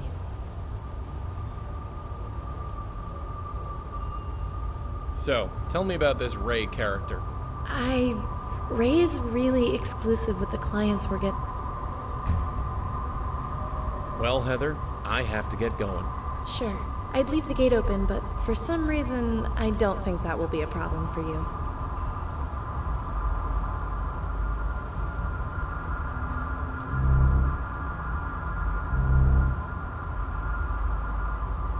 Let's have a little talk. Yes? I guess you can't get over that fence, huh? In this weather? No. This one is all yours.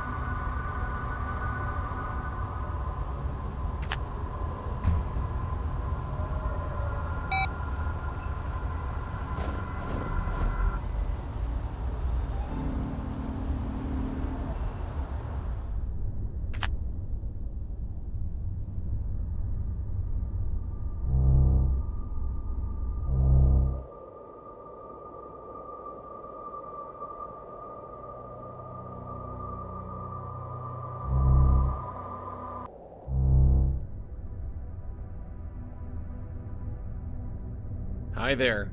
Hello again, mister. What brings you by? Do you know anyone named Ray? Ray? Is that all you got? I think Ray might be involved in prostitution. Ring any bells? That's more of a late night news kind of story. I'm early morning. We're all about the rainbows and sunshine.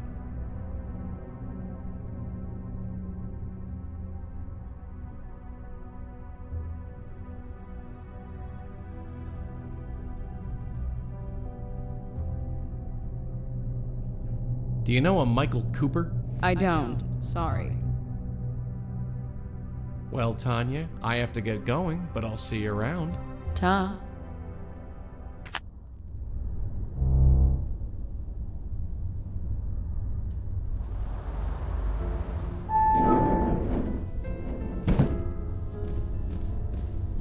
Hi, Mr. Peebles? Hello. Rosangela, was it? What can I do for you? Do you know anyone named Ray? I think he's involved with prostitution. That's not really the kind of thing our show reports on, so I can't really help you. Sorry. Well, thanks for your time, Mr. Peebles. I might be back later. Sure thing. I'm not going anywhere.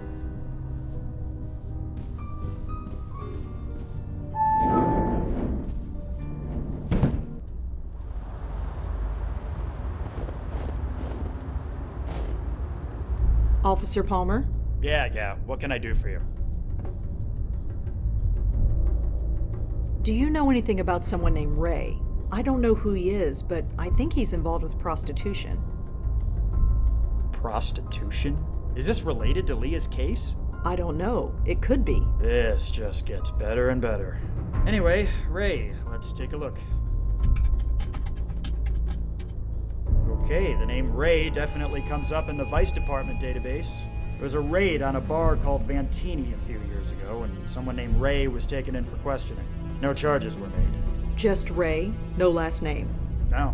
Whoever Ray is, that's his full legal name. Anyway, here's the address of the bar if you need it. Thanks. Sure. Well, I'd better go. Thanks for the help. Sure.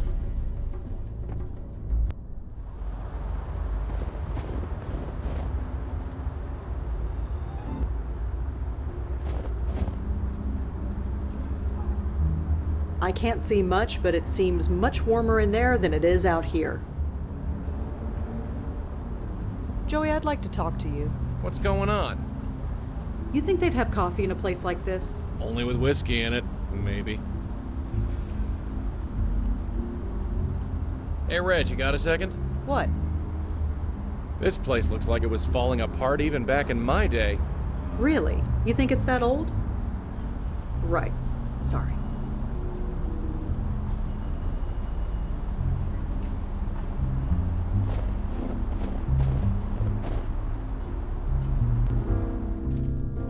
Will you look at this, Denise? Someone brave enough to join us in this weather. Well, brave or stupid, anyway. Right. Whoever this was, he signed it, "Thanks for the tie, with love, AG." I'm not going to steal paintings from a bar. Some hack actor. Nice tie, though. Nice. That's what you'd say about him, obviously. Don't know what I can do with it. I don't know who that woman is, but it's dedicated to someone named Mistress B. It's a bunch of hearts. Can't really say anything else about it. A young woman tending the bar. She doesn't look happy to be there. She looks like she's had several martinis and is just getting started.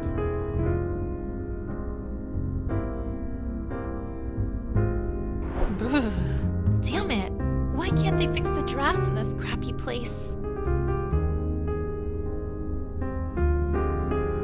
No reaction, but to be fair, she's so drunk she probably wouldn't react to the building falling down. I don't think she'd appreciate me blowing on her.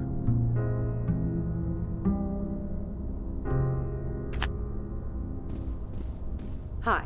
Hey, what can I get for you? So what can you tell me about this place? It's old, quiet. I like it that way. Really? Yeah, I work on my thesis most nights. Honestly, I'm surprised a big place like this can stay open. It's always empty. I better not drink. I need to keep a clear head. How about a coffee or something? No thanks, I already have one. I see. Do you know Ray? Ray?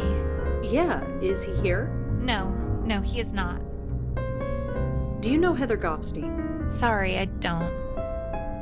Well, thanks. I better get going.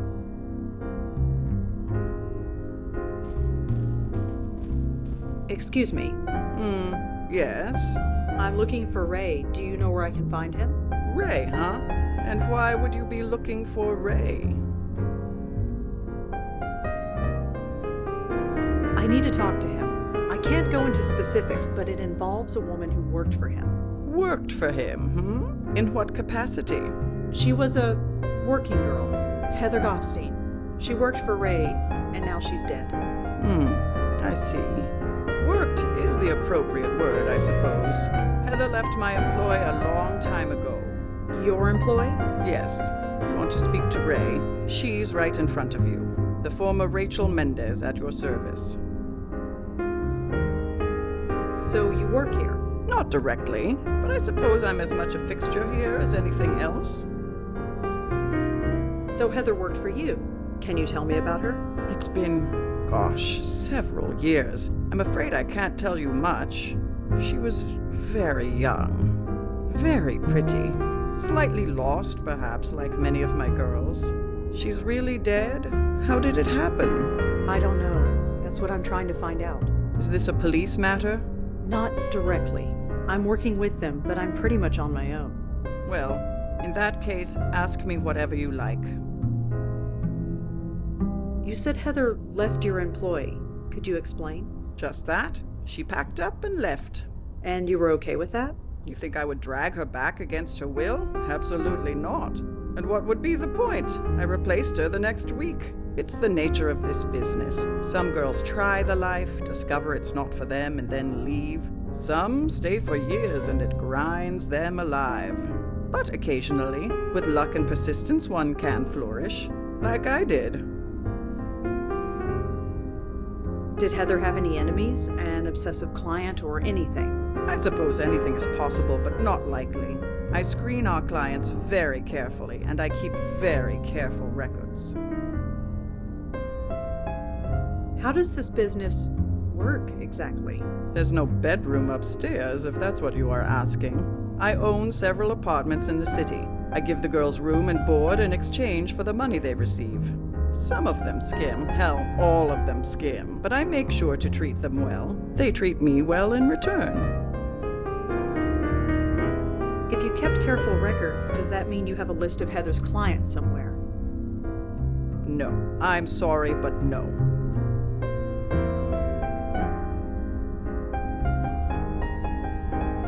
Don't you want to know what happened to Heather? That client list could help. You have no reason to suspect one of her clients had anything to do with it. You can't even tell me how she died. I won't betray my client's trust based on a flimsy guess. I really need that client list. Absolutely not. I give a premium product, and our clients expect premium service. Privacy is part of that service. That client list stays in my office where it belongs.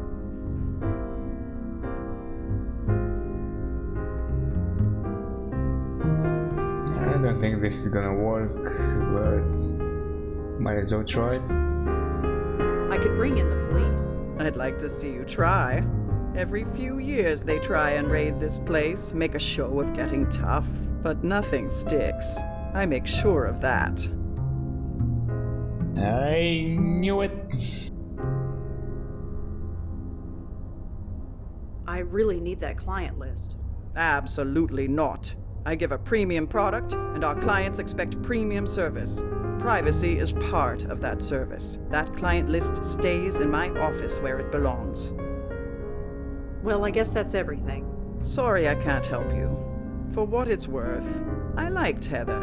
I'm sad she's dead. I suppose a drink to her memory is in order. Care to join me? Thanks, but no. More for me then. Denise, one gimlet, please. You know how I like it.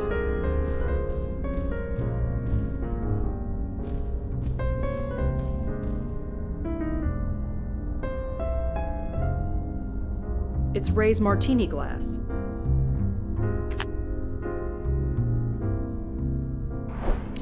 How odd. Denise, could you get that for me?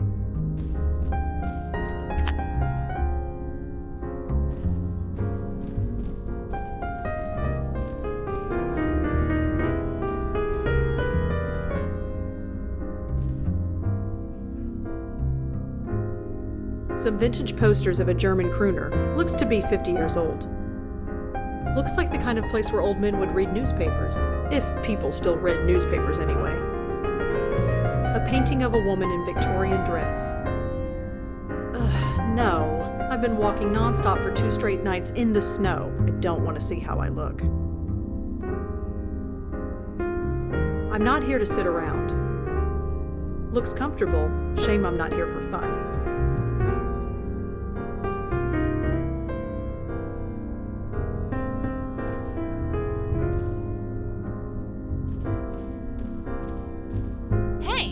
You can't go out that way. Sorry. Oh, right. Sorry.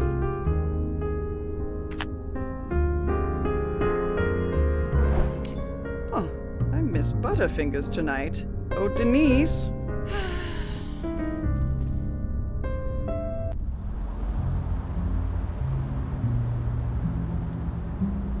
Damn it! It's locked from the inside.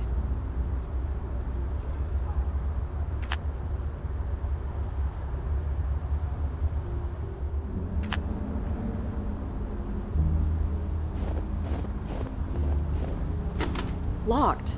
Of course it is.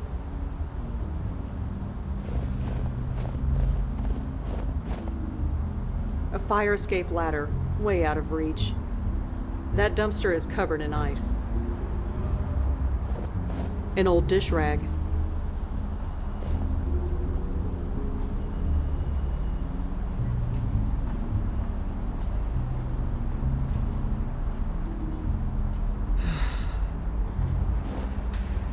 It's now a puddle of foul, coffee-flavored water, but at least it's melted.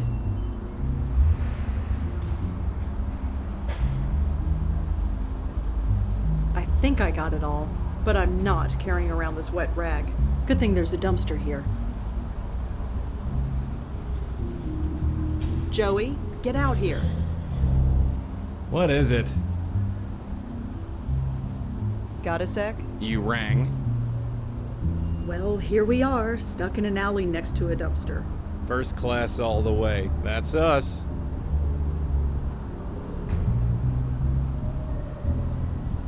Let's have a little talk. What is it, Joey? You doing okay? You're looking a little... Freezing? Yeah, thanks for noticing.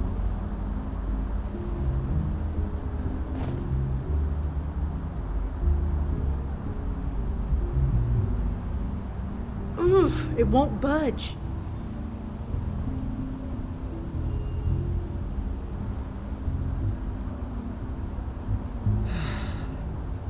You're not seriously going to try that, are you? Quiet. Let me concentrate.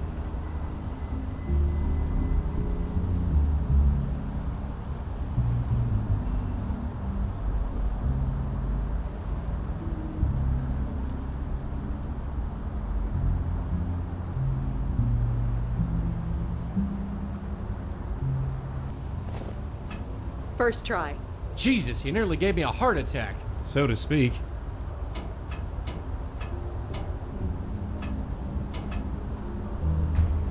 It's hard to see inside.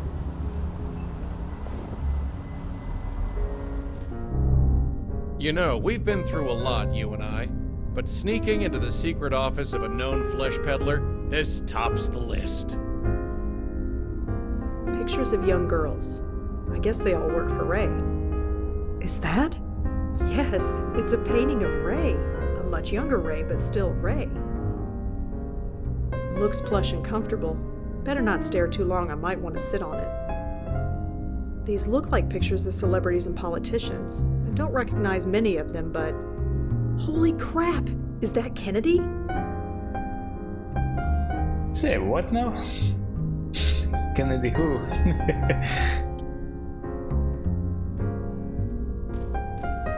A bunch of phone numbers and addresses. It doesn't say who they belong to. I shouldn't disturb Ray's things. I don't want her to know I was in here. It doesn't look like there's anything interesting in Ray's trash can. Okay, let's see here. Client list, client list. You're kidding me. What? It's a text file, clientlist.txt. And that's good? Good for us. All I need to do is transfer the file to this memory stick.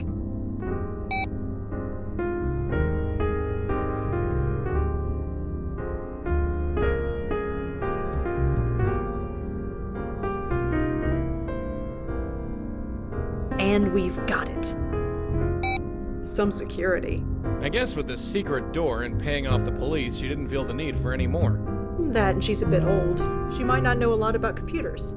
Huh, I can relate.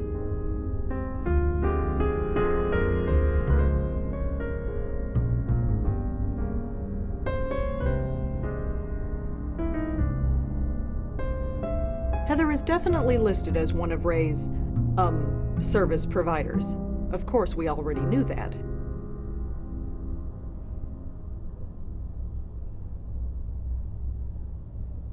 I don't think those are connected in any way.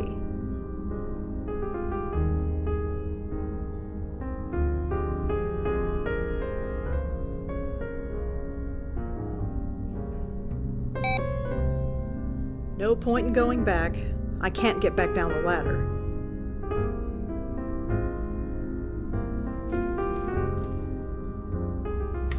Ahem. Oh, hi.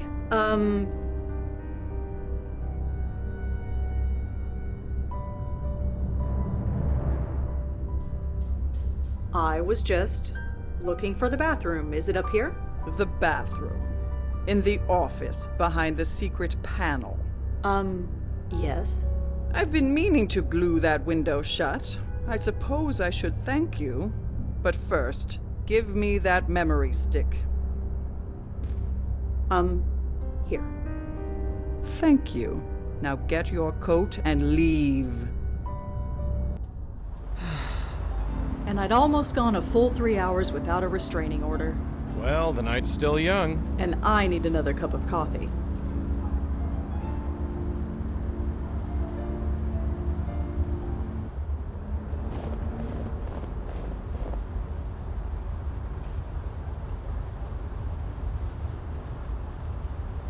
Oddly enough, Ray is not listed as one of her own clients.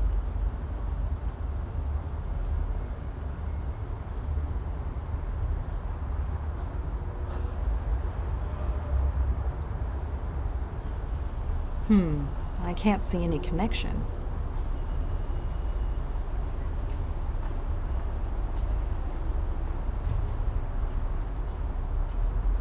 Heather is definitely listed as one of Ray's, service providers.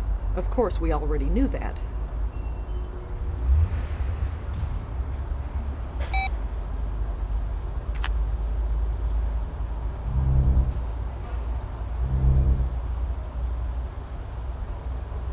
Excuse me, Heather? Oh, hi. What's up? So, tell me about this Ray character. I really shouldn't. Ray is really exclusive with the clients we're given. I shouldn't have told you the name. So, tell me about this Ray character. I really shouldn't. Ray is really exclusive with the clients we're given. I shouldn't have told you the name.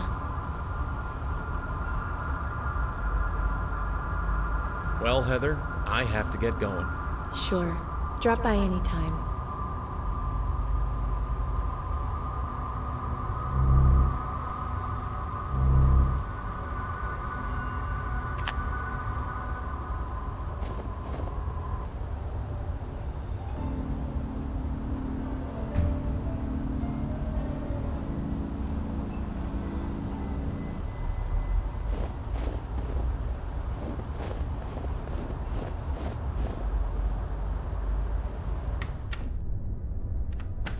You're kidding me.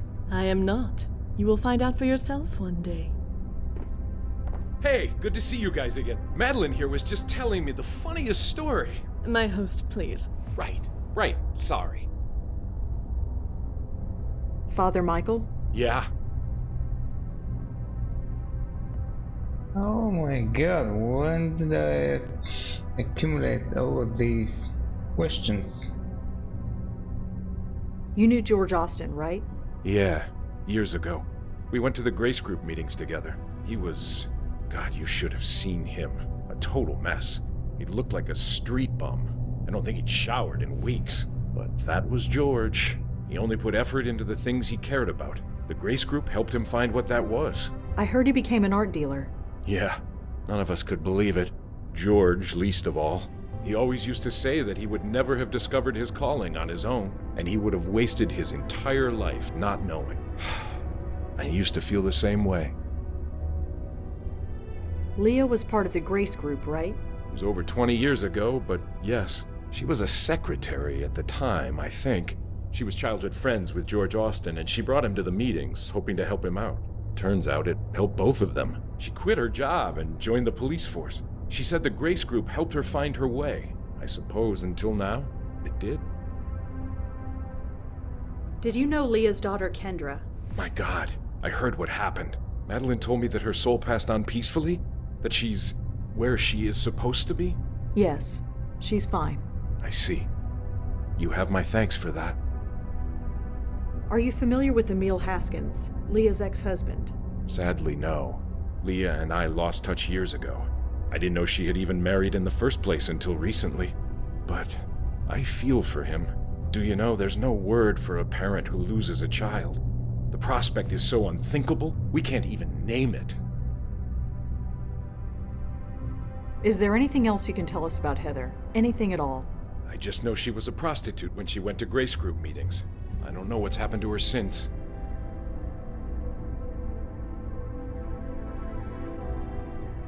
I'm not asking about all the names on this list one by one. We'll be here all night. Did Heather ever talk about Ray? Her, boss? Sadly, no. I'm sorry.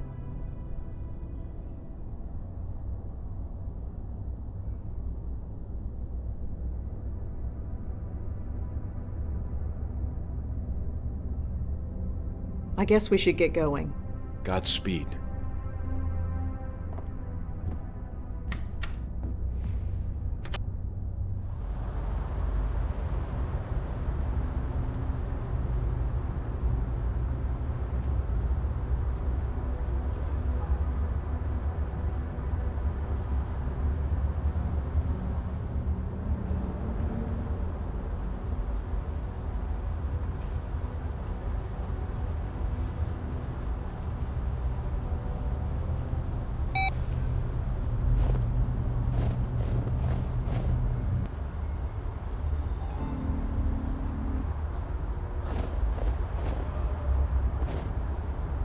Officer Palmer?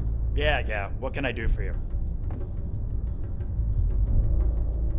I probably shouldn't show this list to a police officer. Yeah, that's what I thought, but somehow I can't seem to be able to connect the dots. So you don't know anything else about Ray? Nope. Sorry. Why would he? Well, I'd better go. Thanks for the help. I have Sure. too much already to be able to do something, but I guess not. Or maybe I'll ask her. The other her.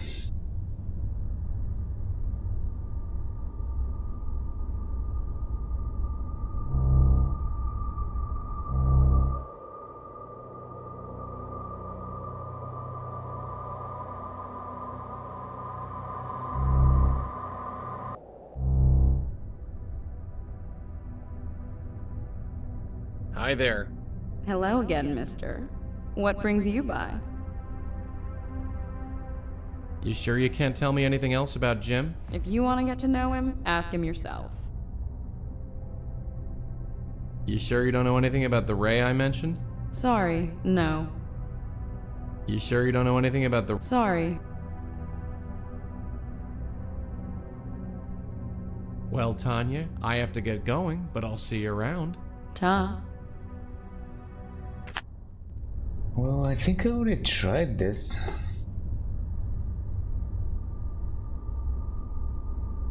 A James Peebles is listed as being Really? a client of Ray's, and the girl he saw was Heather Goffstein. This just got Didn't I- very interesting. Didn't I already click on this in the office? Maybe I wasn't supposed to do it in the office.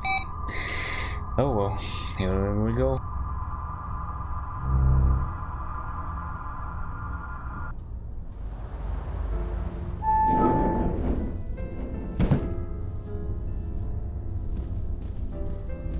Hi, Mr. Peebles? Hello. Rosangela, was it? What can I do for you? Jim, I know everything. Sorry?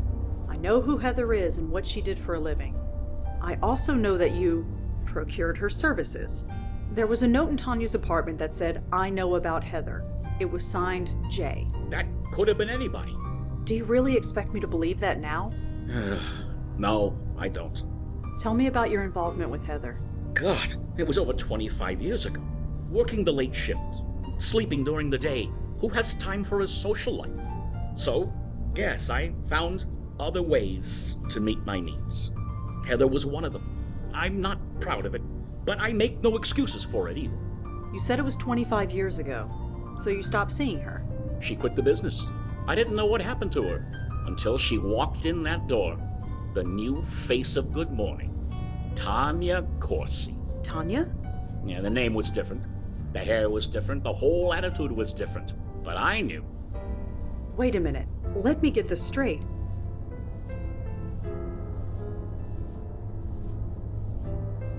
Heather and Tanya are the same person?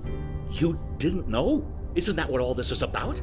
She reinvented herself, changed her looks, got a gig as a weather girl, worked her way up to this newsroom, worked here for years, and never knew who I was until I told her. Until you blackmailed her, you mean? Look, 30 years I've been here, and I haven't moved from this damn desk. I saw an opportunity, and I took it. So, I wrote her that note. I threatened to expose her past. I didn't know what to expect, but I didn't expect her to go home and for that to happen. They said she fell in the shower because she was drunk, but she was only drunk because of me. So what now?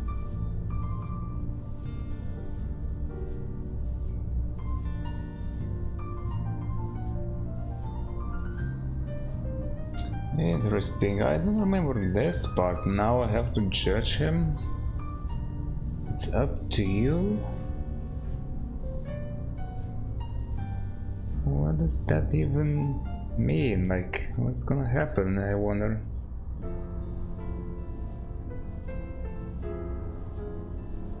I guess I'll say that. It's completely up to you. I'm not going to do anything. You're not. I got what I came here for.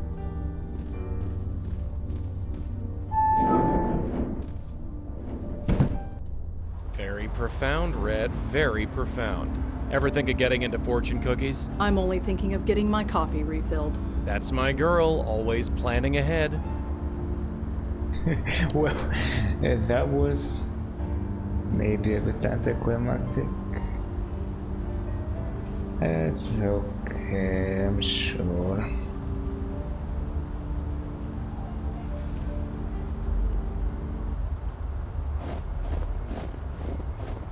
So what exactly happened? Tanya, Heather, whoever, she split? She killed off her past so thoroughly that it became its own ghost? I suppose so. I didn't know ghosts could do that. What? You read the rule book? Because I sure haven't. If we got a split spook on our hands, we gotta put him back together.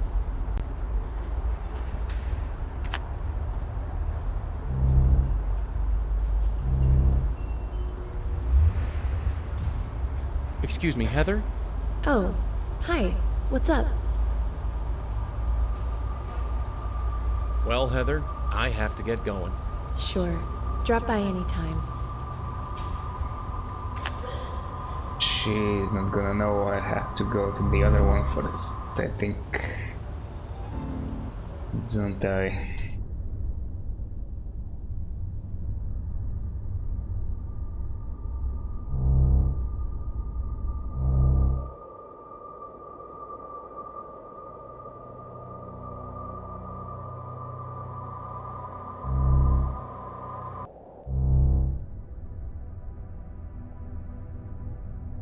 Hi there. Hello again, mister. What brings you by? Listen, Tanya, I know who you are. We've already covered this, haven't we? No, I mean who you really are. You're Heather Goffstein. Or at least you were. I told you, I don't know any Heather. Tanya. I don't know any Heather because Heather is gone. Heather is dead. She doesn't exist anymore. She can't. I'm sorry, Tanya, but she does. What do you want? Money? A promotion? Like Jim? No, I just want you to come with me. There's someone you need to meet. I don't have a choice, do I? Fine, lead on. But remember this, Peter didn't just teach me how to do Pilates. Take me anywhere funny, and you'll be looking at a broken nose.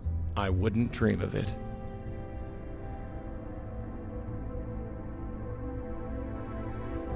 Why are we going out there? Just trust me. Trust you? That's rich.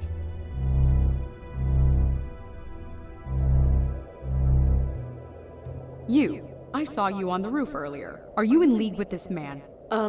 Kind of? 2 blackmailers instead of 1. This is just great.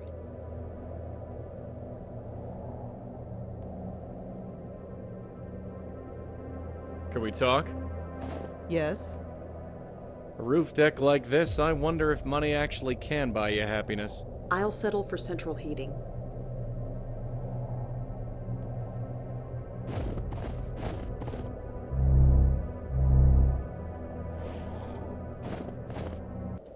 Where the hell are you taking me? Just follow us, okay? Can I at least call my car service? I don't think that's possible. What do you mean? She means that they'd never come in this weather. It's better to walk. Come on. Where are we going? It's just up this way. Wait, I know this building. I used to live here, back when I was... Why did you bring me here? Whatever you brought me here for, get on with it. Tanya, there's someone you need to meet. There's nobody here I want to see, I assure you. Even still, I just need you to follow me. Then we can forget about this whole thing. Fine. Hey, Heather? Hey, who's your friend? What is this? Who are you? Answer me! Heather Goffstein? Who are you? No. No. This is insane. I'm going insane. Sorry? You shouldn't be here. You shouldn't exist. What's your problem? My problem? My problem is that I hate you. Hate me? You don't even know me. I destroyed you. I got rid of your name. I got rid of your hair. I would have gotten rid of your face if I could have afforded it. You can't get rid of me that easily. No kidding! For 20 years I was free of you, and now you come breezing back. Breezing back? From where? First Jim wanted a promotion, and now this idiot here wants... I don't know what!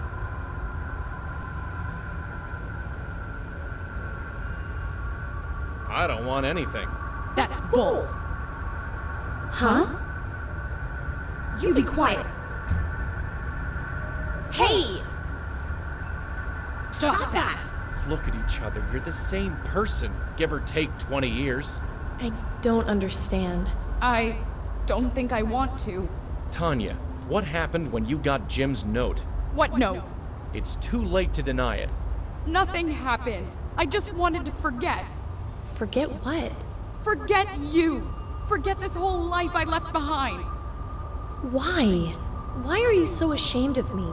All this life, it's a part of who you were, who you become. Will I ever be free of you? Do you really want to be? I'm not a bad person. I'm just kinda lost. I know I'll find my way eventually. Isn't that the important thing? Well, isn't it? Look at you. I really was beautiful once. You're really beautiful now. Damn straight.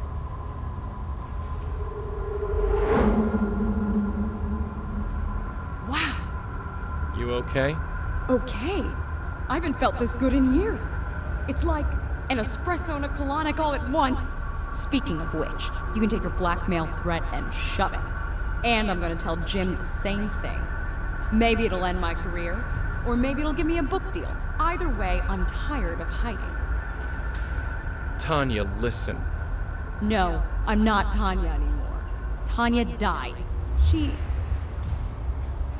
what? We...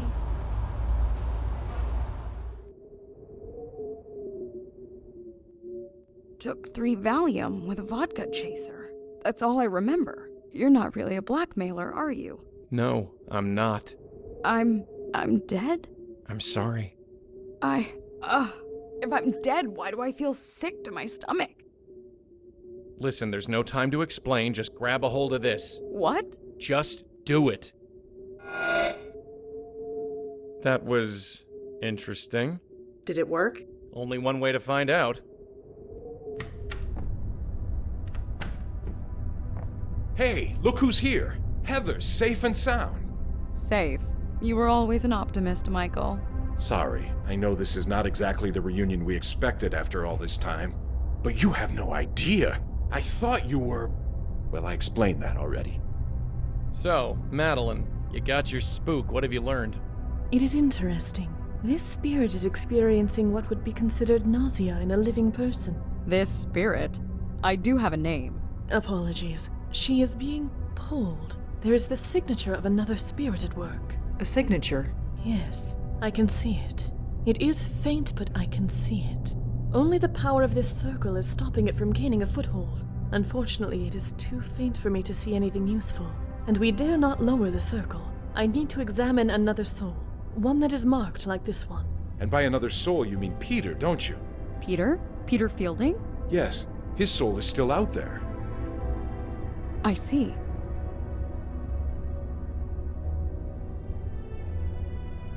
So how are you holding up, Heather? I'm dead and my soul is in danger of being ripped apart. So, all things considered, I suppose I'm doing quite well.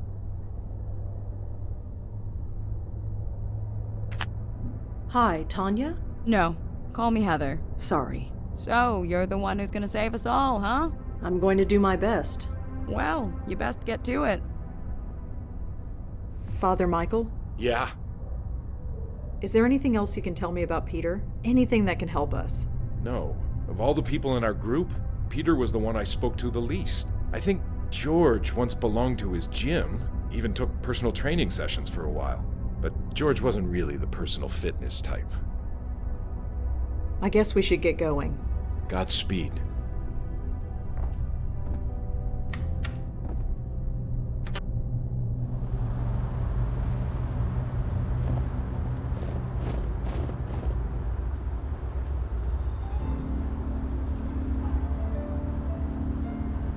Oh, so I can't go back to George's place anymore.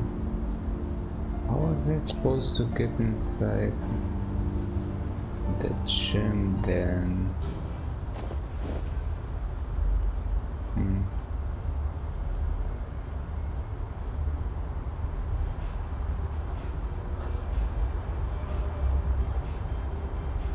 Oh, look at this. Are you really messing around with pimps and prostitutes? But officially, we don't know you. If you piss these people off, I can help you. So you know, don't piss off any pimps or drug dealers. Add the cops to that list, but it's too late for that. Indeed. Even if I did have anything to do with it, which I didn't. You have zero evidence to support anything you claim. Oh wow. Okay. So make a deal. I'll go on with my life and you go on with yours. How about that? And by the way, if you show up near our office again, I'll have you arrested. Yeah.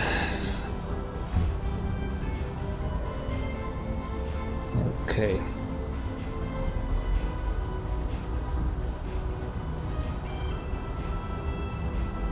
There was a Maggie Fielding arrested at the Carth House. She might be a relative of Peter Fielding, but it's a common surname.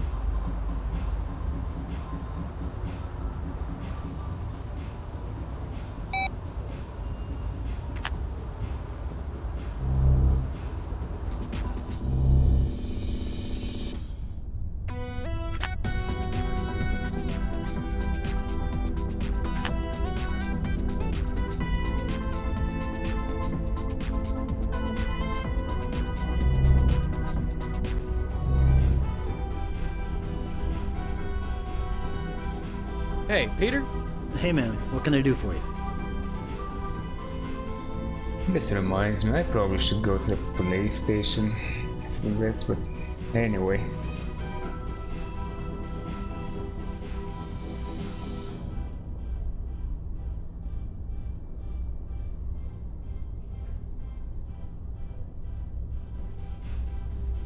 So I'm told that you give personal training sessions. Yeah, you interested? I sure am. Well, I don't have the time right now, but I can probably pencil you in. Just gotta check the schedule outside.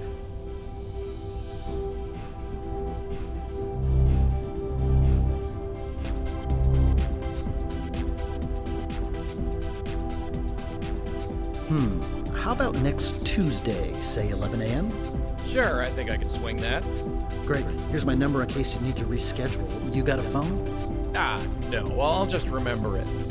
Okay. 646-555-0425. Thanks. Great. See you then. Oh, really? Okay. And by the way, when you come to our session, don't wear a suit. Right. Can I do something with this? Hey, this is Peter. You know what to do. Okay, maybe later.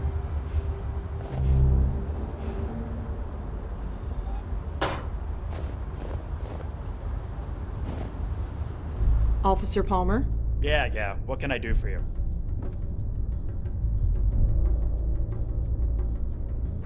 Could you look up another phone number for me? I suppose I can, within reason. I'm trying to track down someone who Leah knew. The number is 646-555-0425. Alright, give me a second. That phone is registered to a unit in Murray Hill. Here's the address.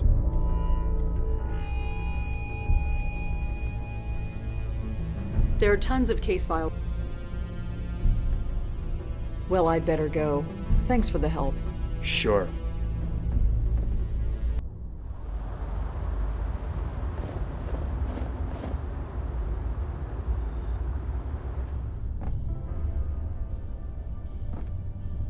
The front door.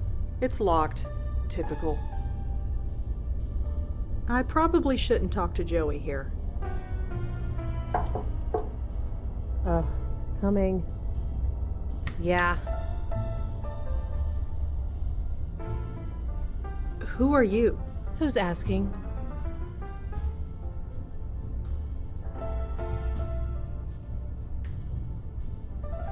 I'm looking into Peter Fielding's death. Did you know him? Look, I'm done talking about Peter. I've got my own problems. Just leave me alone. Why is nobody ever happy to see me? Dunno. It can't be your copious amount of social grace.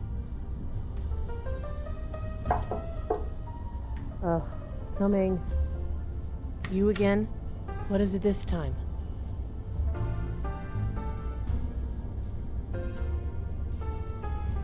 This is Peter Fielding's apartment. Why are you living here? Because I do? Now, please leave. Charming woman. Like a hedgehog, but without the winning personality.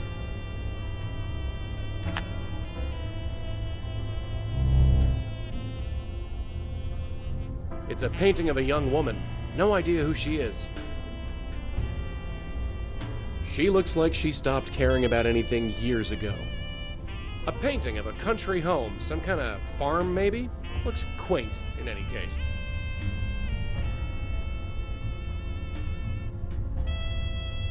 She shivered a bit, but no other reaction.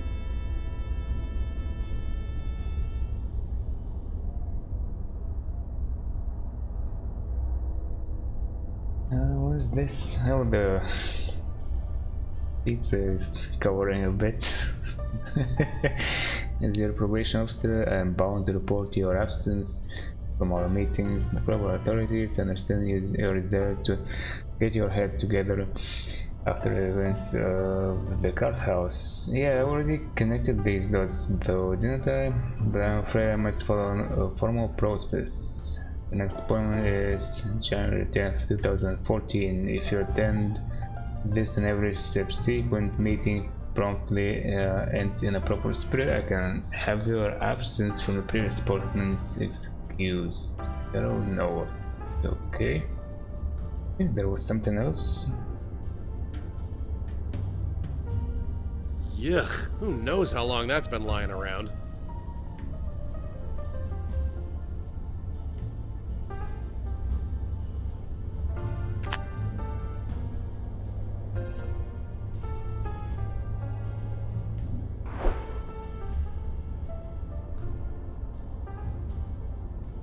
No good. The rug's too thick. After seeing the state of this joint, Red's place doesn't seem so bad.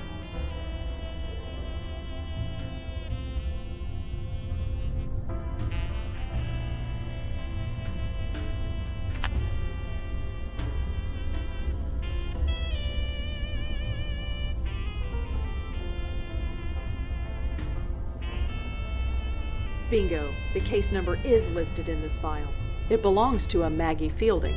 It appears she was picked up in the raid on the Carth house. She was brought in for an emergency detox and forced to go into rehab. It lists one known family member, a brother, Peter Fielding.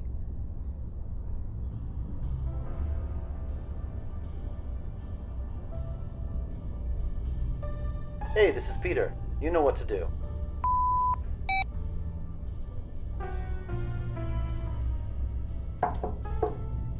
Ugh, coming. You again? What is it this time? You're Peter's sister, Maggie, right? Sure, fine, you got me. Why couldn't you just tell me that before? Because I'm trying to get healthy, working through the program, admitting I have a problem, just like my sponsor says. All that is the first step. I'm still working on the rest. Talking about Peter, that's step 5. I'm not ready. It's nothing personal. I just need to avoid thinking about him for a while. And you're doing that by living in his apartment. It's just temporary. I have nowhere else to go. And besides, what difference does it make? He's gone. He had a stupid accident, and now he's gone. That's just it, Maggie. It might not have been an accident. No. Whatever you're thinking, no. I need this to be over, you understand? Then we need to talk. You can call your sponsor if you want to. Screw my sponsor. Let's do this.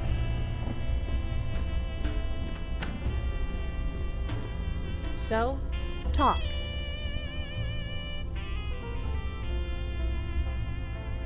Could you excuse me for just a sec? My shoe is untied. Sure, I guess.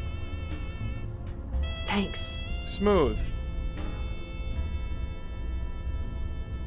So, what are you watching? I don't know, some animated thing. Not normally into cartoons, but the ratings say it's good. Is it? I guess. They changed the main character's voice after the first episode, but it's not bad. Keeps my mind off, well, the stuff you keep bringing up.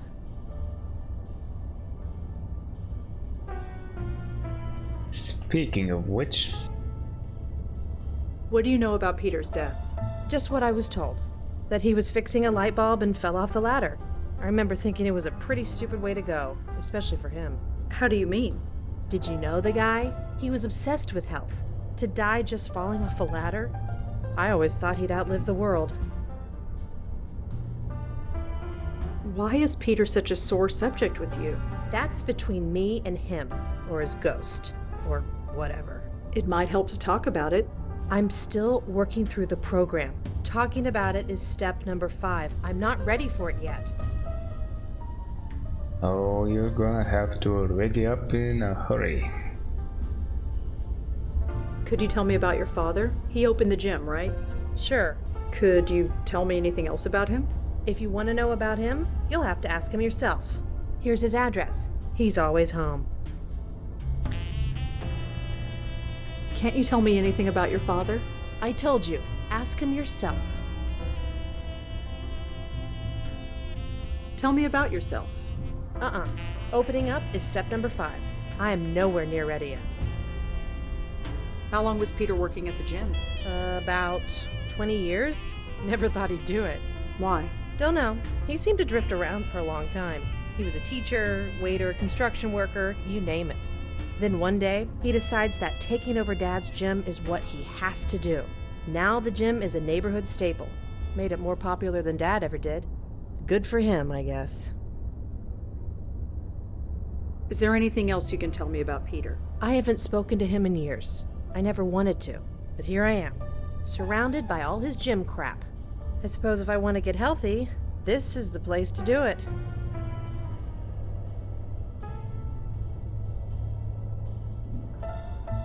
Have you ever heard of the Grace Group? What, those circle jerk meetings my brother went to? You know about it. Yeah, I know about it. Peter was a mess before he joined that group. If you ask him, he would say it helped him find himself. Did it? Who knows? I thought it was a cult. Might have been better if it was. Why's that? Look, never mind.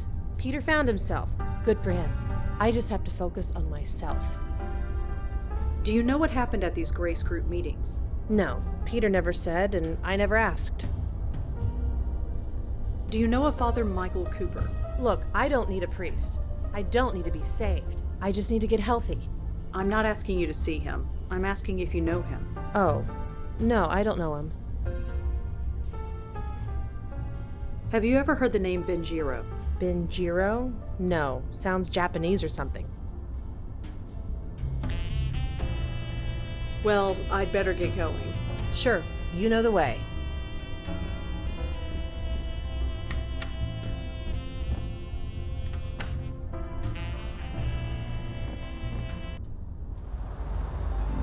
Wait, this is Greenwood Cemetery.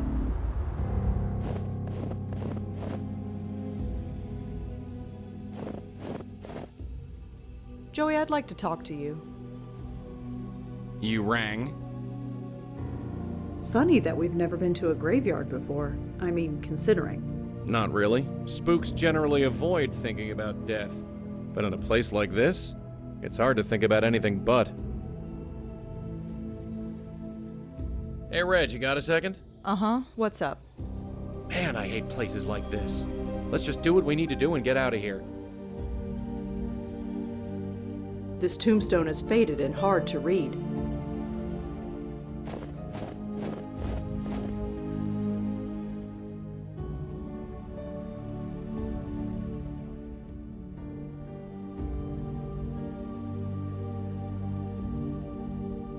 It's a little structure overlooking the lake.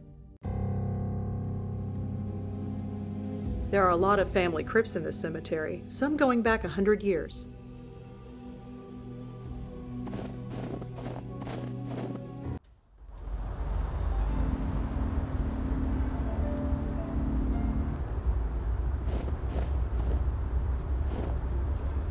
Officer Palmer?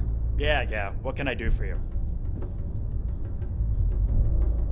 Is there anything in the system about a Connor Fielding? He died about 20 years ago. Let's see. Our records from back then are a bit spotty, but can't hurt to check. No, nothing comes up, but it's a very common name. Is there anything specific you can tell me about him? He was in the Army. Oh, then there might be something in the Veterans Association records. Aren't those public? Not everything. But fortunately for you, I can access everything. Okay. Archived records. Connor Fielding. Ah, seriously? What's wrong? Idiots. They had no idea how to archive data back then. I can only look them up by service number. You don't know it, do you? I don't. Sorry. Well, once you know it, let me know. Well, I'd better go. Thanks for the help. Sure.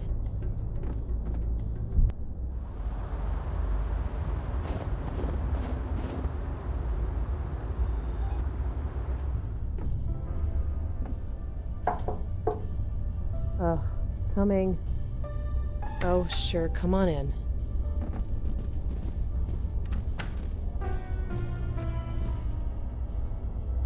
Can't you tell me anything about your father?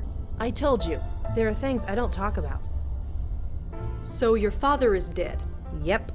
Why didn't you just say that instead of sending me to the cemetery? The only person to visit Dad was Peter, and he can't do that anymore. I figured Dad could use the company. Really? No, not really. I told you, there are things I can't talk about yet.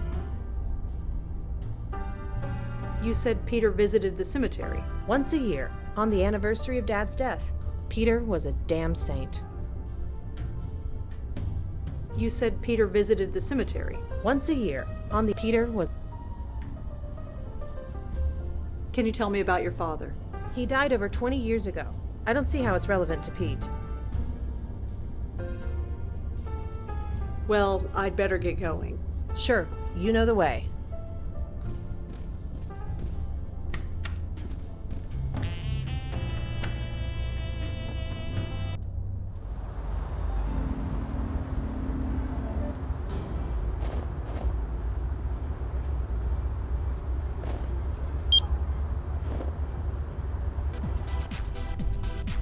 That picture frame fell off the wall.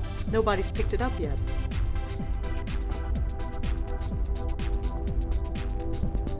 There we go.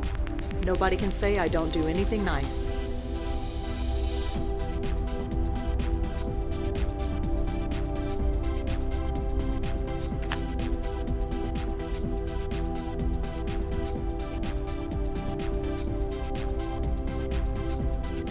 Oh, look who's back. Mr. Quentin himself. Just wanted to reach out again. I'm aware that this is a difficult subject, but if we're to prevent your aunt and your grandmother's condition to raise everything you, we must take the proper steps. Please contact me and we can schedule an appointment. Well, there is still some time for that. I don't think I got that service number though. Unfortunately, what am I supposed to do exactly to get it?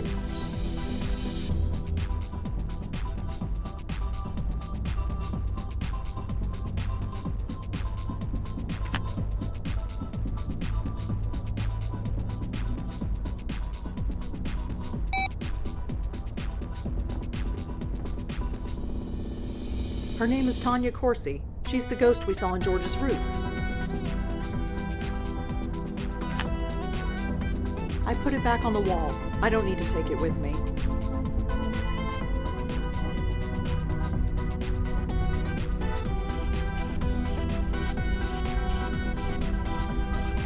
It's just a number on the calendar. The month is written at the top in dry erase marker.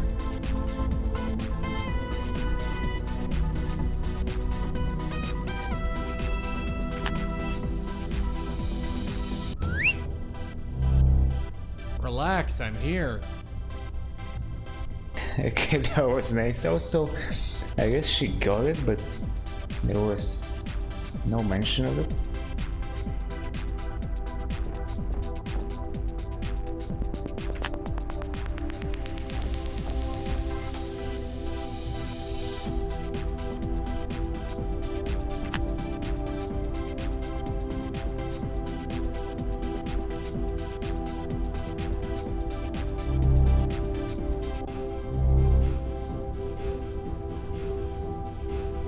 Hey, Peter?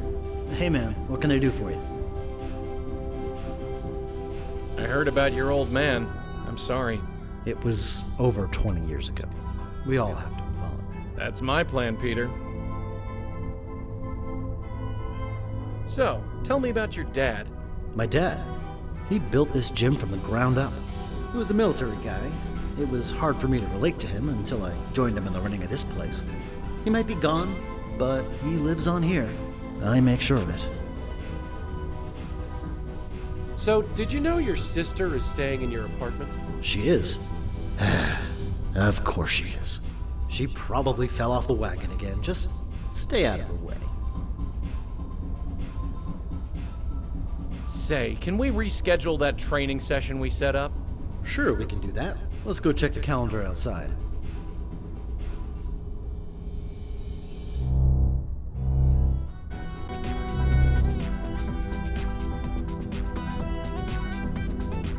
Hey, miss, you're dripping water on the floor.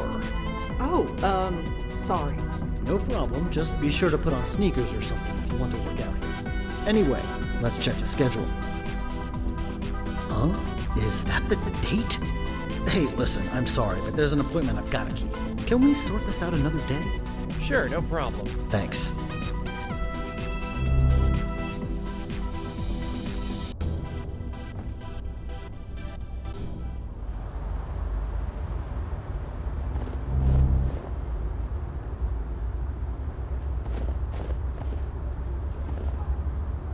Officer Palmer? Yeah, what can I do for you?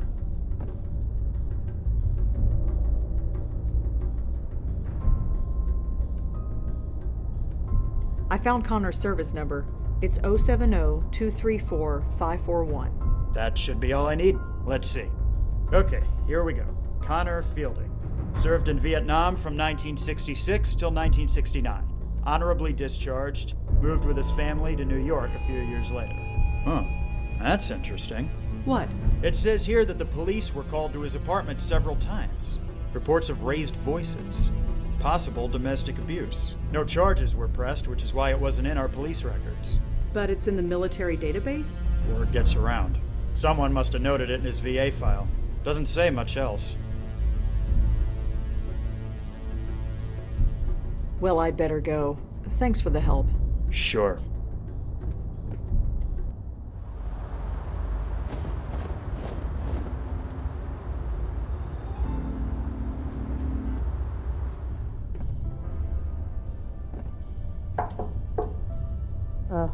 Coming. Oh, sure, come on in.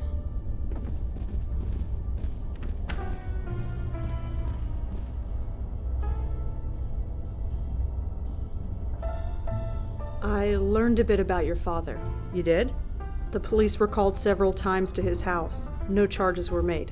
It's not hard to read between the lines. Huh. Well, I suppose you know everything now. I don't, but I'm trying to. Why? Why do you care so much?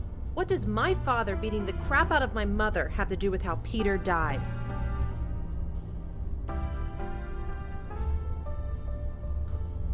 There's something bigger going on. That doesn't matter. I can't take on anybody else's problems. I'm barely dealing with my own. I've been trying to forget this crap my whole life, and now I have a chance. I'm not going back to that. I'm sorry. I know you think you have good reasons, but I really need to be alone right now. Listen. Please, leave. Okay.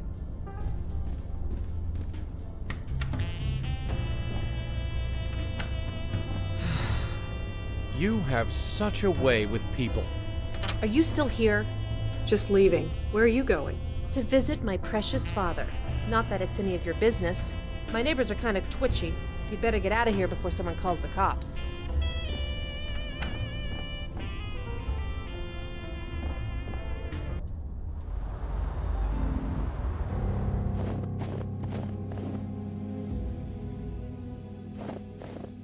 I shouldn't talk to ghosts with Maggie standing there. This place is spooky enough. He's definitely lost in thought. Maggie? Huh? Huh. I had a feeling you'd follow me here. I didn't follow you. You got here after I did. You're not gonna leave me alone, are you? You know I try and help you whenever I can. Not until I spill everything. I've never pressured you to talk to me, Maggie, although God knows maybe I should have. I'm sorry, but it's important.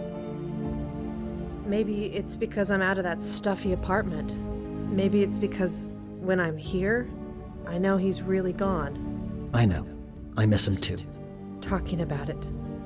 The fifth step. My sponsor said I didn't have to do them in order. Many people don't. I guess now is as good a time as any. I'd like that, Maggie. I really would. So, talk. Tell me about your father. It's not about him. Not really. It's all wrapped up with Peter. It's always Peter. What are you talking about? What did Peter do? Nothing. Everything. Maggie, what are you talking about? He took over my dad's gym, made it successful. I hated him for it. Wait, what? Don't you remember how miserable I was? Drifting from job to job, hating all of them. Running Dad's gym was something I was good at. I thought you'd be happy for me. Didn't Peter have lots of jobs he hated before he started working at the gym? Couldn't you be happy for him? Happy? Happy that he took my father's name and made it revered? I don't see the problem here.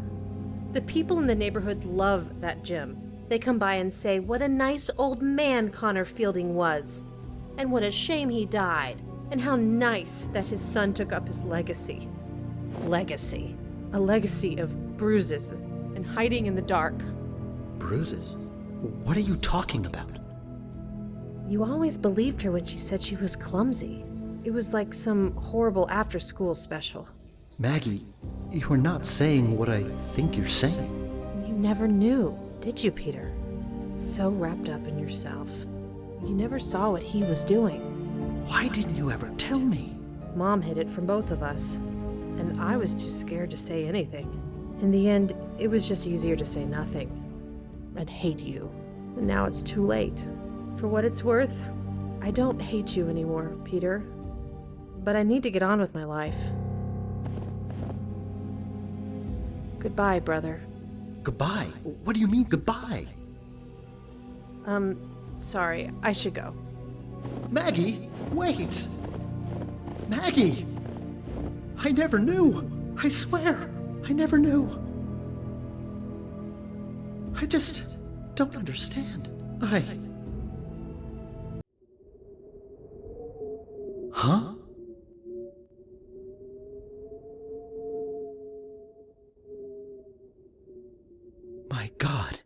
I'm sorry, Peter. I remember. The ladder. It broke.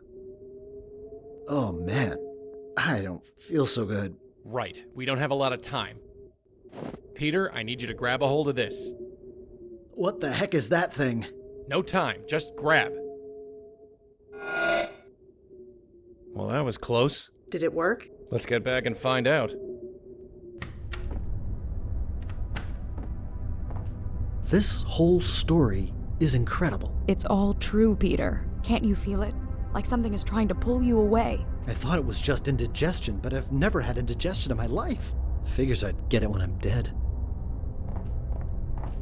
Madeline, have you had time to examine them? I think yes. Madeline? Yes, apologies. I believe I have all the information I need. Huh? Madeline? Ugh, I really don't feel so good. This can't be right. Michael, what's going on? Madeline! Apologies, my host.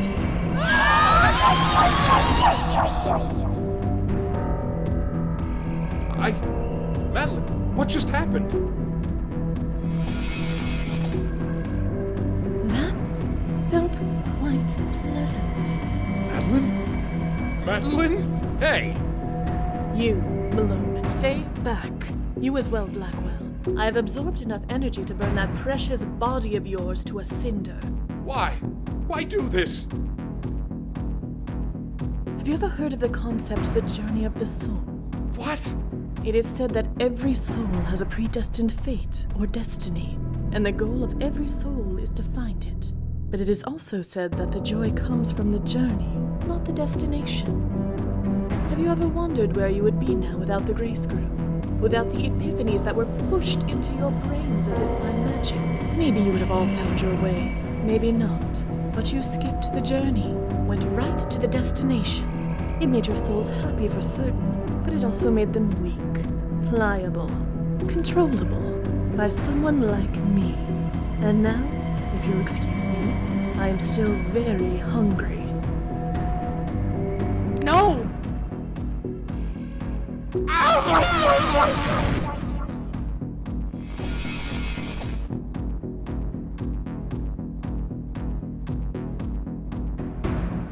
What the hell are you doing this for? I pulled you out of the dark. You were free. Why mess that up?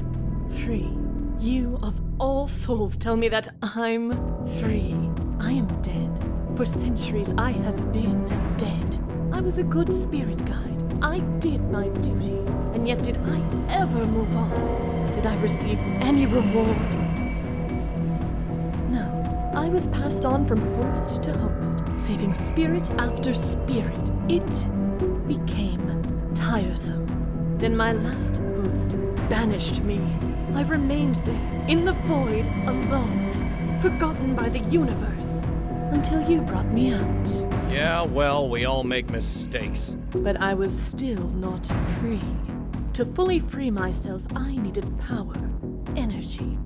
These souls, these poor, misguided souls, were the nearest source I could find.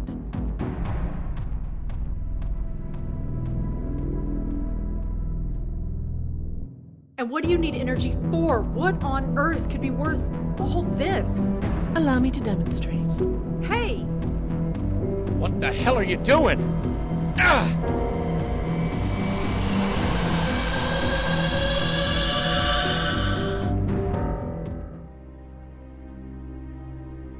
Red, you okay?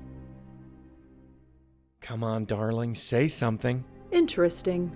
I wondered if I would have to relearn how to breathe or walk, but it all comes quite naturally, like putting on a tailored glove. Madeline. Hello, Malone. Seeing you with these eyes is different. Of course, it might be the spectacles, cumbersome things. I'll show you cumbersome. How about a punch in the face? Malone, there is no need for this hostility. No need. You lied to us from day one. I apologize for the ruse. I admit I have not been completely forthcoming. No kidding. Come now, Malone. Nothing has changed. I won't shirk the duty. I have no choice. We will continue to save lost souls. Performing it from this end could be refreshing.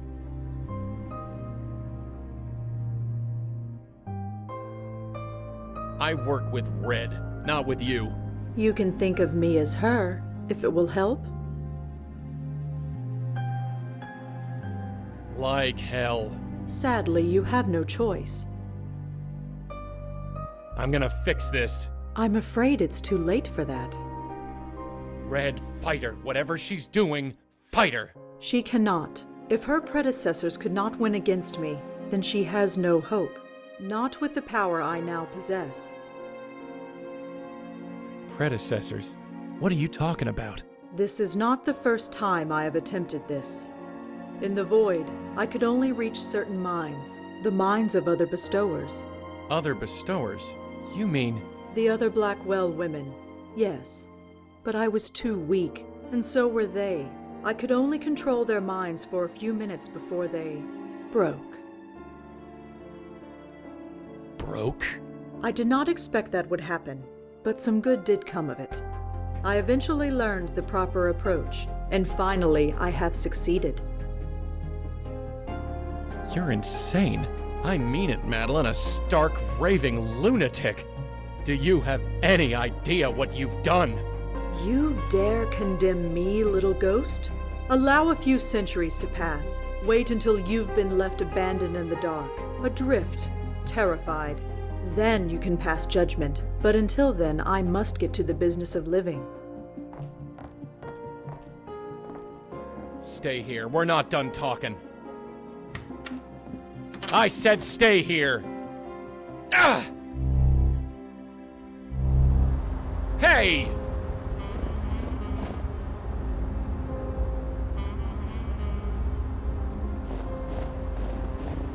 Now cut that out. Do try and keep up.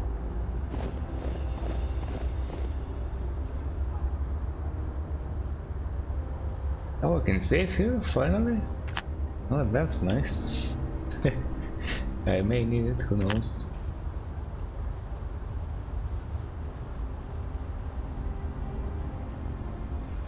Hey, Maddie. Yes, Malone.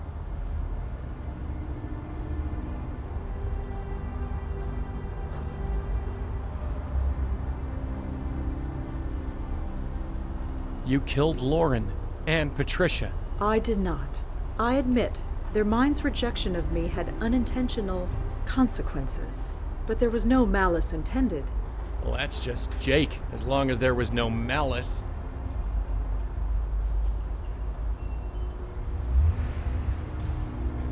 Maybe you didn't mean to kill Lauren and Patricia, but you did kill George Austin.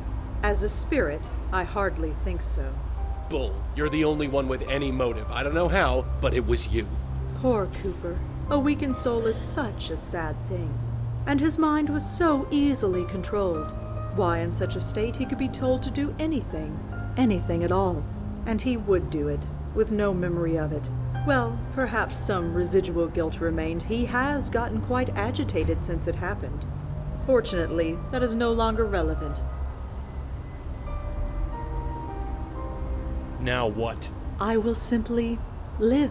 I will grow old and I will die, like any other soul. And when that happens, perhaps I will move on as intended. It is a slim hope, but after centuries of existence, it is the best I have.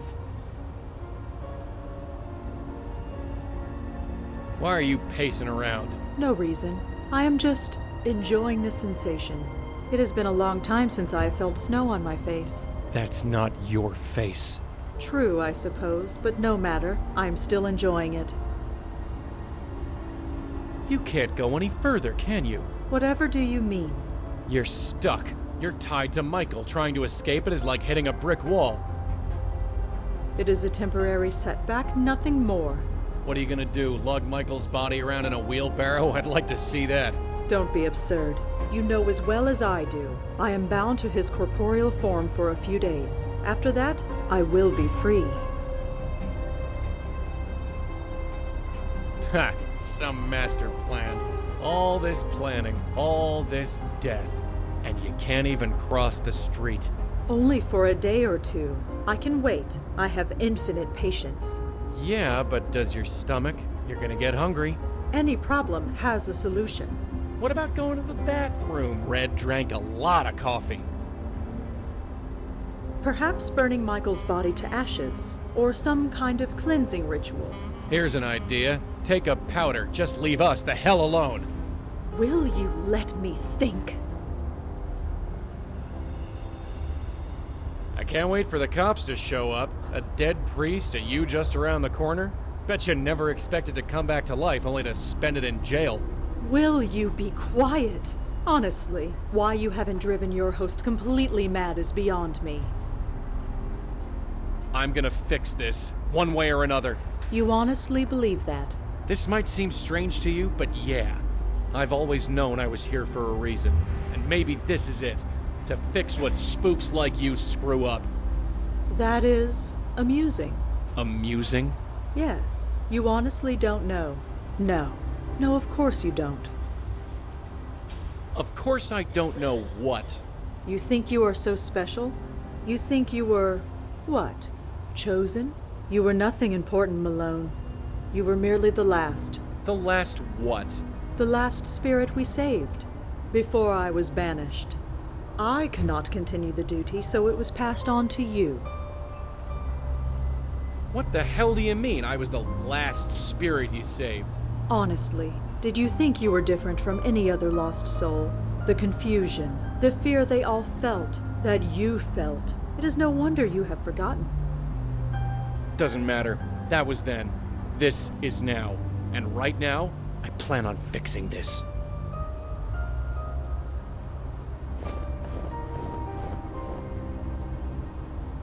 Hey, Maddie. Yes, Malone.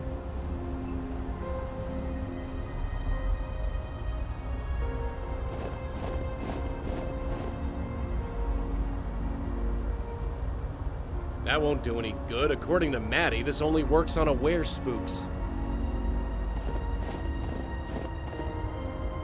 Pretty solid, but... What would that achieve? Make her slightly colder?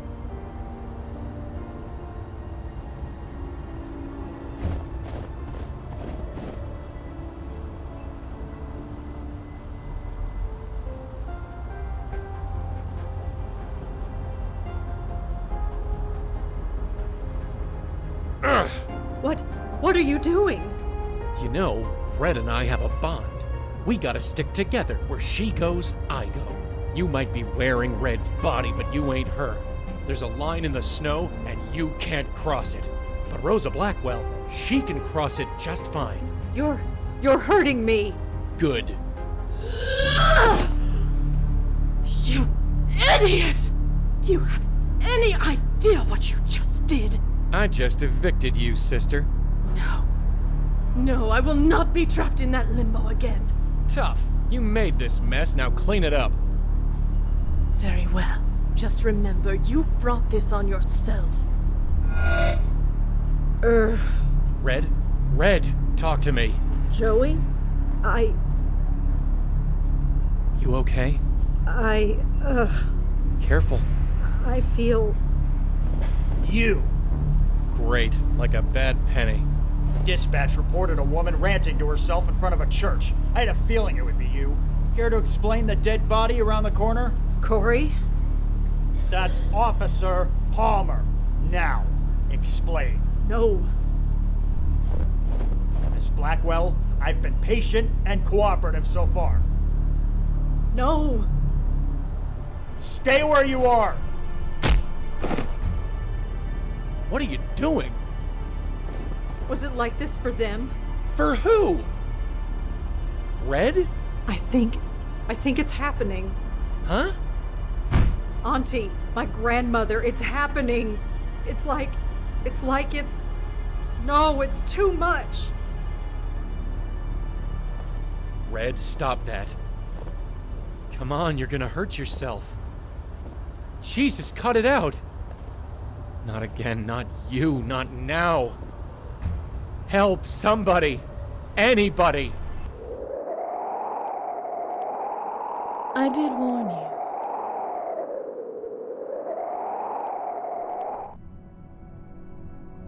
Gotta... No! Huh? Joey? Joey? God, I'm tired.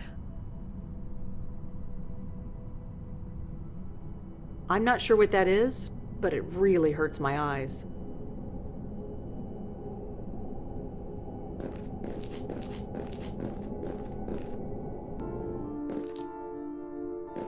The last time I saw Auntie alive, she was wasting away in a hospital bed, gray and gaunt. But now, she looks young. Younger than me, even. Hello? Auntie? Is that you? Oh, hey. I saved you a seat. Where are we? You asked too many questions. You always did. Sit down, kiddo. We've got nothing but time. Cigarette? No thanks.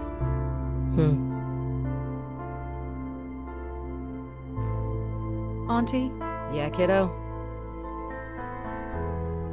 What happened to me? To us? Don't know. Last I remember, my head hurt really bad. I tried to make it stop, but it just got worse. I might have thrown something? You did. I was there. Did I scream? Yes. I didn't hurt you, did I? I hid in the closet.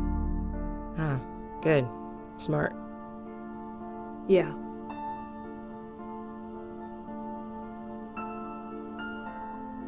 You look so young. Well, I take care of myself. No, that's not what I mean. When I last saw you, you were over 50, at least. So I kept on living, huh? You were alive, if that's what you mean.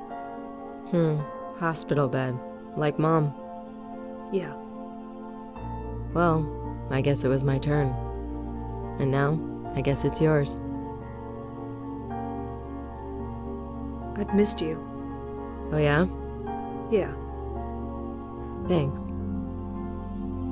Why didn't you tell me? Tell you what? About Joey?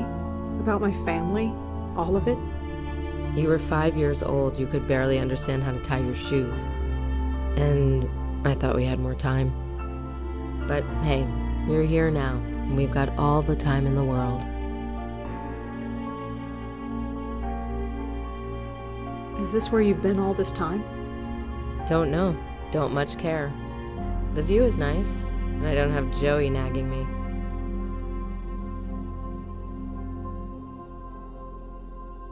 Auntie, you don't seem yourself. You don't know me at all, kiddo. In this place, I feel more like myself than anywhere I've ever been. Auntie, is my grandmother here? She was, but she faded away. I guess it will happen to me soon, and you. But in the meantime, let's enjoy the view. We were possessed by this spirit called Madeline. She didn't succeed, but we ended up here, somehow. Oh. That's all you can say? Oh? Does it really matter anymore? I guess not. Huh. Sure is a nice view, isn't it? Yeah. Let's just enjoy it for a while.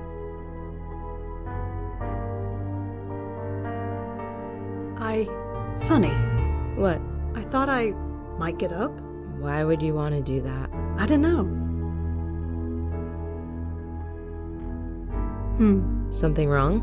No, I had an idea, but it doesn't seem important. I know the feeling. Just kick back. Enjoy the light show. Auntie? Yeah, kiddo? Huh. Sure is a nice view, isn't it? Yeah. Let's just enjoy it for a while. Something wrong? No, I had an idea, but it doesn't seem important. I know the feeling. Just kick back. Enjoy the light show.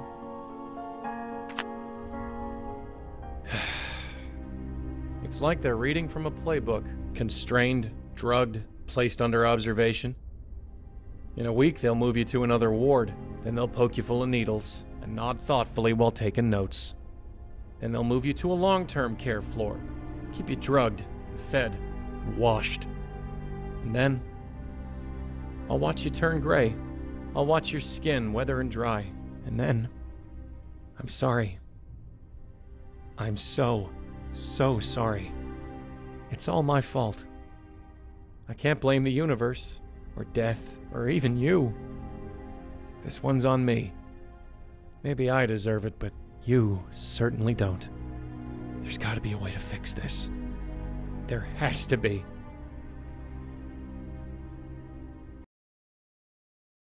Okay then.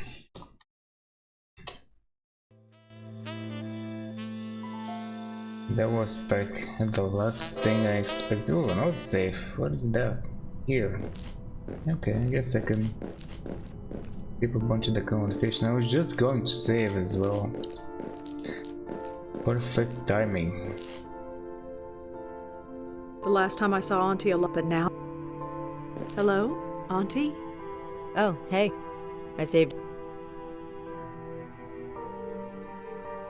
Is that really you? You ask too many questions. You always do. Sit down. We've gotten... Cigarette? No thanks.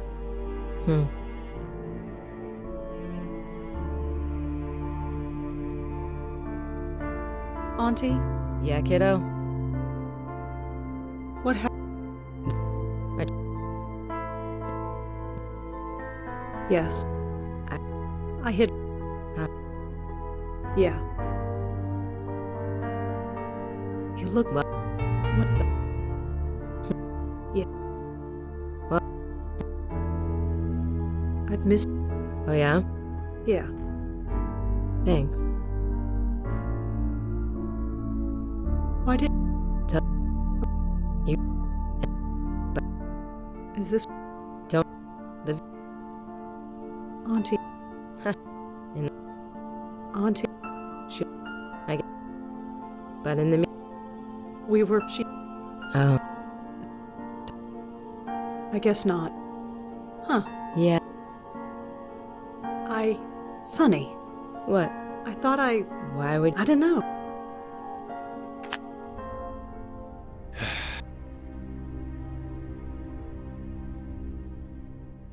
Oh wow, that was a fast skip here. Had several lines, but I pressed escape only once. Anyway. She's still there, physically at least. Blowing on her isn't gonna do any good.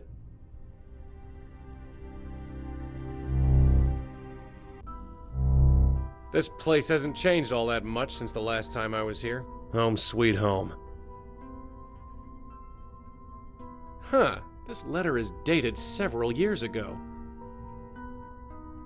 Several years ago, still here, to all staff, be advised no patient is to be placed in Unit 2 until further notice.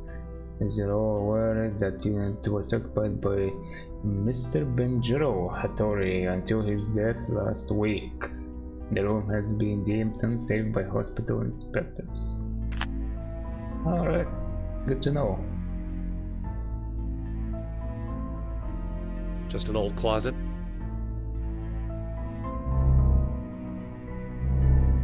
Full of junk and old clothes.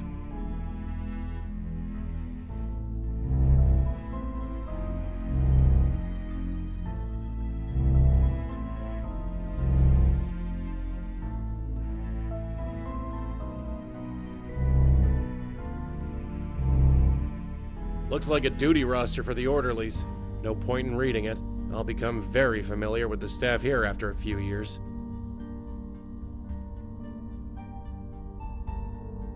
Oh, this guy. Dr. Donald Quentin, or as I like to call him, Dr. Quack. Age that guy was 34. Lauren Blackwell's doctor when she was 5 here. feet, Did nothing 4 but inches. plug her full Weight, of drugs. I 118 guess it's Red's turn pounds. now. Subject assaulted a police that was officer, interesting. then herself. When restrained by a team of officers, she reacted so violently. I think I should two be of them here, were but still, I gotta try.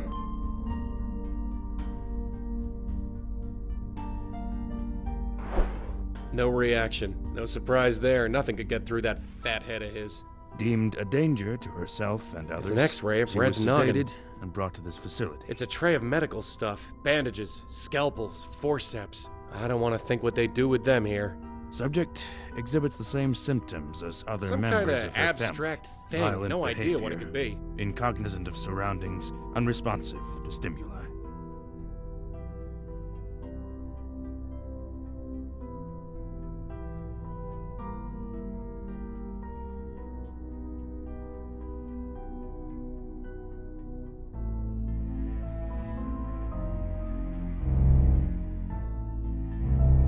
Empty. For now, anyway. Eh? Hello? Middle-aged guy, maybe early 50s. He must have died in that straitjacket. Hey. Yes. Hey, are you okay, pal? I should be okay. You should be okay, but you're not? I'm not like them. It should have worked. So, who are you? Everyone. No one. So many thoughts. So many. I can see why he ended up here. What exactly should have worked? Everything. Nothing. Maybe. Regret. Maybe. You regret something? You know nothing of regret. I might know a thing or two. Hey, I did some research. Kinda. You're Benjiro, aren't you? Benjiro? Yeah, Benjiro Hattori? You were the last guy to occupy this room, so I'm guessing you're him. What do you know of me? You ran those Grace Group meetings. Yes. That was so long ago. How long has it been? 25 years. 25 years? Have I really spent 2 decades of my life in this place? More than that, Benjiro. More than that? You died here. You're haunting the padded room where they locked you up. Yes, I thought as much. You thought as much? You're saying you know you're dead? I suspected, but I couldn't be sure.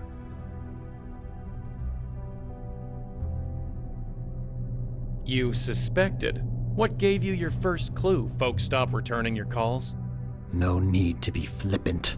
My people spend so much time avoiding death that we refuse to believe it when it happens. Your people? Yes, I'm part of a society. Some would call us vampires, but not the kind from stories. We extend our own lives by consuming the positive energy from willing subjects. They die, but we live. We ran into one of your people last year. Guy named Gavin. He killed a bunch of people. He tried to kill us. He's dead now. I see. You must understand, I am not like my colleagues. I never liked hurting people, but I didn't want to die either. So I made a point of studying the life energy we consumed. I created the Epiphany experiment. The Epiphany experiment? I wanted to improve the lives of those I fed upon, not destroy them. Instead of removing positive energy from a subject, I increased it. I enabled them to achieve their heart's hidden desire, to create a surplus of positive energy, and I skimmed off the top.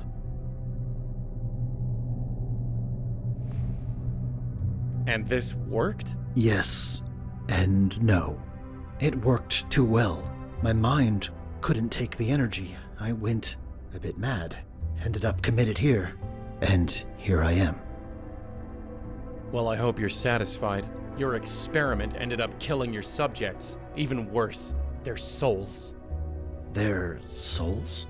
You made them weak. Weak enough that they got, well, soul-napped by this spook named Madeline. I see. I did not consider that eventuality, but it does explain much. Eh? Come with me. I must show you something.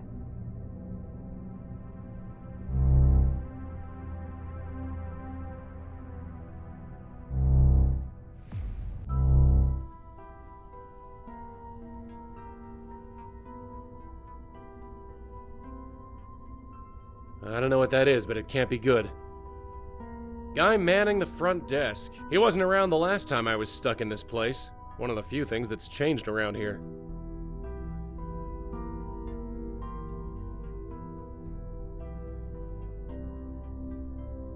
He twitched a bit, but not much else. That vortex. I witnessed its formation. I did not believe what I was seeing. Why? What is it? Energy is siphoning through the void at an alarming rate. Something is culling it, drawing it like a beacon. Something with enormous power. Something, huh? And what is this something? I cannot say, but don't you recognize the location? That vortex is over Grace Church. Madeline. Yes, if she has harnessed as much energy as you say, that is the only answer. But why would she do such a thing? What she is doing will destroy her soul, rip it into shreds. She said she wanted to stop existing. I guess this was her backup plan. Good riddance. You don't understand. This energy, it won't stop at just her. It will expand until it dissipates. It could destroy every soul, living or dead, within a 10-mile radius. Of course it will. Damn it, this is my fault. Again, I set her loose. It's not enough, is it? It's not enough to destroy 3 generations of women. It's not enough to destroy half a dozen spooks. No, you gotta fry your own soul into oblivion and take the whole damn city with you. So, what do we do? Where the hell are you going? I am leaving. I must get myself out of range. What are you gonna do, haunt Jersey? If I must. What about the rest of us? I'm sorry. I'm sorry? That's it? That is all I can offer. I fear that everything I've done only makes matters worse. Hey, get back here! Damn it!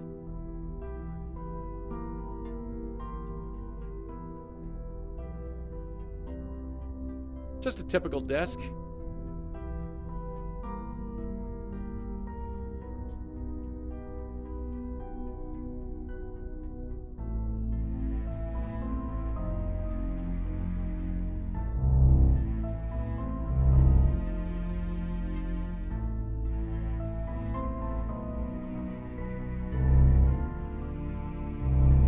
Just old piping on the other side.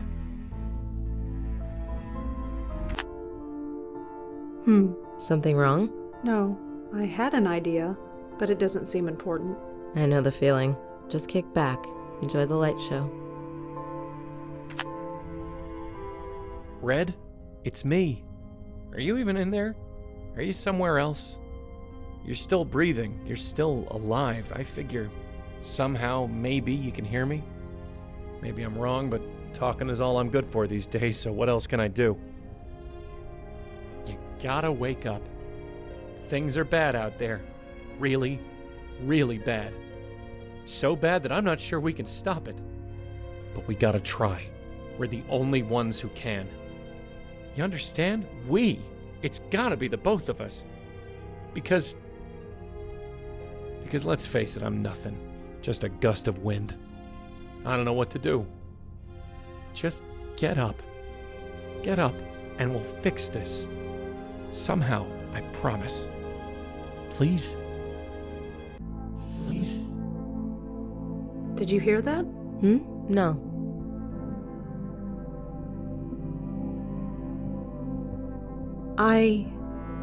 Just get up. Are you hearing that? Get up, and we'll fix this. I don't hear anything. I think... Somehow, I promise. I really think... Please? You okay? I'm fine. I'm gonna look around. Sure, kiddo. I'm not going anywhere.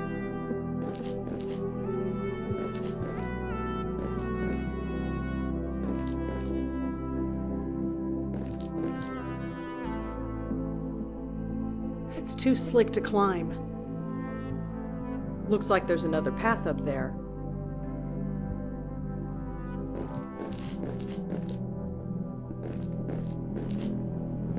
Auntie? Yeah, kiddo?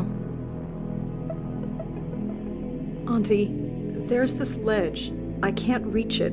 I could really use your help getting up there. What's the point? there might be a way out.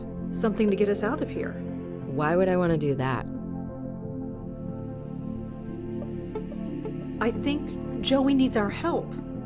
He doesn't deserve it. Auntie, please. Don't auntie me. Let me smoke in peace. Joey's told me stories about how he saved your life. He saved mine too. Only after putting us in danger in the first place. You can't blame him for that. Just watch me. This isn't right. This place, we shouldn't be here. I've never wanted to be anywhere else. Joey was so wrong about you. What do you mean? He doesn't say much about his past, but get him talking about you and he won't shut up. You should be more like Lauren, Red. Your aunt wouldn't take that from nobody. He didn't mean to, but for years he made me feel like I couldn't measure up, that I was nothing, insignificant when compared to you. But he really didn't know you, did he? You don't actually care about anything. How could I? Joey's voice in my ear, always pushing me, following me around like a lost puppy, and all those ghosts, night after night after night. I just got numb. Then my brother died. I decided I could do something good for once. Something real, something tangible. That something was raising you. So don't you dare throw that in my face. I'm sorry, Auntie, but I can't believe that. If you really cared, you'd fight. You'd help me. You never were this stubborn as a 5-year-old. I grew up.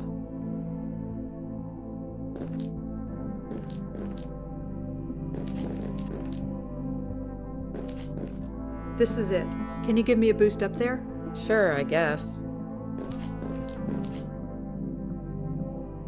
You've gotten bigger since I last saw you. Here. Come on, I'm not leaving you here. Fine.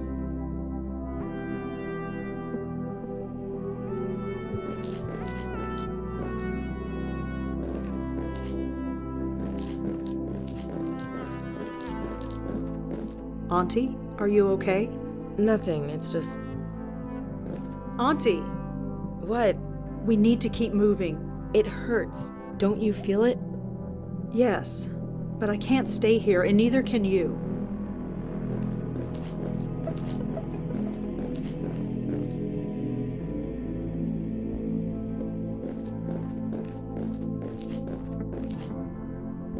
Do you feel it? Yeah. Let's keep moving.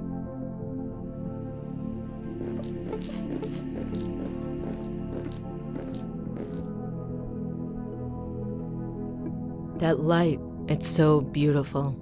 After I'd send a ghost off, I'd just sit there and stare, try to make sense out of it, wonder what was on the other side. I suppose now I can. I'm dead out there, aren't I? Back in New York. Yes, I'm sorry. I should have realized. I've had this conversation so many times. I remember now how it happened. Someone trying to take over my mind. It cracked my head open, let the universe pour through. It hurt. I know. It happened to me. A part of me escaped, hid out there in the void, anything to get away. You brought me back.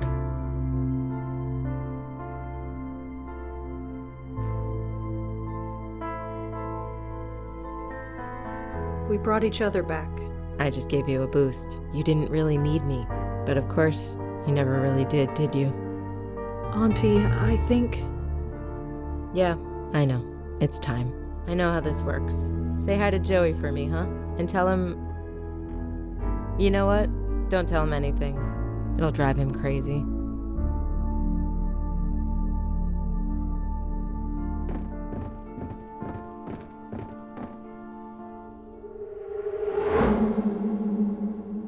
Ow! Holy Jesus! Red? Is that you? Joey? Oh my God, my head. You're back? You're really back? I think so. Where am I? And what am I wearing? Short version, you're in the loony bin. You wouldn't believe what's going on out there. Madeline is pulling energy through the void. This will create a spiritual explosion that will destroy all souls within range. Yeah? How'd you know that? I think it's the universe pouring into my head. What now? It is how both Lauren and Patricia met their end. Their minds could not take the pressure. Their souls hid in the void until they died. I found my way back. Ow! You're not gonna relapse, are you? No, it's bad, but not as bad as before. I can control it. Kind of. Well, we'll deal with that later. Can you get out of that jacket? No. Okay, first things first, let's get you out of here. And Red? Yeah? Don't you dare scare me like that again. Okay, well, I'm gonna attempt to make another one. Here goes nothing. Alright, so far so good. Now, how was I supposed to move? Come on, Rosa, move! Ugh, I can't reach it. Ugh, I can't reach it. Joey, I don't think I can get out of this thing. Don't worry, there's gotta be something around here that can help.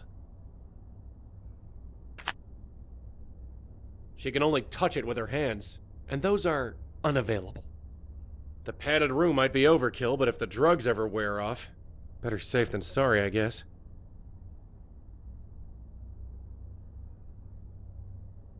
Blowing on her isn't gonna do any good.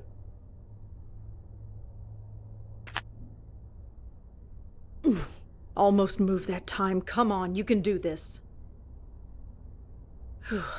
Okay, I'm mobile. Kind of. Ugh, I can't reach it. Ugh, I can't reach it.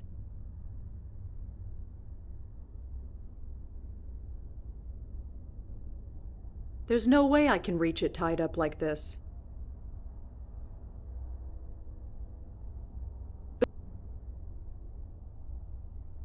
I can't go any further.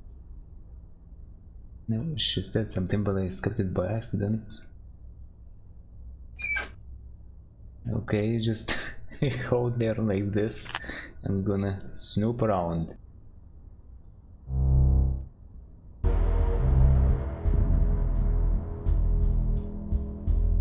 What the hell was that?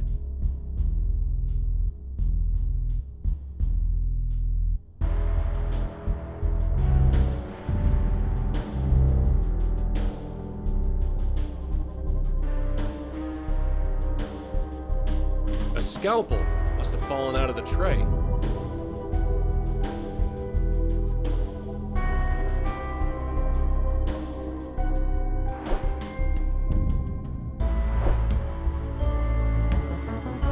He's unconscious. I can't do anything to help him.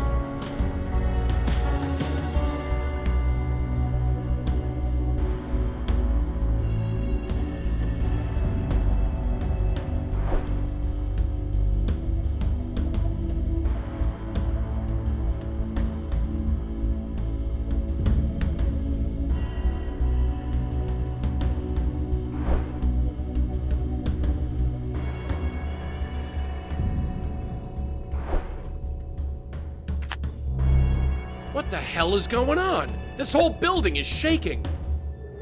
It's starting. The effects of the void energy are taking root.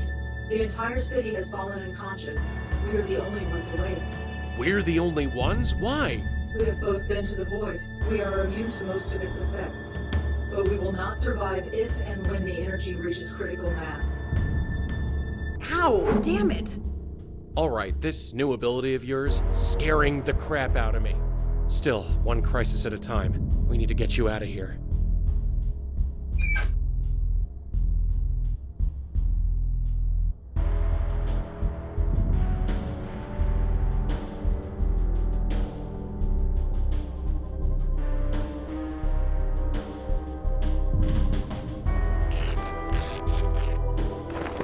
Huh. There's an old pipe against this wall.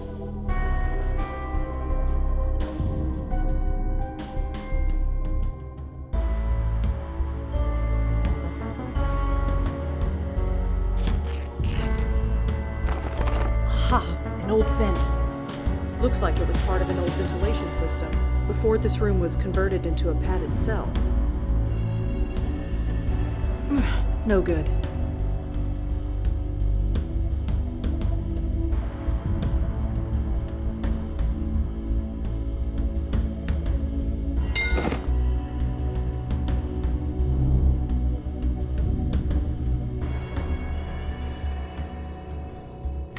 There's a key hanging on the inside. And my clothes. Thank God. You mind? Right. You ready? Let's go. It's an old file cabinet. We don't have time to go searching files. We need to get out of here. I don't need a wheelchair.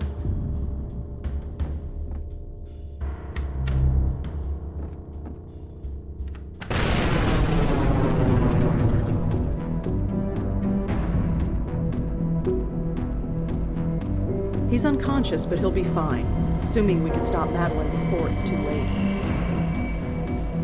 I don't have time to mess around with lab coats. We need to get out of here. The only thing I can do to help him is to stop Madeline.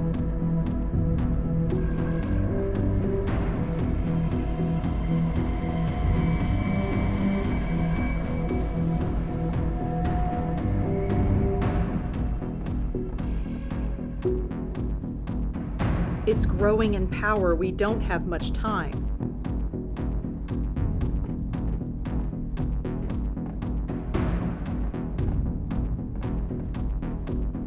Nothing.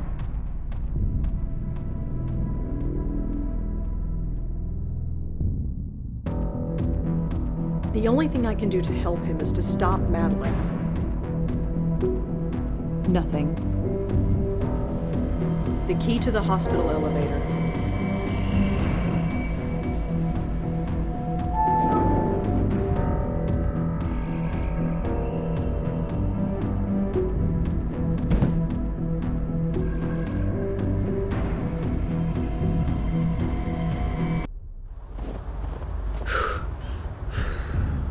You okay? 30 blocks. Never ran. So fast. She's up there. She's gathering the energy within herself, trying to force her own spirit to weaken and break apart. Her spirit is strong, but her resolve is stronger. How do we stop her? I don't know. Nothing like this has ever happened before. Not even the universe knows what to do. Well, I guess we'll do what we always do, sweetheart. Improvise.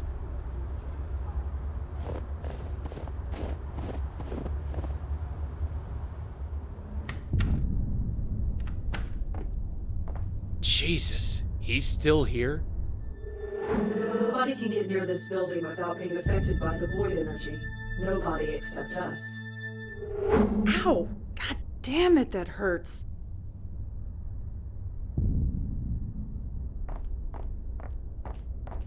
I'm sorry, Michael. He's got a piece of chalk in his pocket. It looks like he used it to draw the circle.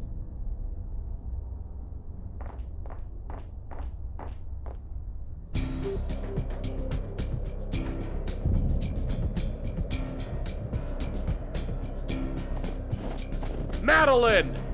You! How on earth did your mind survive? Your head must be absolutely splitted. It's over, Madeline. Indeed.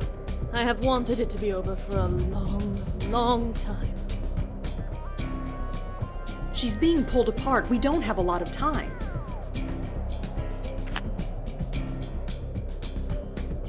Hold the phone, then I have some questions for her. Madeline! What?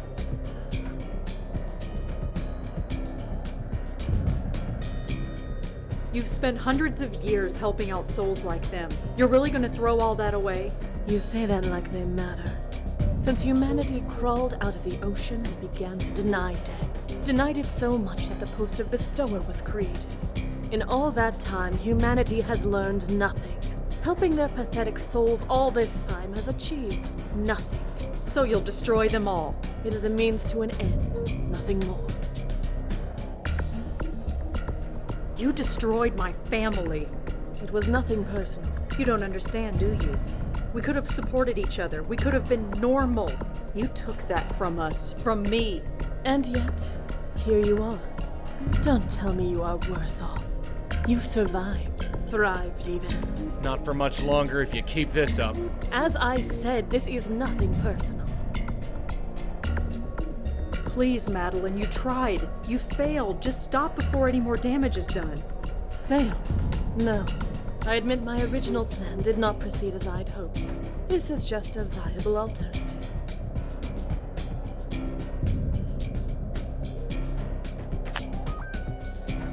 She's being ripped apart. God, how does she stand it? Hey, Maddie! What? Why here? Why not just go to the middle of the ocean and zap yourself there? Or the desert? Or the moon? Anywhere but here. I am bound to this area thanks to you. And the soul energy I absorbed will only last for a limited time. I have no choice. You always have a choice. I have sought another way for centuries. I am sure you have asked this same question of yourself, Malone. When will this end? Well, I have the answer. It doesn't. I am finished with being at the whims of an unknowable universe. I am taking my fate into my own hands. You would do the same in my position. We're nothing alike, Maddie. Don't even pretend to think we are. You think you're so noble, little ghost. Wait 2 or 3 centuries, 2 or 3 millennia. Then tell me you would not do the same just to end it all.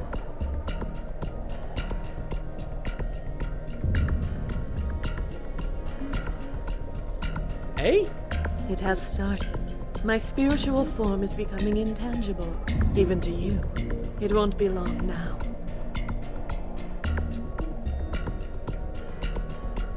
It won't work. I can't touch her.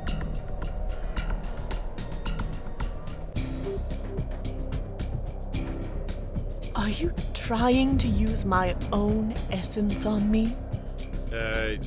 Yeah? Such an action speaks of desperation. It will not be long before you will not need to worry about such things.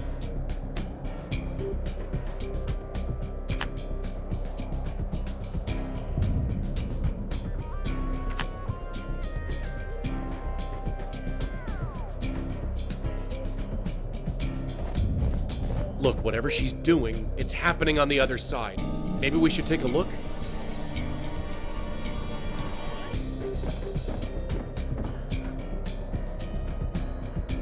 It's the exit ramp out of this existence. Whatever lies beyond, who can say?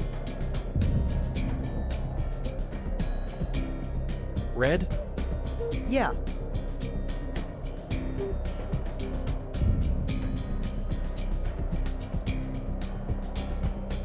Joey? Yeah? Wow, why do you have the option if there are no lines? No. One day I'll go through there, but not today.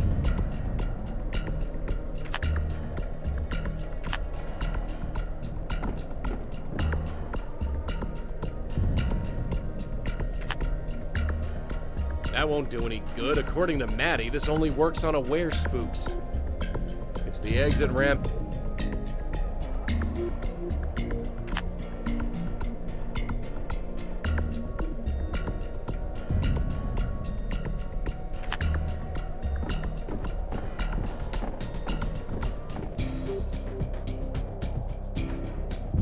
Hey, Maddie! What? Get this through your thick head. This is where it ends. Oh, you have no idea. Is it though? I actually forgot how this one. I already did try this. I'm gonna try it again, I guess, since I have the circle now, maybe. Are you trying to use my own essence on me? Yeah? Such an action speaks of desperation. It will not be long before you will not need to worry about such things.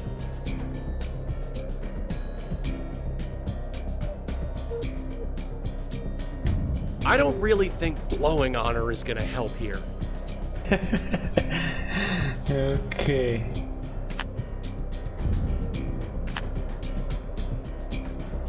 Now there was something I needed to do here with this to kind of activate it. Let's see what she says about it. It's the circle of protection that Madeline created for Michael. Madeline activated it by Right. using a part of her essence. Right. Oh, now maybe she makes the connection. That won't do any good. According to Maddie, Madeline said she used a bit of her essence to activate that circle, and that this totem would zap spooks into it. Oh, I thought this was a part of her essence, wasn't it? Or maybe we haven't established that yet. Let's see. Joey? Yeah?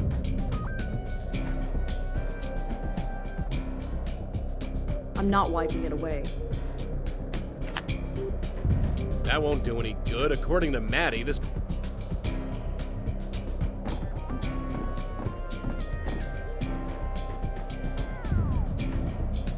So many lights, so many lives, all of them in danger.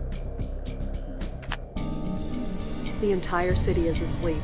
If we're going to do something, it has to be now. Madeline! What?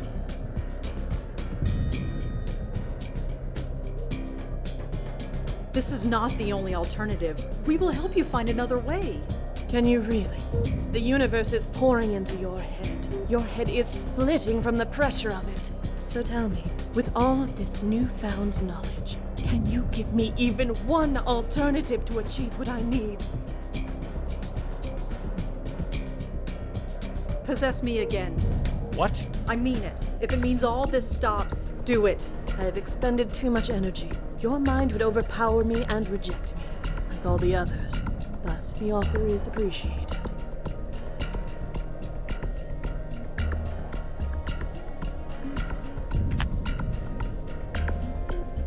Hey, Maddie! What? You gotta stop this. You're gonna fry every soul in this city. I wish I could say that I feel remorse, but I am so old. I am so tired. I cannot muster the energy to even pretend to care any longer. I said it before, Maddie, but you're insane. I just want what every creature has. The ability to die. Can't you understand? But the universe has denied it to me. So I am turning to the only recourse available. Why here? Why not just go to the middle of the ocean and zap yourself there? Or the desert? I am bound to this, and the soul energy I absorbed will... I have no choice. Yeah, we were already over this. And those are not gonna help me.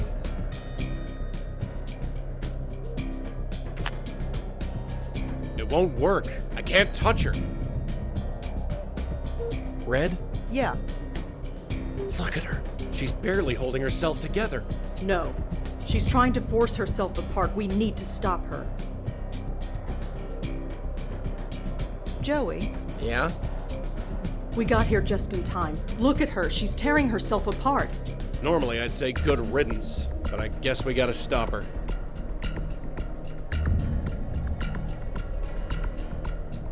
She's being pulled apart. We don't have a lot of time.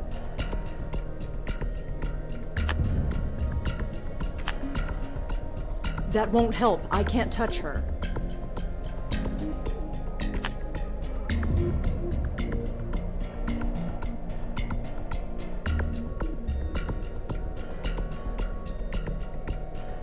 Madeline said she used a bit of her essence to activate that circle, that this totem would zap spooks into it.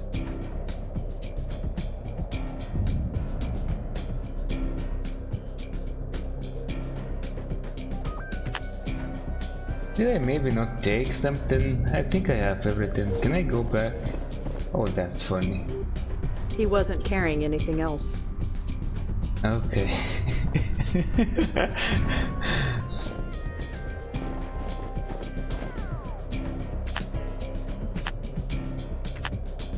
Yeah, I seem to make the connection.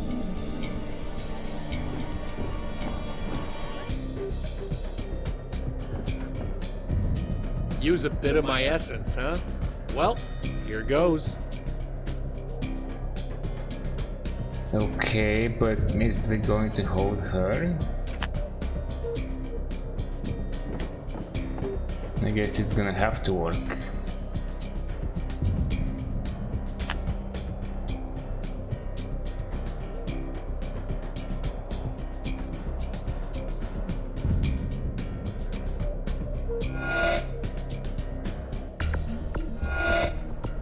What is this?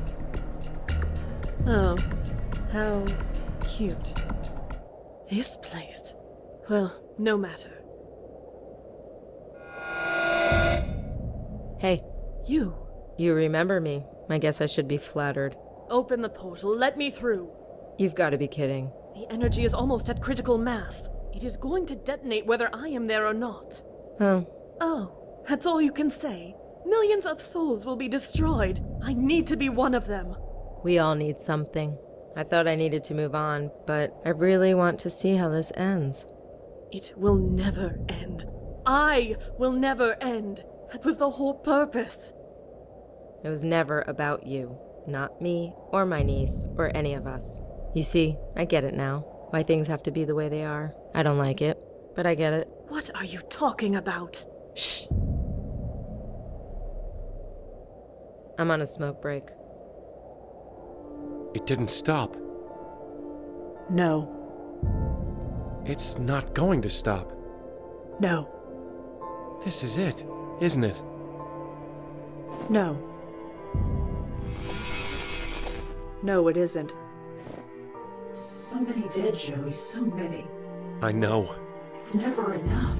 I know, but we do the best we can. We always have. Yes, we always have.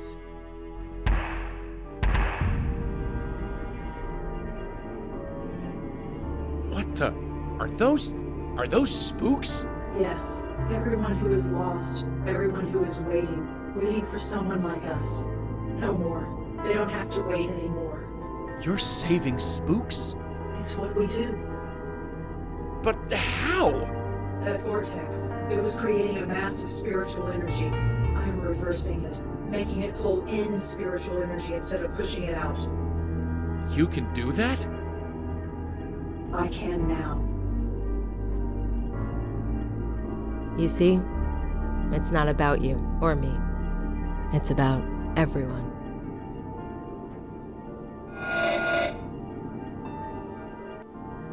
Go on, Joey.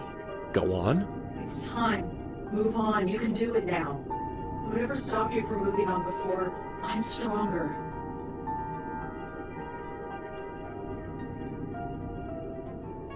It's not working. What? I said it's not working. It won't let me go. Try it now. I'm sorry, sweetheart, but I'm still stuck. Not even the power of the universe inside your head can help me move on.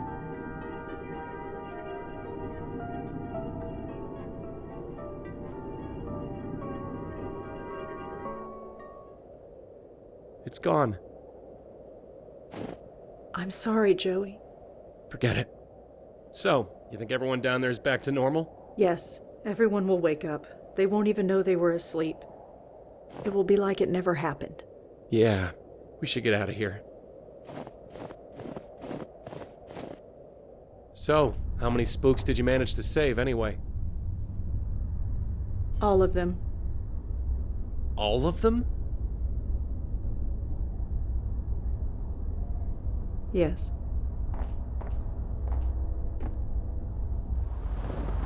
So, are we talking all the spooks here in the city, or? No, all ghosts. Everywhere. Except for me. Except for you. That's... I know.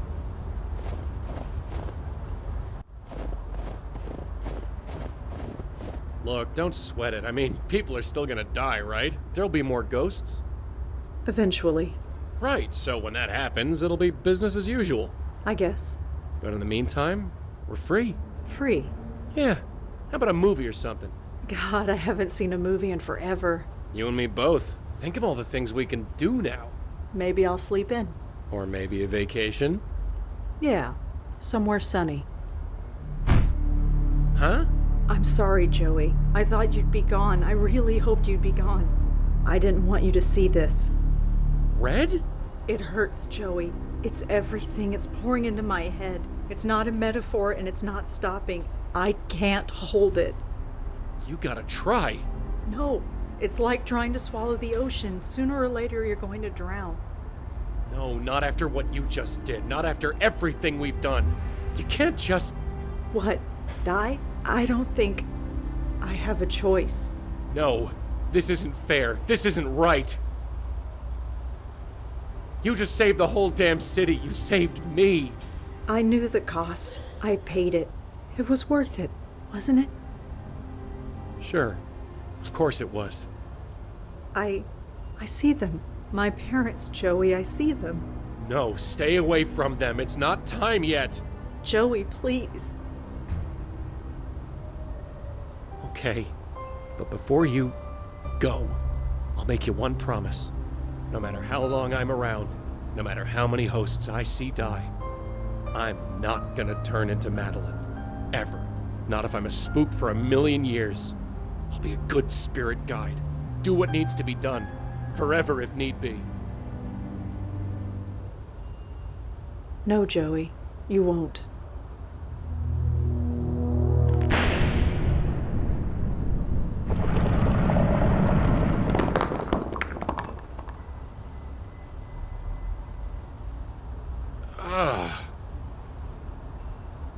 What the... What did you... How? Red? Sweetheart? Rosa? Why the hell did you do this? Here. Go on, take it. Take it. Just...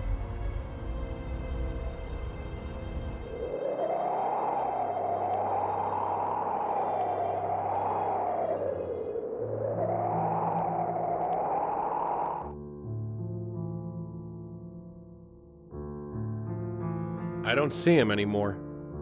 I've tried, you know. I've looked. There was this pileup on the West Side Highway last week, and now people say they hear crying. So I went over there. I didn't hear or see anything. I'm normal. Listen to me, talking to myself on the street. I call myself normal. Yeah, I know. Ironic, huh? Or at least I think that's irony. You could tell me, if you were here. I'm forgetting things. About being, you know, I can't even say it. It's almost as if, now that I'm alive, I can't think about being dead. I guess that's hardwired into everybody. Turns out I'm just like everyone else in the end. But I get it now. I like being alive. Is that so wrong? Is that what I'm supposed to get from all this? That life is worth living? I guess I gotta get out there and find out for myself. Goodbye, Rosa Blackwell. I don't know how long I've got, but I know I'll see you again, someday. But until then, I'll try to make this count. Okay?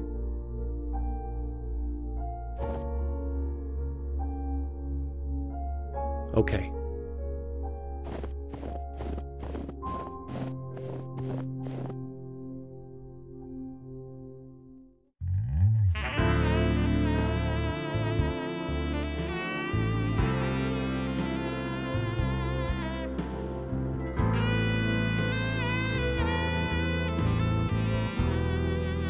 Alright, GG's. Oh, they even made him walk alone. It didn't make sense though.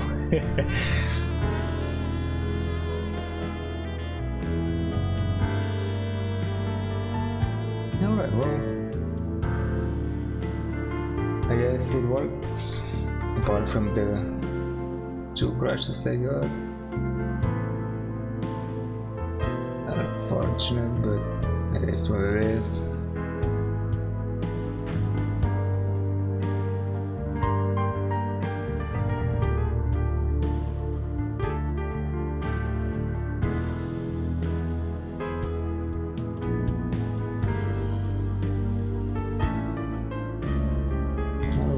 How they included all these models for the characters here. Well, some of the characters, at least, I guess.